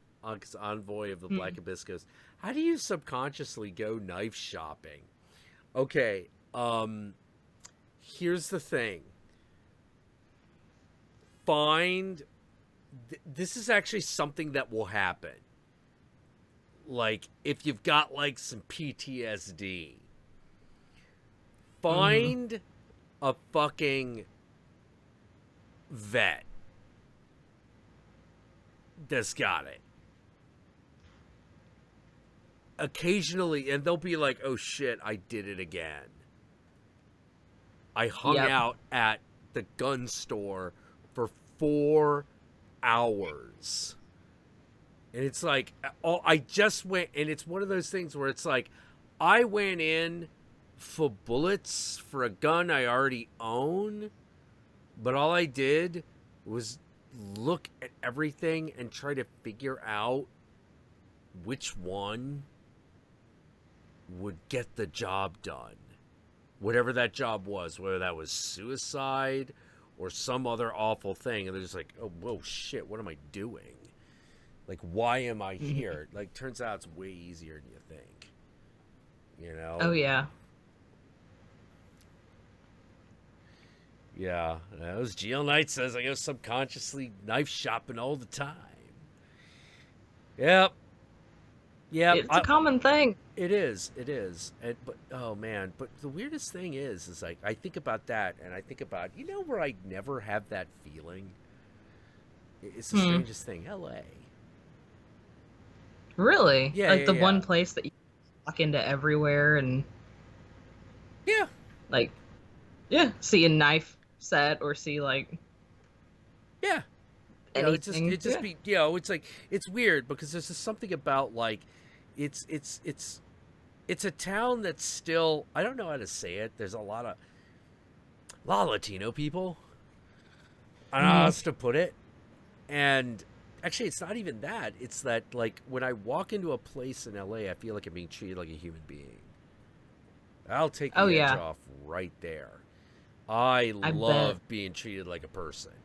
And it's like, yeah, but they're all trying to sell you something. I'm like, yeah, but they're all trying to sell a person something. And that person something. Me. Yeah. You know, like it being a weirdo in LA matters. Like if you're like this, like I said, like that little old lady, you know, where I'm like, man, would you like some help? She's like, oh, sure, sonny. You know, there I am in my black everything and my fucking, like, satanic rings, and I'm just all devil worshipered out. I walk her across the street. You're such a nice young man. And I'm just like, what? And she's like, yep, helping an old lady across the street. Such a sweet young man. And I'm like, you think I'm a sweet young man? She's like, of course. Very polite. And I'm like, do you see how I'm dressed, right? She's like, holy shit. Yeah, and I was like, this, could you be my mom? You know? You know, like no. It's like for real. Like she wasn't like some crazy old grandmother either. She looked like some nice old white woman from the suburbs. You know, and I'm just like, what the hell just happened? You know, look at the In-N-Out burger. Fucking guy goes, "Hey man, you want to hear a funny story?" I'm like, "Yeah, man. Oh, I want to hear a funny story." He goes, "Yo, man, tell him, bro, tell him." Guy's like, "Oh." All right. I got into an accident the other day. I was riding a bike. I fucking wrecked. Bike's destroyed. That's how I get this cast. And I'm like, oh shit. What? Dude. What about that is funny? He goes, I got hit by a Prius. That is amazing. I was like, oh my god. All right. Okay. That was fucking hilarious, actually. That was good. Yeah. Oh, man. I had that same experience with my boyfriend's family, actually. Oh, really? Because, yeah, like with the old lady thing. I thought his grandma was gonna be like this crazy, you know, like giving me daggers from across the room the entire night. What I'm used to, basically. And she, I walk in and I'm dressed head to toe in black. I got my skull shirt on. Like that was back when I like black lipstick, whole fucking 9 yards. And I walk in, sit down, and I have my lip piercing. And she doesn't say a word, gets up, hugs me, says hi, introduces the entire family. And I sit down at the table, and this was for, I think, Christmas this year. Or not this year, last year. And all that jazz, we ate. And then, so finally she looks at me and I'm like, and here it comes. She goes, I thought about getting one of those when I was younger. Yeah. I was like, what? So I told her, I was like, I see a lot of girls with these nose rings. She goes, oh God, no. What if you have to blow your nose and everything gets caught on there? And I'd rather not. She was like having conversations, like legit conversations with me about like piercings and tattoos and just all this stuff. Yeah. So we get, then the creepy thing, like not the creepy thing, the like scary ass thing was, we get to opening presents, and I'm used to my family like getting me something from a dollar store and not even wrapping it, just putting it in the dollar store bag and throwing it at me and going, here you go. Yeah. So I open it up. I didn't have it that bad, but I had a lot of friends that did. Yeah. Yeah. I open up. So she gives me this box, and I'm like, okay. And it's like a teeny little box. I open it up, and it is from an actual jeweler's. It's from Riddles. It's a pearl necklace because that's my birthstone, and it has diamonds all the way around it. Oh, wow. And Nice. I was like, oh, thank you. I get home, and I am in tears. Because I look at Brandon, and I go, I don't get this. I don't understand. Are families supposed to act like this? What the hell? This isn't normal for me. I don't get it. It's way different. Like, it's oh, yeah. Yeah, He's it's like, really, well, it's really rough. they love you. Yeah, they like you. Oh. They're like, this one might be yeah, because it probably already gave him the grilling. It's like, you like this I'm one? sure. She gonna be around for a while? All right.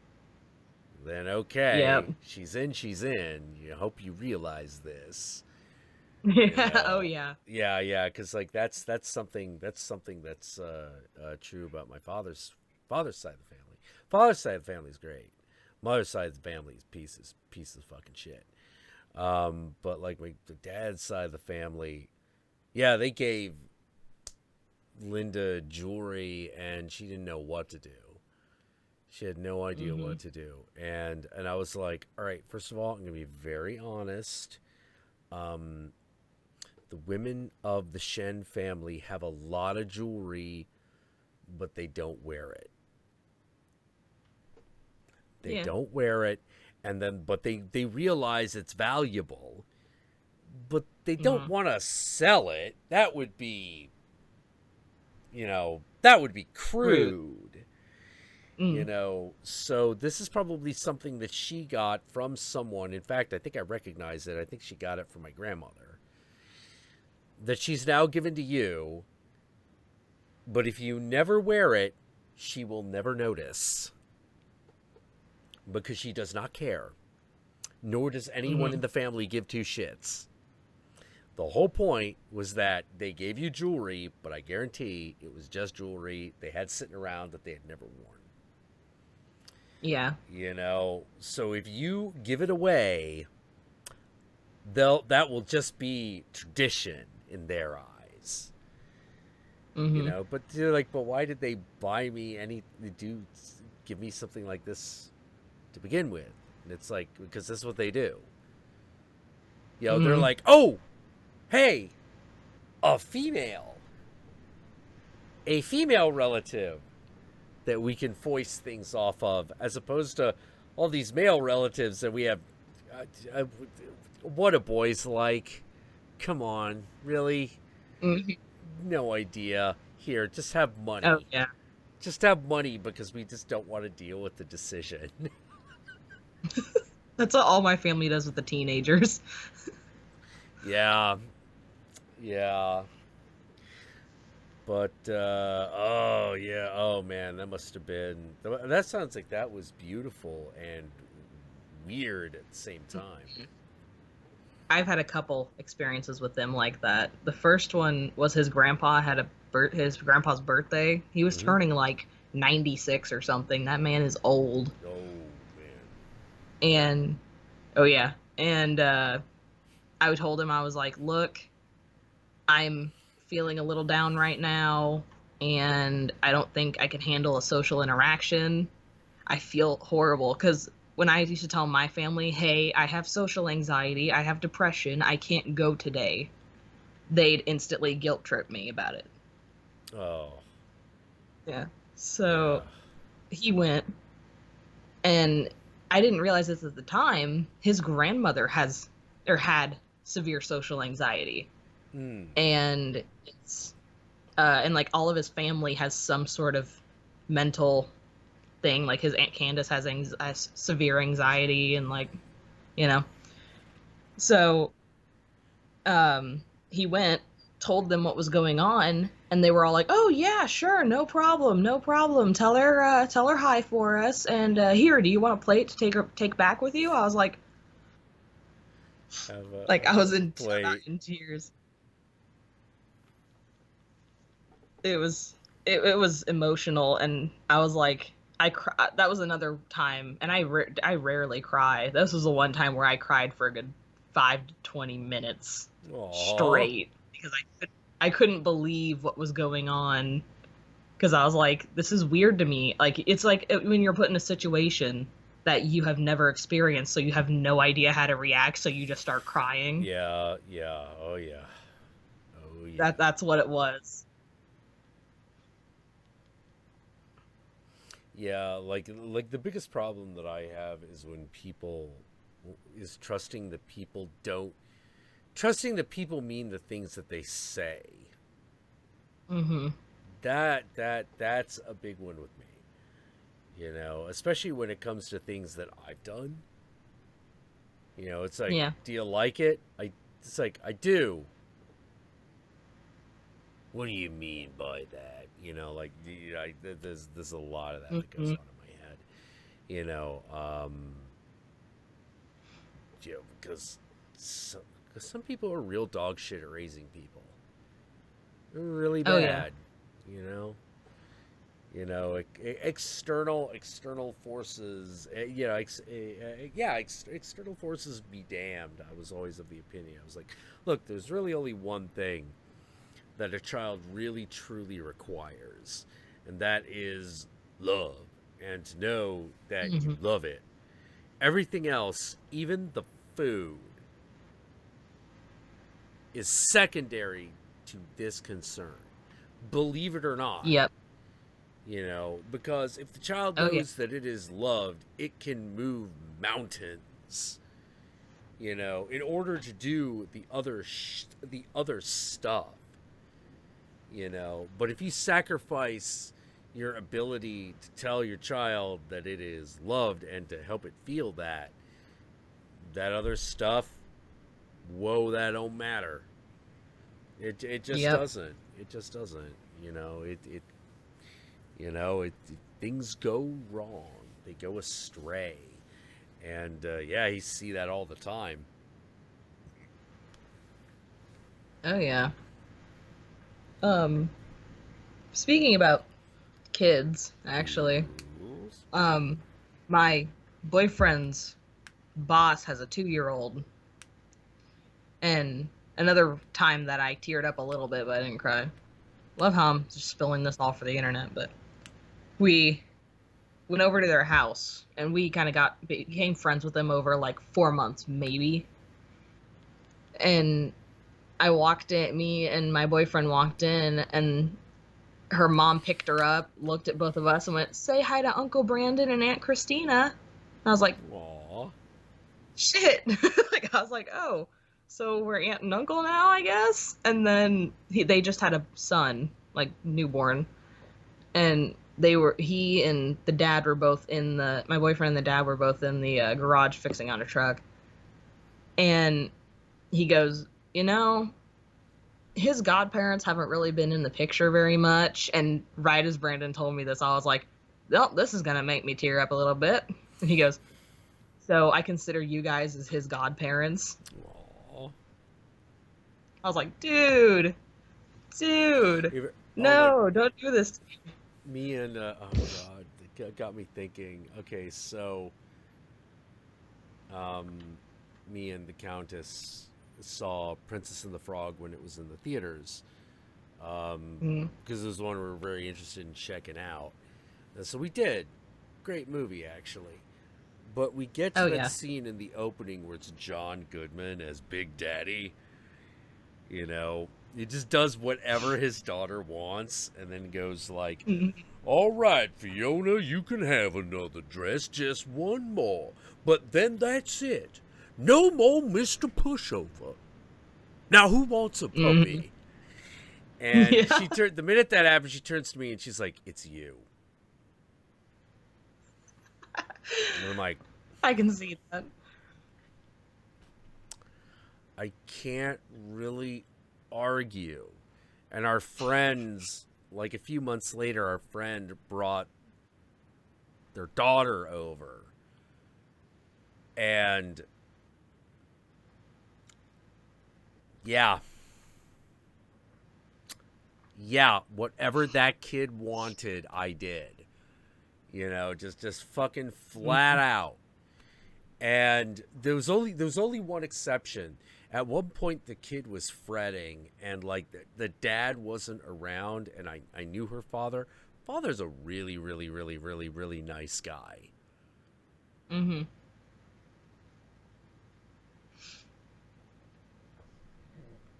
Discipline, not something that comes naturally to him at all. You know? Yeah. And so the kid is like, you know, freaking out and doing shit. And everyone's just, no one knows what to do. And I'm just like, sit down. And she's like, why? Because I told you to. But I don't want to. I don't care. Okay, I don't hate you. Just sit down. And stop throwing things at your mother. Because she doesn't like that. Okay, can I just sit down? Yes. You can even order a dessert. Just sit down. You know, that success on that was not 100%.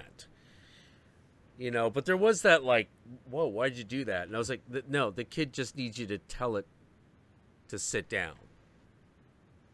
You're trying to reason with it. It is a child. It does not give a shit. What it does give a shit about is adult I care about is mad. I ought to do something about that. Simple. Although it did lead to this one really odd thing. Like, so we're walking down the street. You know, walking down the sidewalk, walking down Haight Street. And I see this boy, about the same age as this girl, steal something from the fruit stand. And I'm like, boy, what did you do? I saw you take that. Did you pay for it? No. Well, then put it back. I'm sorry. I don't care if you're sorry. Just do it. He does. And he walks off. And I'm like, good. And fucking, because there's a part of me that is like, if that kid had been a good enough thief to get away with it, he would have had my respect. But he wasn't. But he wasn't. And he needs to be, because if he is going to be a man who is straight and true, or whether he is going to be a thief, this is a moment of correctness. This is what we call a teachable moment. Yeah. Oh, yeah. Yeah. Same way it was to. And, well, here's where it got weird.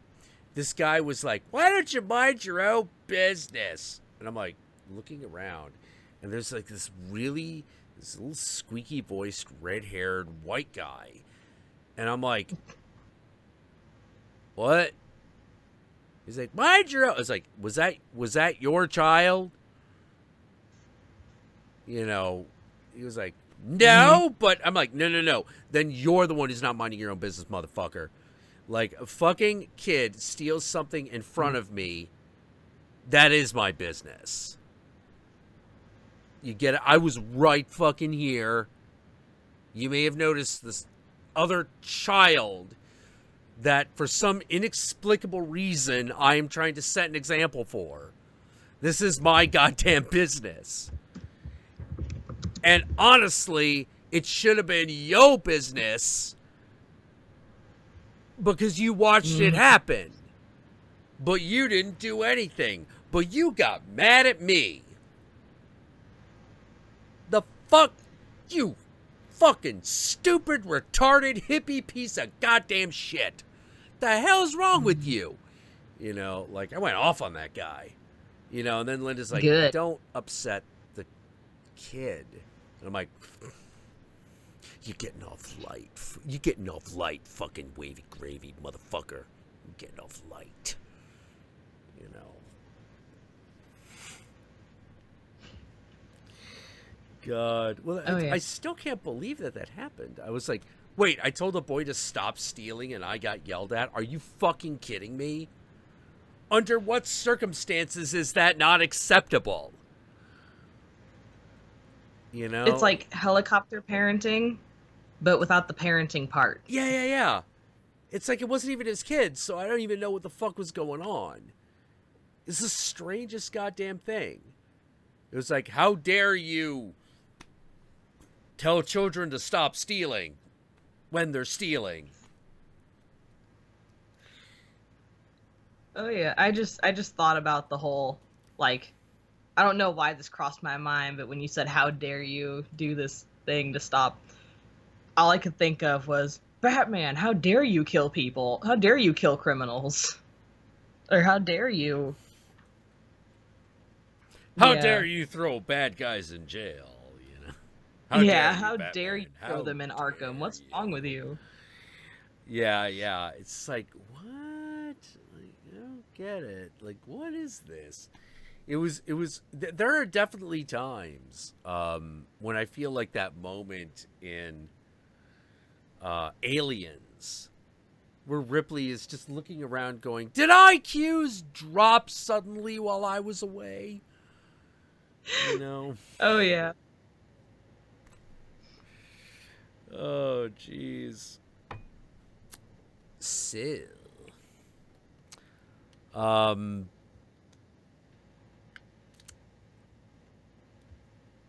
Didn't that Greenie said? Didn't that cocksucker have a camera? He did. He did have a camera. So you're here when I told that story before.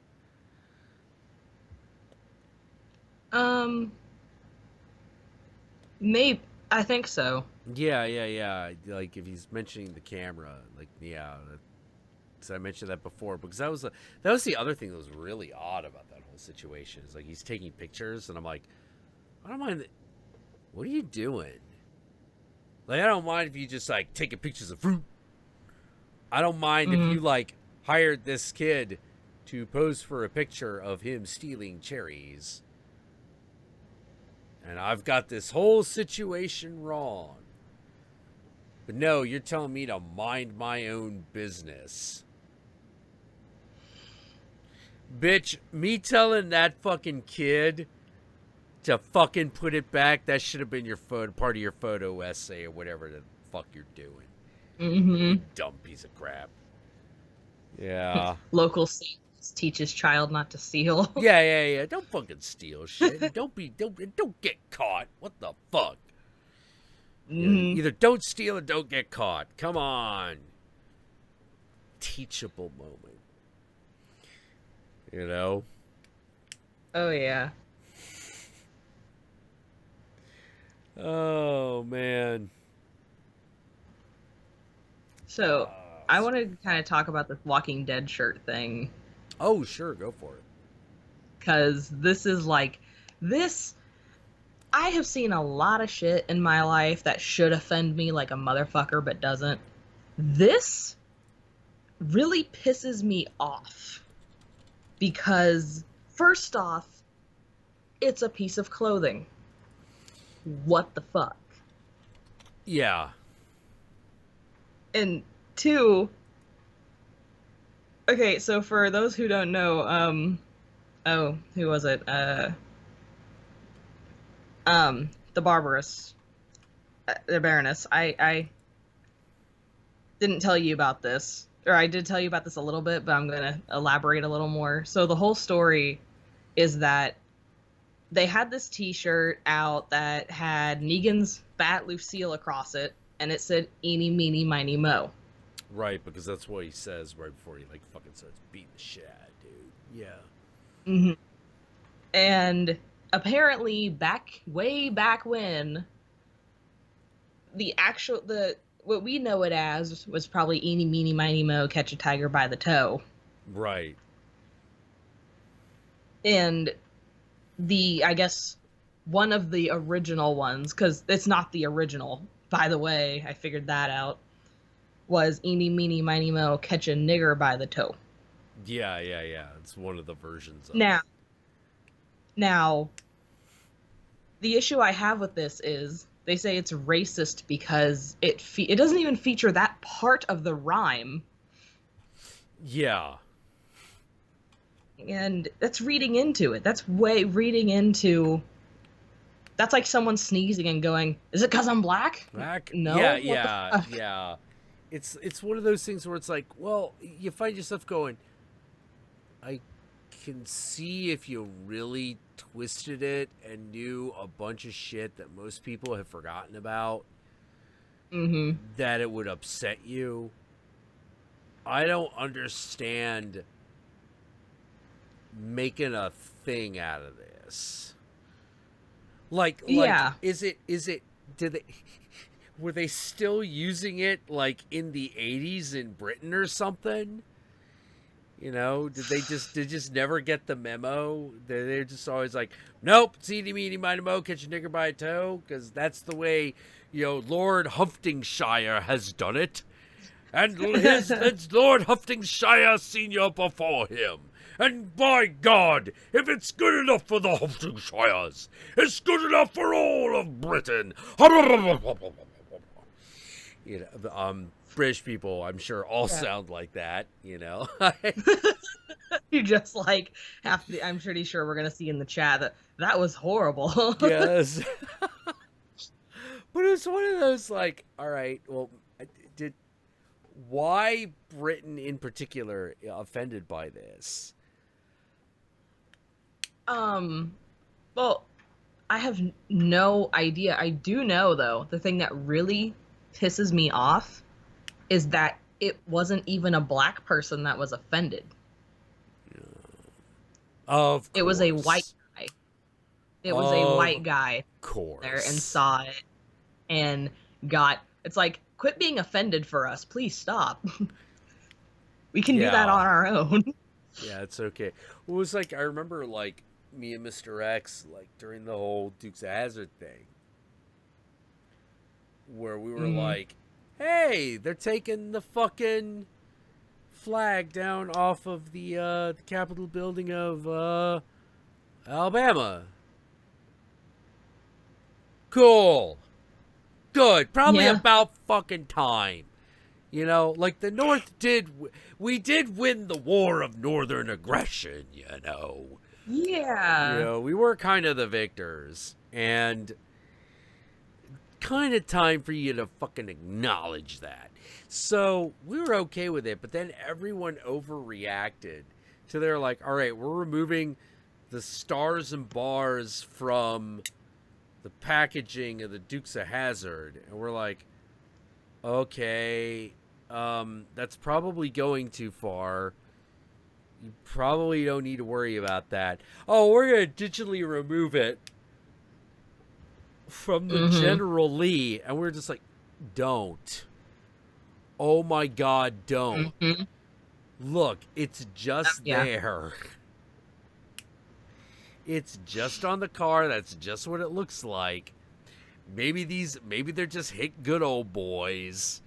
Maybe they're a little racist. You know, but that's kind of the show. Yeah. You know, it's always about like, Uncle Jesse's gonna go on that date with old widow Margarine, meanwhile, them Duke boys gotta get the moonshine across state lines. Could they get by old Boss Hogg trying to make his own bootlegging scheme? Let's find out how the Duke boys get out of this one. You know, like... The thing that people don't realize is it's sort of a parody of Southern life. Yeah, it kind of was, actually. Yeah, it's like supposed to take this Southern, but to the extreme. And what's a good way to do that? Paint the fucking bars and stars on your car. Put stars and bars on it, Yeah! Oh my God. Well, the funny thing was, my favorite character on that show was the sheriff of Chickasaw County. I don't know why, but as a kid, I latched on to him. And I was always like, when's the sheriff of Chickasaw County going to show up again? He's like in every 1 out of every 10 or 15 episodes, max. Yeah. And I'm like, even as a kid, I'm like, I don't know why I care. I don't know why I care. And it took me the longest time to realize that he was black. Much like, because that's something that fucking happens. When you watch television, and all of a sudden someone goes like, that guy's black. You're like, no. Wait a minute, you're right. Why did I never notice that before? It was like Fat Albert. Like, I was 10 years old, I'm watching Fat Albert, and all of a sudden it occurs to me everyone on the show is black. And I'm like...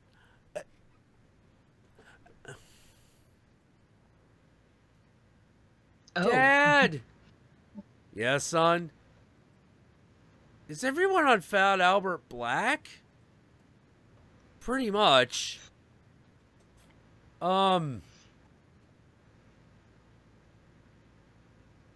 Why? Well, think of how many shows that have a bunch of people that are just white. Okay. But my little kid brain, I could feel my little kid brain mutating just because I had noticed this. you know? And it was one of those like, wait, it's like, you know Bill Cosby's black. You know Fat Albert's black. There is no character that doesn't register as black, but then when you realize it's the entire cast is black, all of a sudden my mind was blown. Like my little kid's psyche couldn't handle it, you know? Oh man. I had that happen with me. Like physically in the real world with me. Someone had to tell me I'm black. Oh. Yeah, that happens. And I don't know if there's any, like, black or half black or whatever people in the chat, but they can probably second this with me. You don't realize it. Like, you don't look in the mirror and say... Like, you look in the mirror and go, hey, my nose looks different, or hey, my lip looks different, but you never think that you're a different race entirely. You know, I actually had the same thing. I had the same thing because I'm like half Asian, but the thing that I got specifically was that I wasn't American. Yeah. Which was really weird. You're not an American. I'm like, yeah, I am. No, you're not. Yeah, I am. No, you're not. You know, because I don't know if as black your national allegiance comes into question. Oh, yeah. Really? Oh, I've had people ask me if I'm from Kenya. I've had people ask me what my African name is. I'll go to Africa, get one, and tell ya. What's your African name? I'm pretty fucking sure it's Christina. I don't know if it changes, but yeah, I don't think it changes if I like enter the Sahara. You know, like we dub you. We christen you, and they take like. Well, like I do know some people with legit African names, but they don't have like Anglican ones. You know, yeah. Like, I got a friend, Juba. That is amazing already. That is a pretty African fucking name, is Juba. I love Juba. I don't think Juba's set foot off of North America. Lived here his entire motherfucking life. You know, and in fact, he was the first one. When Obama gets elected, he's like, yeah, I'm glad Obama got elected. He's like, oh, God, I can't even do his voice. You know, so I got to just revert to Charlie Murphy.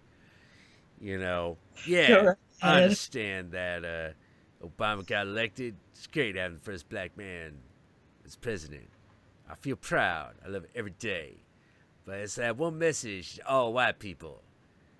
He is the president. He is not chocolate he is not chocolate flavored Jesus.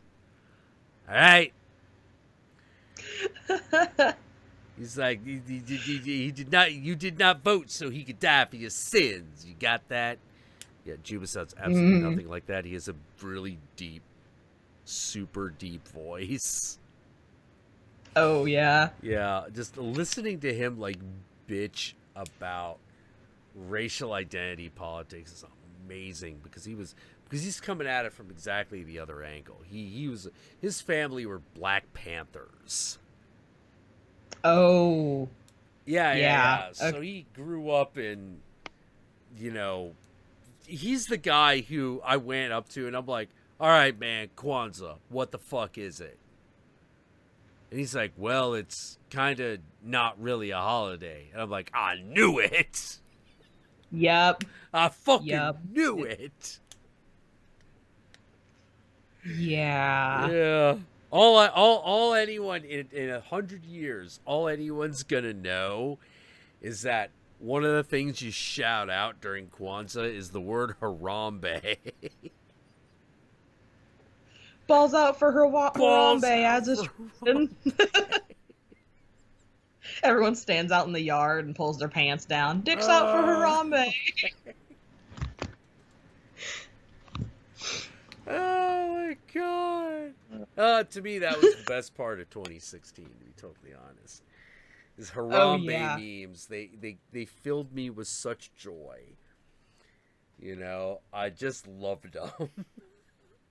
It's like people finally got a sense of humor about, like, because back when South Park not first started but started getting popular, people used to take tragedy and make it funny to cope with it. Yes. But now it recently seemed like that was offensive. You shouldn't do that. This is a serious moment. Yeah. But now it's starting to come back, and I am so glad. Yeah, me too. Me too. Like, there was that one, oh God. My favorite, I gotta have to say, I think my favorite South Park episode wasn't even a political one. It was one of their surprisingly unpolitical ones. They had a few. And one of them was Free Wilsiak, which was about the talking whale. That is my favorite episode ever.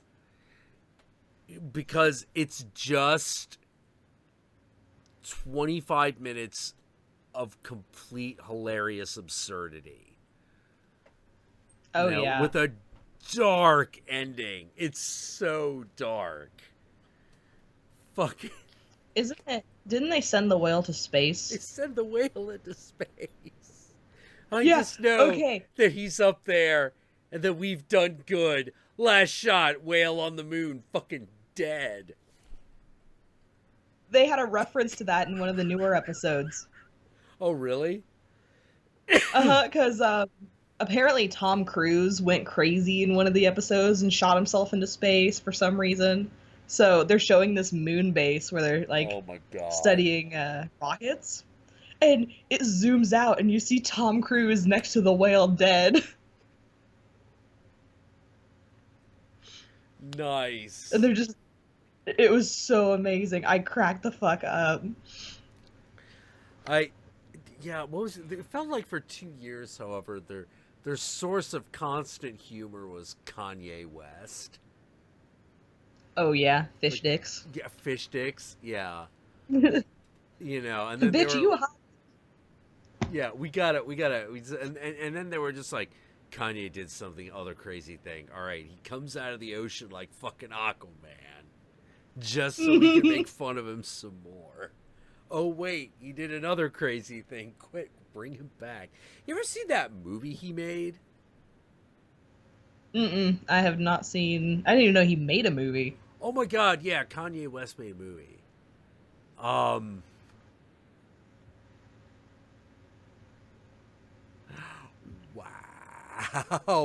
All right, movie might be overstating it. I think what it really is it's a series of videos for an album that was never released. Oh no. Yeah, it's like one of those. I gotta see this. Oh my God, yeah, what was the damn thing called? Hold on. Kanye West movie. It's gotta come up. Not Zoolander. Not the... Was it Runaway? Was it Runaway? Come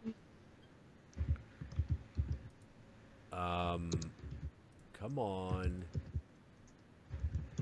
Do.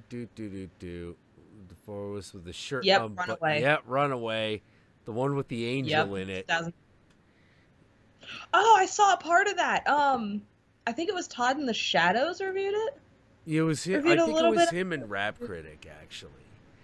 Yeah. I watched that. Yeah. That it's one of those things where, like, how to put it. That short film was like a crazy hot chick. You know, you're like, wow, that's beautiful to look at. Everything here is beautiful. Kanye. What the fuck is any of this about? Well, it's like this girl was like an angel dropped from heaven. Okay, I got that part. Believe it or not, girl fucking bird woman coming from space was the part of this whole thing I understood. What about everything else that happens? What about that dinner scene? Yeah, I tried so hard to figure out what the hell that was all about. Yeah, because you're like, okay, Kanye, why is this woman sitting at a table surrounded by a bunch of men that are dressed exactly like you? And she freaks out when a turkey is served. Is she part turkey, Kanye? Is that the idea? Angels are part turkey? What is it, Kanye? She's part of PETA, isn't she? Yeah, or something. You know, come on, Kanye, tell us. Tell us, because we're not going to know otherwise. I don't explain myself. I bet if you slow down the footage and pause every few minutes, there's subliminal messages just saying, buy my clothes, buy my albums, buy my clothes, buy my albums. Could be. Could fucking I bet it's subliminal be. messaging. That ballet sequence. Why did that happen? And why is it called Runaway? That's my main thing. Yeah, because you're like, is it like, I get that he's running away. But what's he running away from? I don't know, because the movie never fucking told me. He just goes back to his superstar life. And you're like, was he running away from his superstar life? Probably. I guess. Oh. Maybe the angel things were like, because he was in an interview and talked about how he said he was God, and like the reincarnation of, I think he said the reincarnation of Jesus or something along those lines. Yeah, he's like And the sequel to maybe Jesus. Maybe that's what, like, he's running away from the angels who are like, dude, you need to be God. No, I've got an album to release. I got an album to release, so I must stay on this material plane and not ascend back to my heavenly choir. Because I'm Kanye. And yeah, Kanye to me is fascinating. Like, oh yeah, I was really sad when Kanye stopped doing crazy shit, because I'm like, when a year went by and there wasn't a stupid an endless conversation about a stupid thing Kanye did, I felt like an era had ended. Like, wait, oh yeah, did the stupid Kanye thing happen this year? No, it's over. Kanye's gone. He's been beamed up back to the heavens. What would we do without him? What if he was possessed? That could be. And he was running away from the demon. I would pay to see that movie. Yeah. Although, God, what was it? There was, like, what about Usher? Didn't Usher also, like, fucking disappear? Oh yeah, he did a little bit. Like, I know he did a thing for Princess and the Frog. Yeah, Or no, that wait. was like ages ago. Yeah. At this point. Yeah, he did a thing for Princess. I think he feats albums, but he doesn't make any anymore. Like, he'll Right. do this little teeny tiny cameo. Wow. Yeah. Yeah, but, the last time I remember hearing one of his songs was that episode of Boondocks. yes. That was an amazing episode, by the way. I'm sorry, Usher. Gotta let it burn. You're doing that music video thing, aren't you? I gotta go, baby. Click. Oh man, fuck.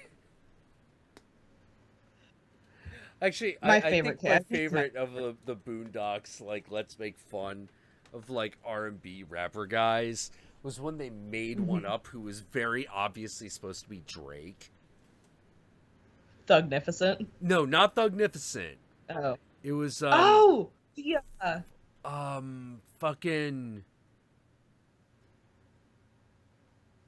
You make me wanna, like we was having sex. Yeah. Yeah. Damn,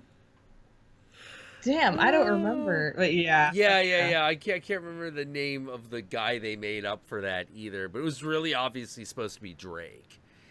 And the part of that I love is when Huey, Riley, and Grandpa come over to fucking dude's house. And it's like, all right, we just come to warn you that he is gonna fuck your wife. He's like, no, he's not. You do realize he's got a song called White Wife Booty, right? No, he doesn't. Yeah, he does. It's a fucking hit off of his third album. You know?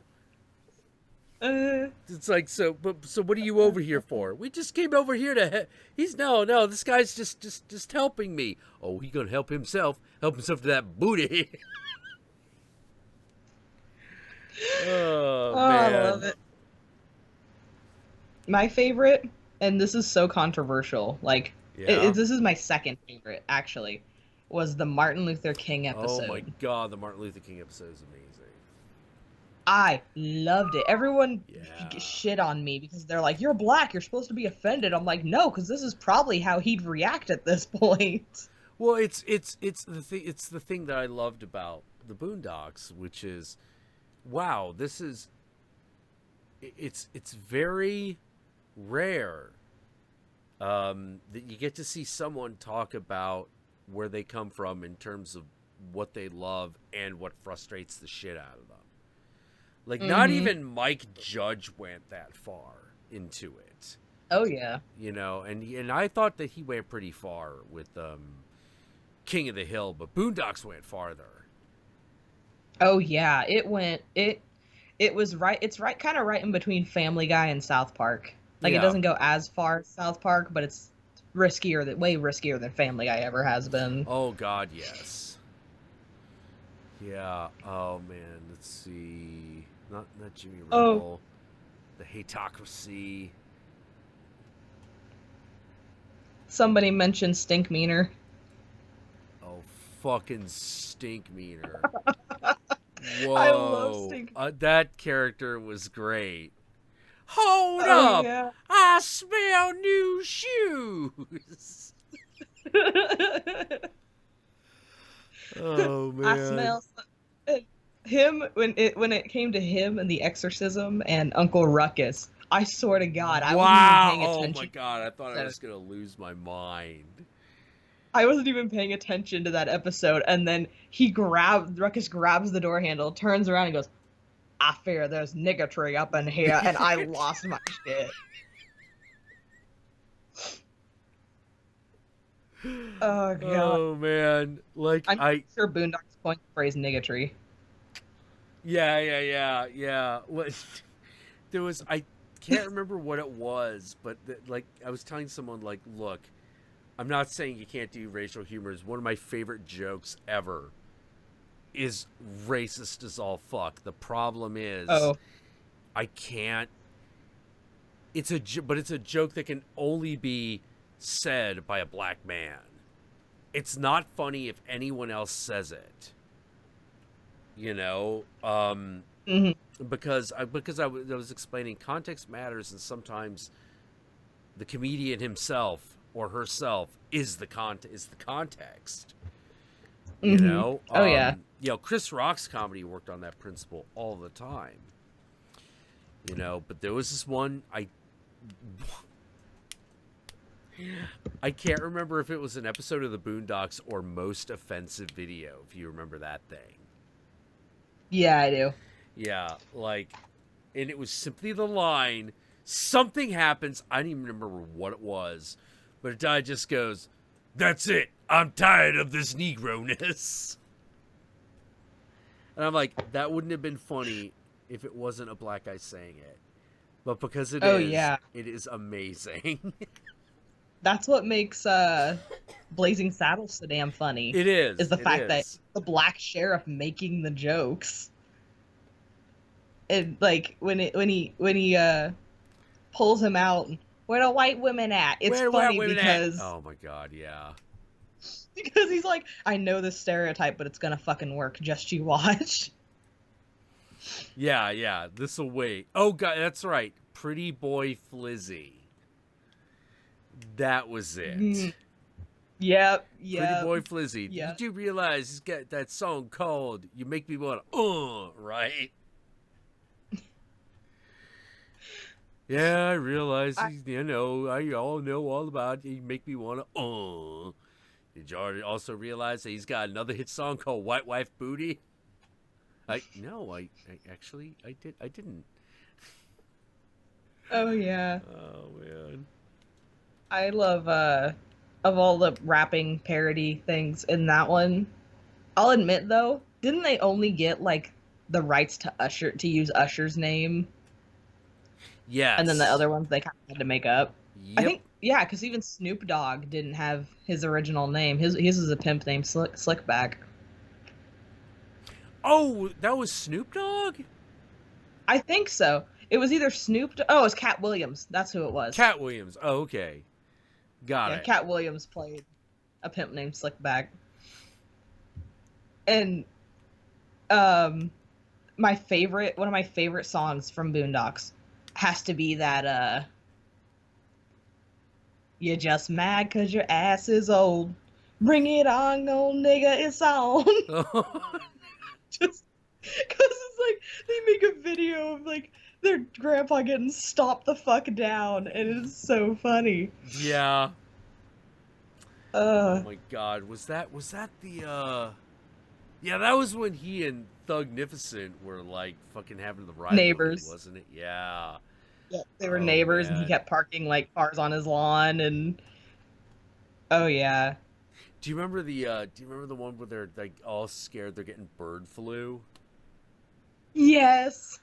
Yeah, they got Thugnificent in there, and all of a sudden, guys like starts throwing up. They're like, "Did you feed him chicken?" "No, man, there's no chicken. That was buffalo wings." I just like, ow, ow. Oh god. Ow, that hurt. But yeah, like it's one of the how to put it.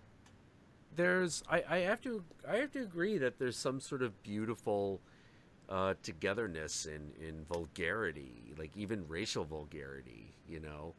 Oh yeah. You know that someone likes you when they tell you a terrible joke about a group that they belong to. Oh yeah, I do that all the time. Like I'm trying to think. What my mom actually, I told the worst joke imaginable to her one day. So for a little background, obviously my mom at one point liked black dudes. So we were driving in the car and I saw a black guy walking up the street and I go, "Don't jump on him, Mom." And she's like, "I gave that up a long time ago." I'm like, "Yeah, that's because all the black lesbians are in prison." Oh. She's like, "Fuck you." Oh. Oh. Oh. Oh. Oh. It was great. Oh. Oh my god. Sorry, I'm still reeling from that. You have to give me a minute. Oh my god. That's one of the most horrible things I've ever heard.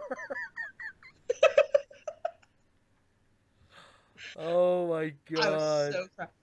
That's a really good one. Yeah. My other mother calls her a minute later, and she's at work, so she and I have not talked.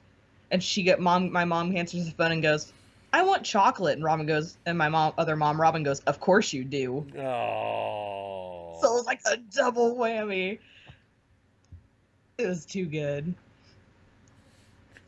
She broke Jack. Oh my god. Well, no, that's such a beautifully awful joke, you know. Oh man, what was? Oh, God damn it! God damn it! I know some bad ones. That's pretty bad. That's pretty bad. Oh yeah.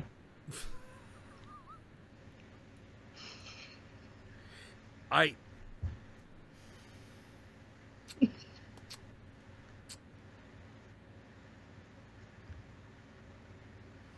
Give me a minute. Oh,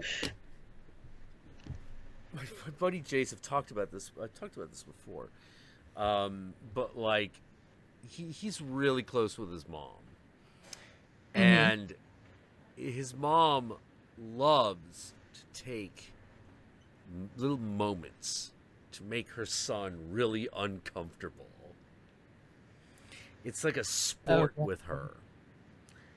And this all, the ultimate moment came when, in 2000, when Jace gets a call from his mom going, "Baby, they're bringing Shaft back." And he's like, "Yeah, Ma, I saw they're making a new movie." And she's like, "Yeah, and it's starring Samuel L. Jackson." He's like, yeah, I saw it. It was pretty cool. And he's talking to his mom. All of a sudden, I hear Jace go, "Oh!" Now, this is a sound that wasn't quite used to hearing from him at this point. Because nothing fazed this man ever. Nothing. So I'm like, "All right, dude, what was that?" He's like, "I just had the weirdest conversation with my mom." I'm like, "What did she do?" He's like, "So she's talking about Shaft." And I'm like, the new one or the old one? He's like, "Both." And she's saying she saw Sam Jackson and she got wet. I'm her son, dude, and she's telling me this. I go, "Mom, I don't know if I want to hear it." She starts talking about how my aunt, her sister, felt the same way. And they hadn't felt that way since Shaft was in Africa. Since Richard Roundtree was playing him. And I'm like, "But there's a capper, isn't there?" And he's like, "Yeah."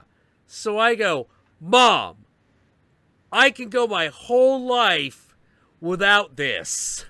And she goes, "No, you couldn't, boy. Why do you think I fucked your daddy?"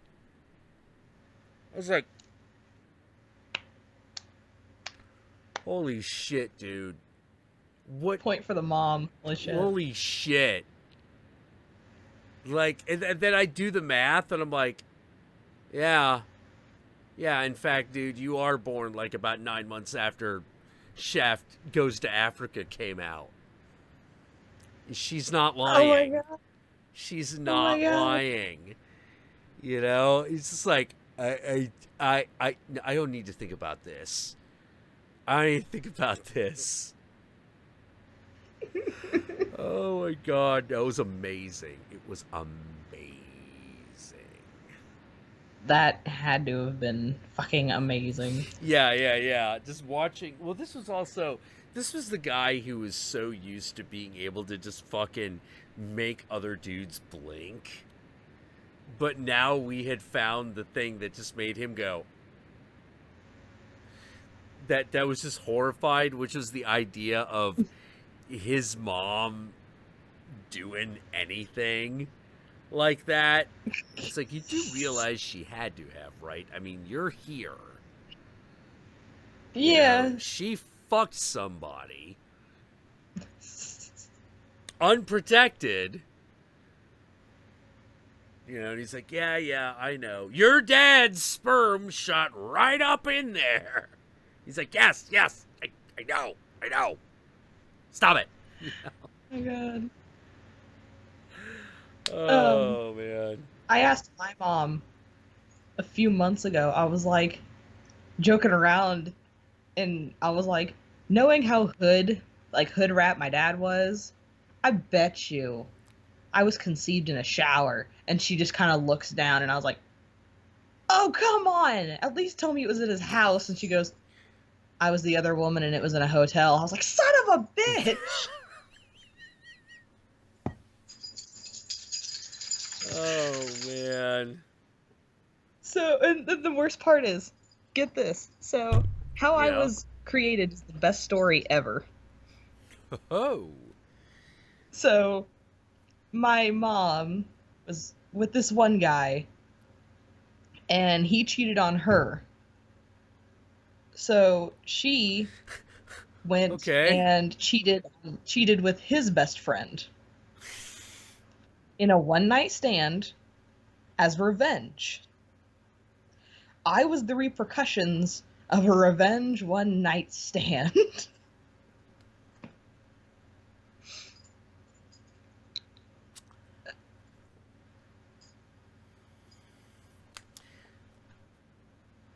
So, all right.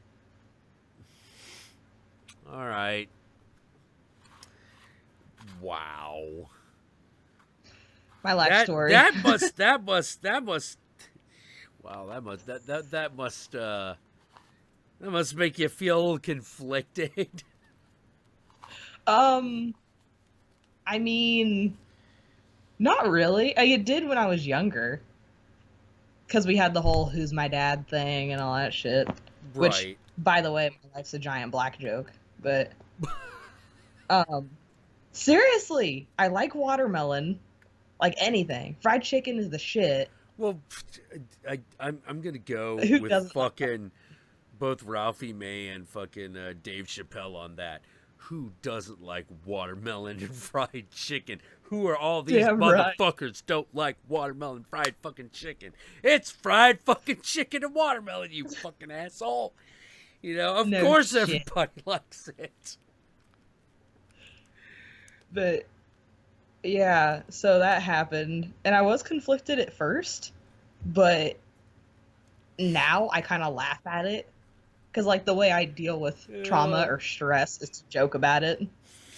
So I will tell people my life story so they can not only feel better about themselves, but so they can laugh at my pain. Oh, man. Oh. It's great. Yeah, the infidelity, it's really interesting. Like, the infidelities of my family's become international incidents. You know? Like, Oh, wow. Yeah. Like, I told you the story of my Uncle Jimmy Way, right?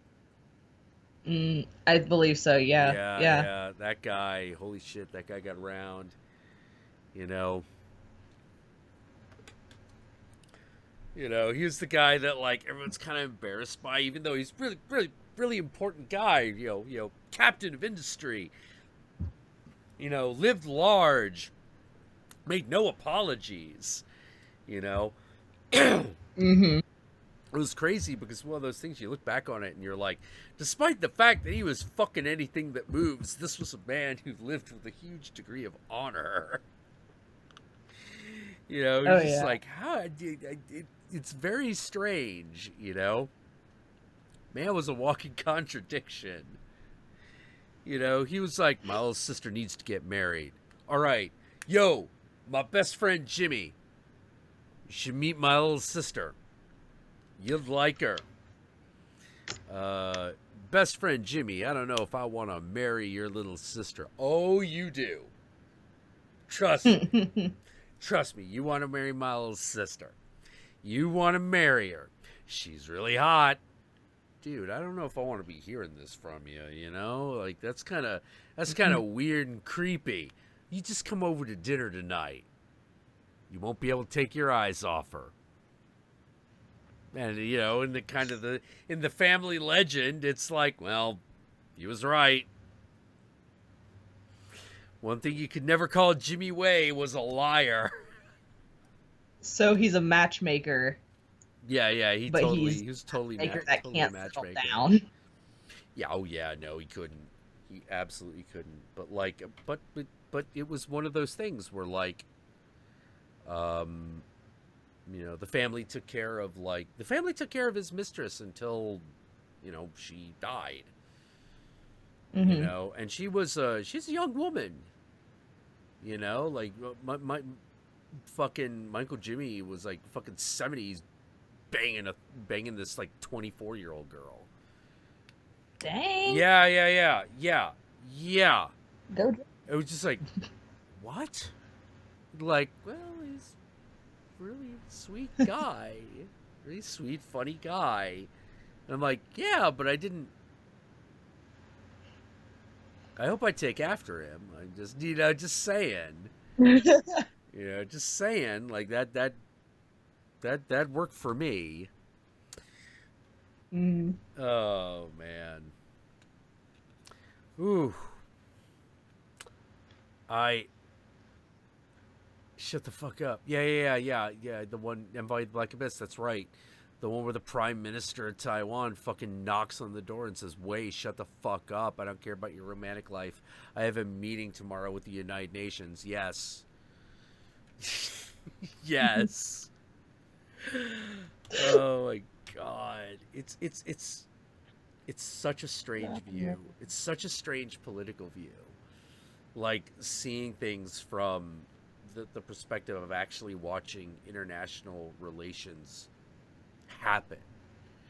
It's so different because all of a sudden you start to realize why everything is so hard.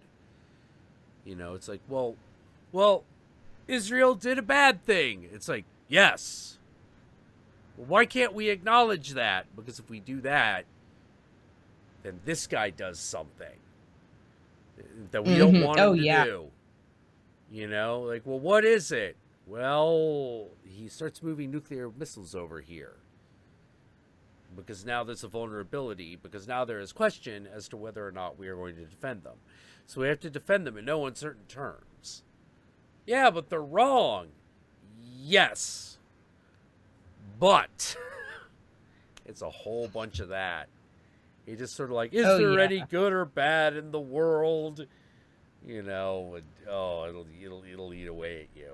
It will eat away. I had to explain it to a kid in my he was in 8th grade, I think, and out here it's like, why don't we just nuke the Iraqis? And you know, oh like my god, just yeah, he said that word for word. Why don't we just nuke the Iraqis?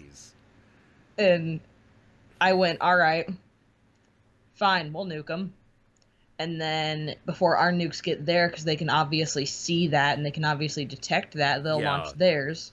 And then England's going to freak out thinking it's coming towards them and launch theirs. Yeah. And then he goes, that's not how that works. And I went, look it up. Yeah, look it up. Like, you know, NATO is... we're always a hair's breadth away from complete annihilation, trust me. You know? Oh, yeah. They do... It was one of those things where it was like, have you ever actually been in the position where you had both keys in the lock? You know, because of the way it works, like there are these two, it's a lot like in Superman 3, where you have like two guys, each of them has a different key, and they have to be turned in at the same time. Yeah, there was never a point where they turned the lock, but there was a point where they had both keys in it. You know, and that just that opens the control panel that allows them to put in the number, which it turns out for the longest time was 000000.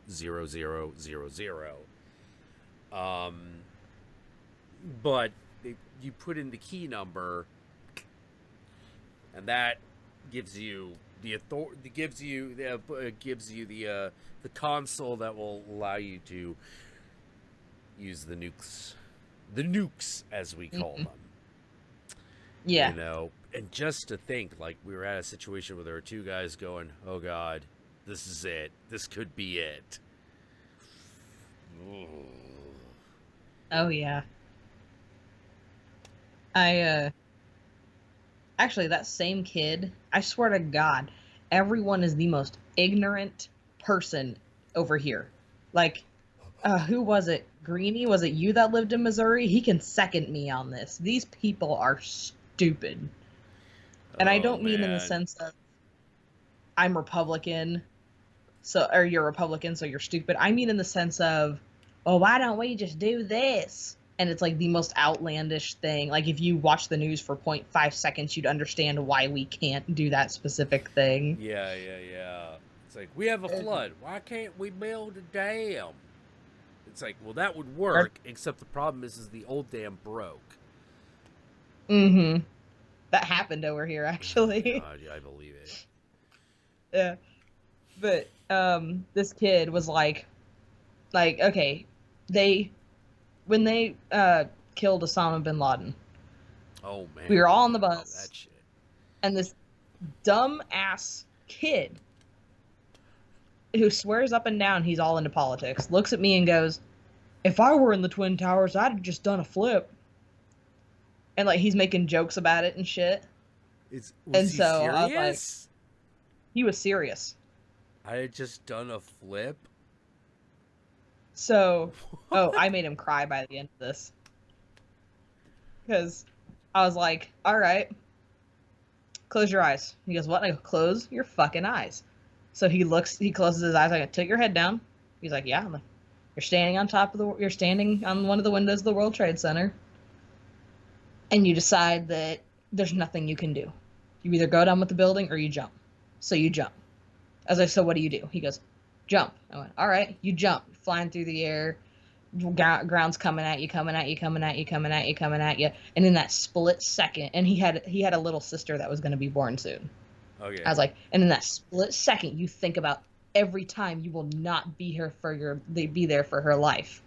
And as I was talking, I'm moving in front of him in the bus seat, so I'm like this with him, and he doesn't know it. And I was like, and then it's like you think about your mom, you think about your dad, you think about, and then I pushed him, went bam, and he goes and starts crying, and I was like, that's what it feels like. Yeah.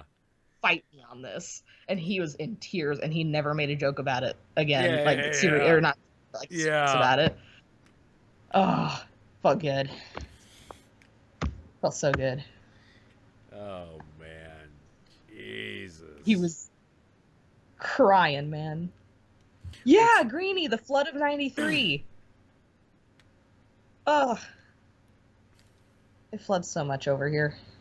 I believe it.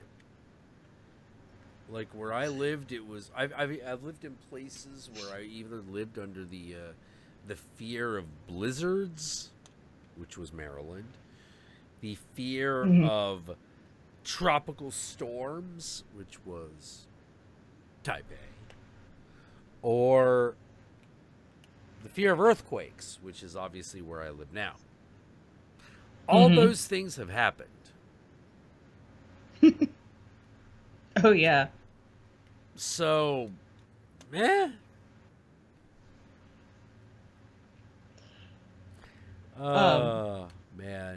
We have a themed restaurant. It's like in Burlington, Iowa, if any of you guys want to go check it out. I think it might be closed now, but you can still see the outside of it. It's called Big Muddies. And it's on the Mississippi. Oh, okay. And yeah. And the reason why it's called Big Muddies is because every single flood has hit that place. Like it's hit like 5 times, and the guy finally said, okay, the 6th time is when I'm gone.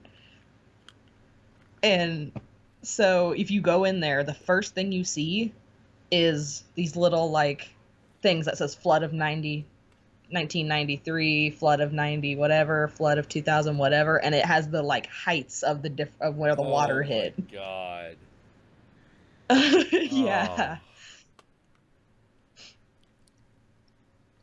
Oh man. Oh shit. It was amazing. I think it's about time. I gotta pack it in. I'm getting a little sleepy. Oh yeah, everyone's getting up for work in like an hour maybe. So Yeah. I'm. It's time for me to rest up and figure out what the hell I'm gonna do with the rest of my life. I still will not figure it out for another 30 years, I'm sure. Yeah, fair enough. Well, Horserus, it was great. It's great talking to you as always. It was great being on here again. And being on cam. It's weird. Yes, it's only happened one other time, I think. Yeah. All right. Well, hopefully, as I said, on Tuesday we will have Ken Evernall, director of Baskin, on the stream with us. Who knows how that will go? Hopefully it'll go awesome. Because I think that's going to be great. And until next time, kids. I'm Count Jackula from the planet Dracula. And I'm the Horserus. And we look forward, and remember, Satan and I love you very much. And we'll see you again next time.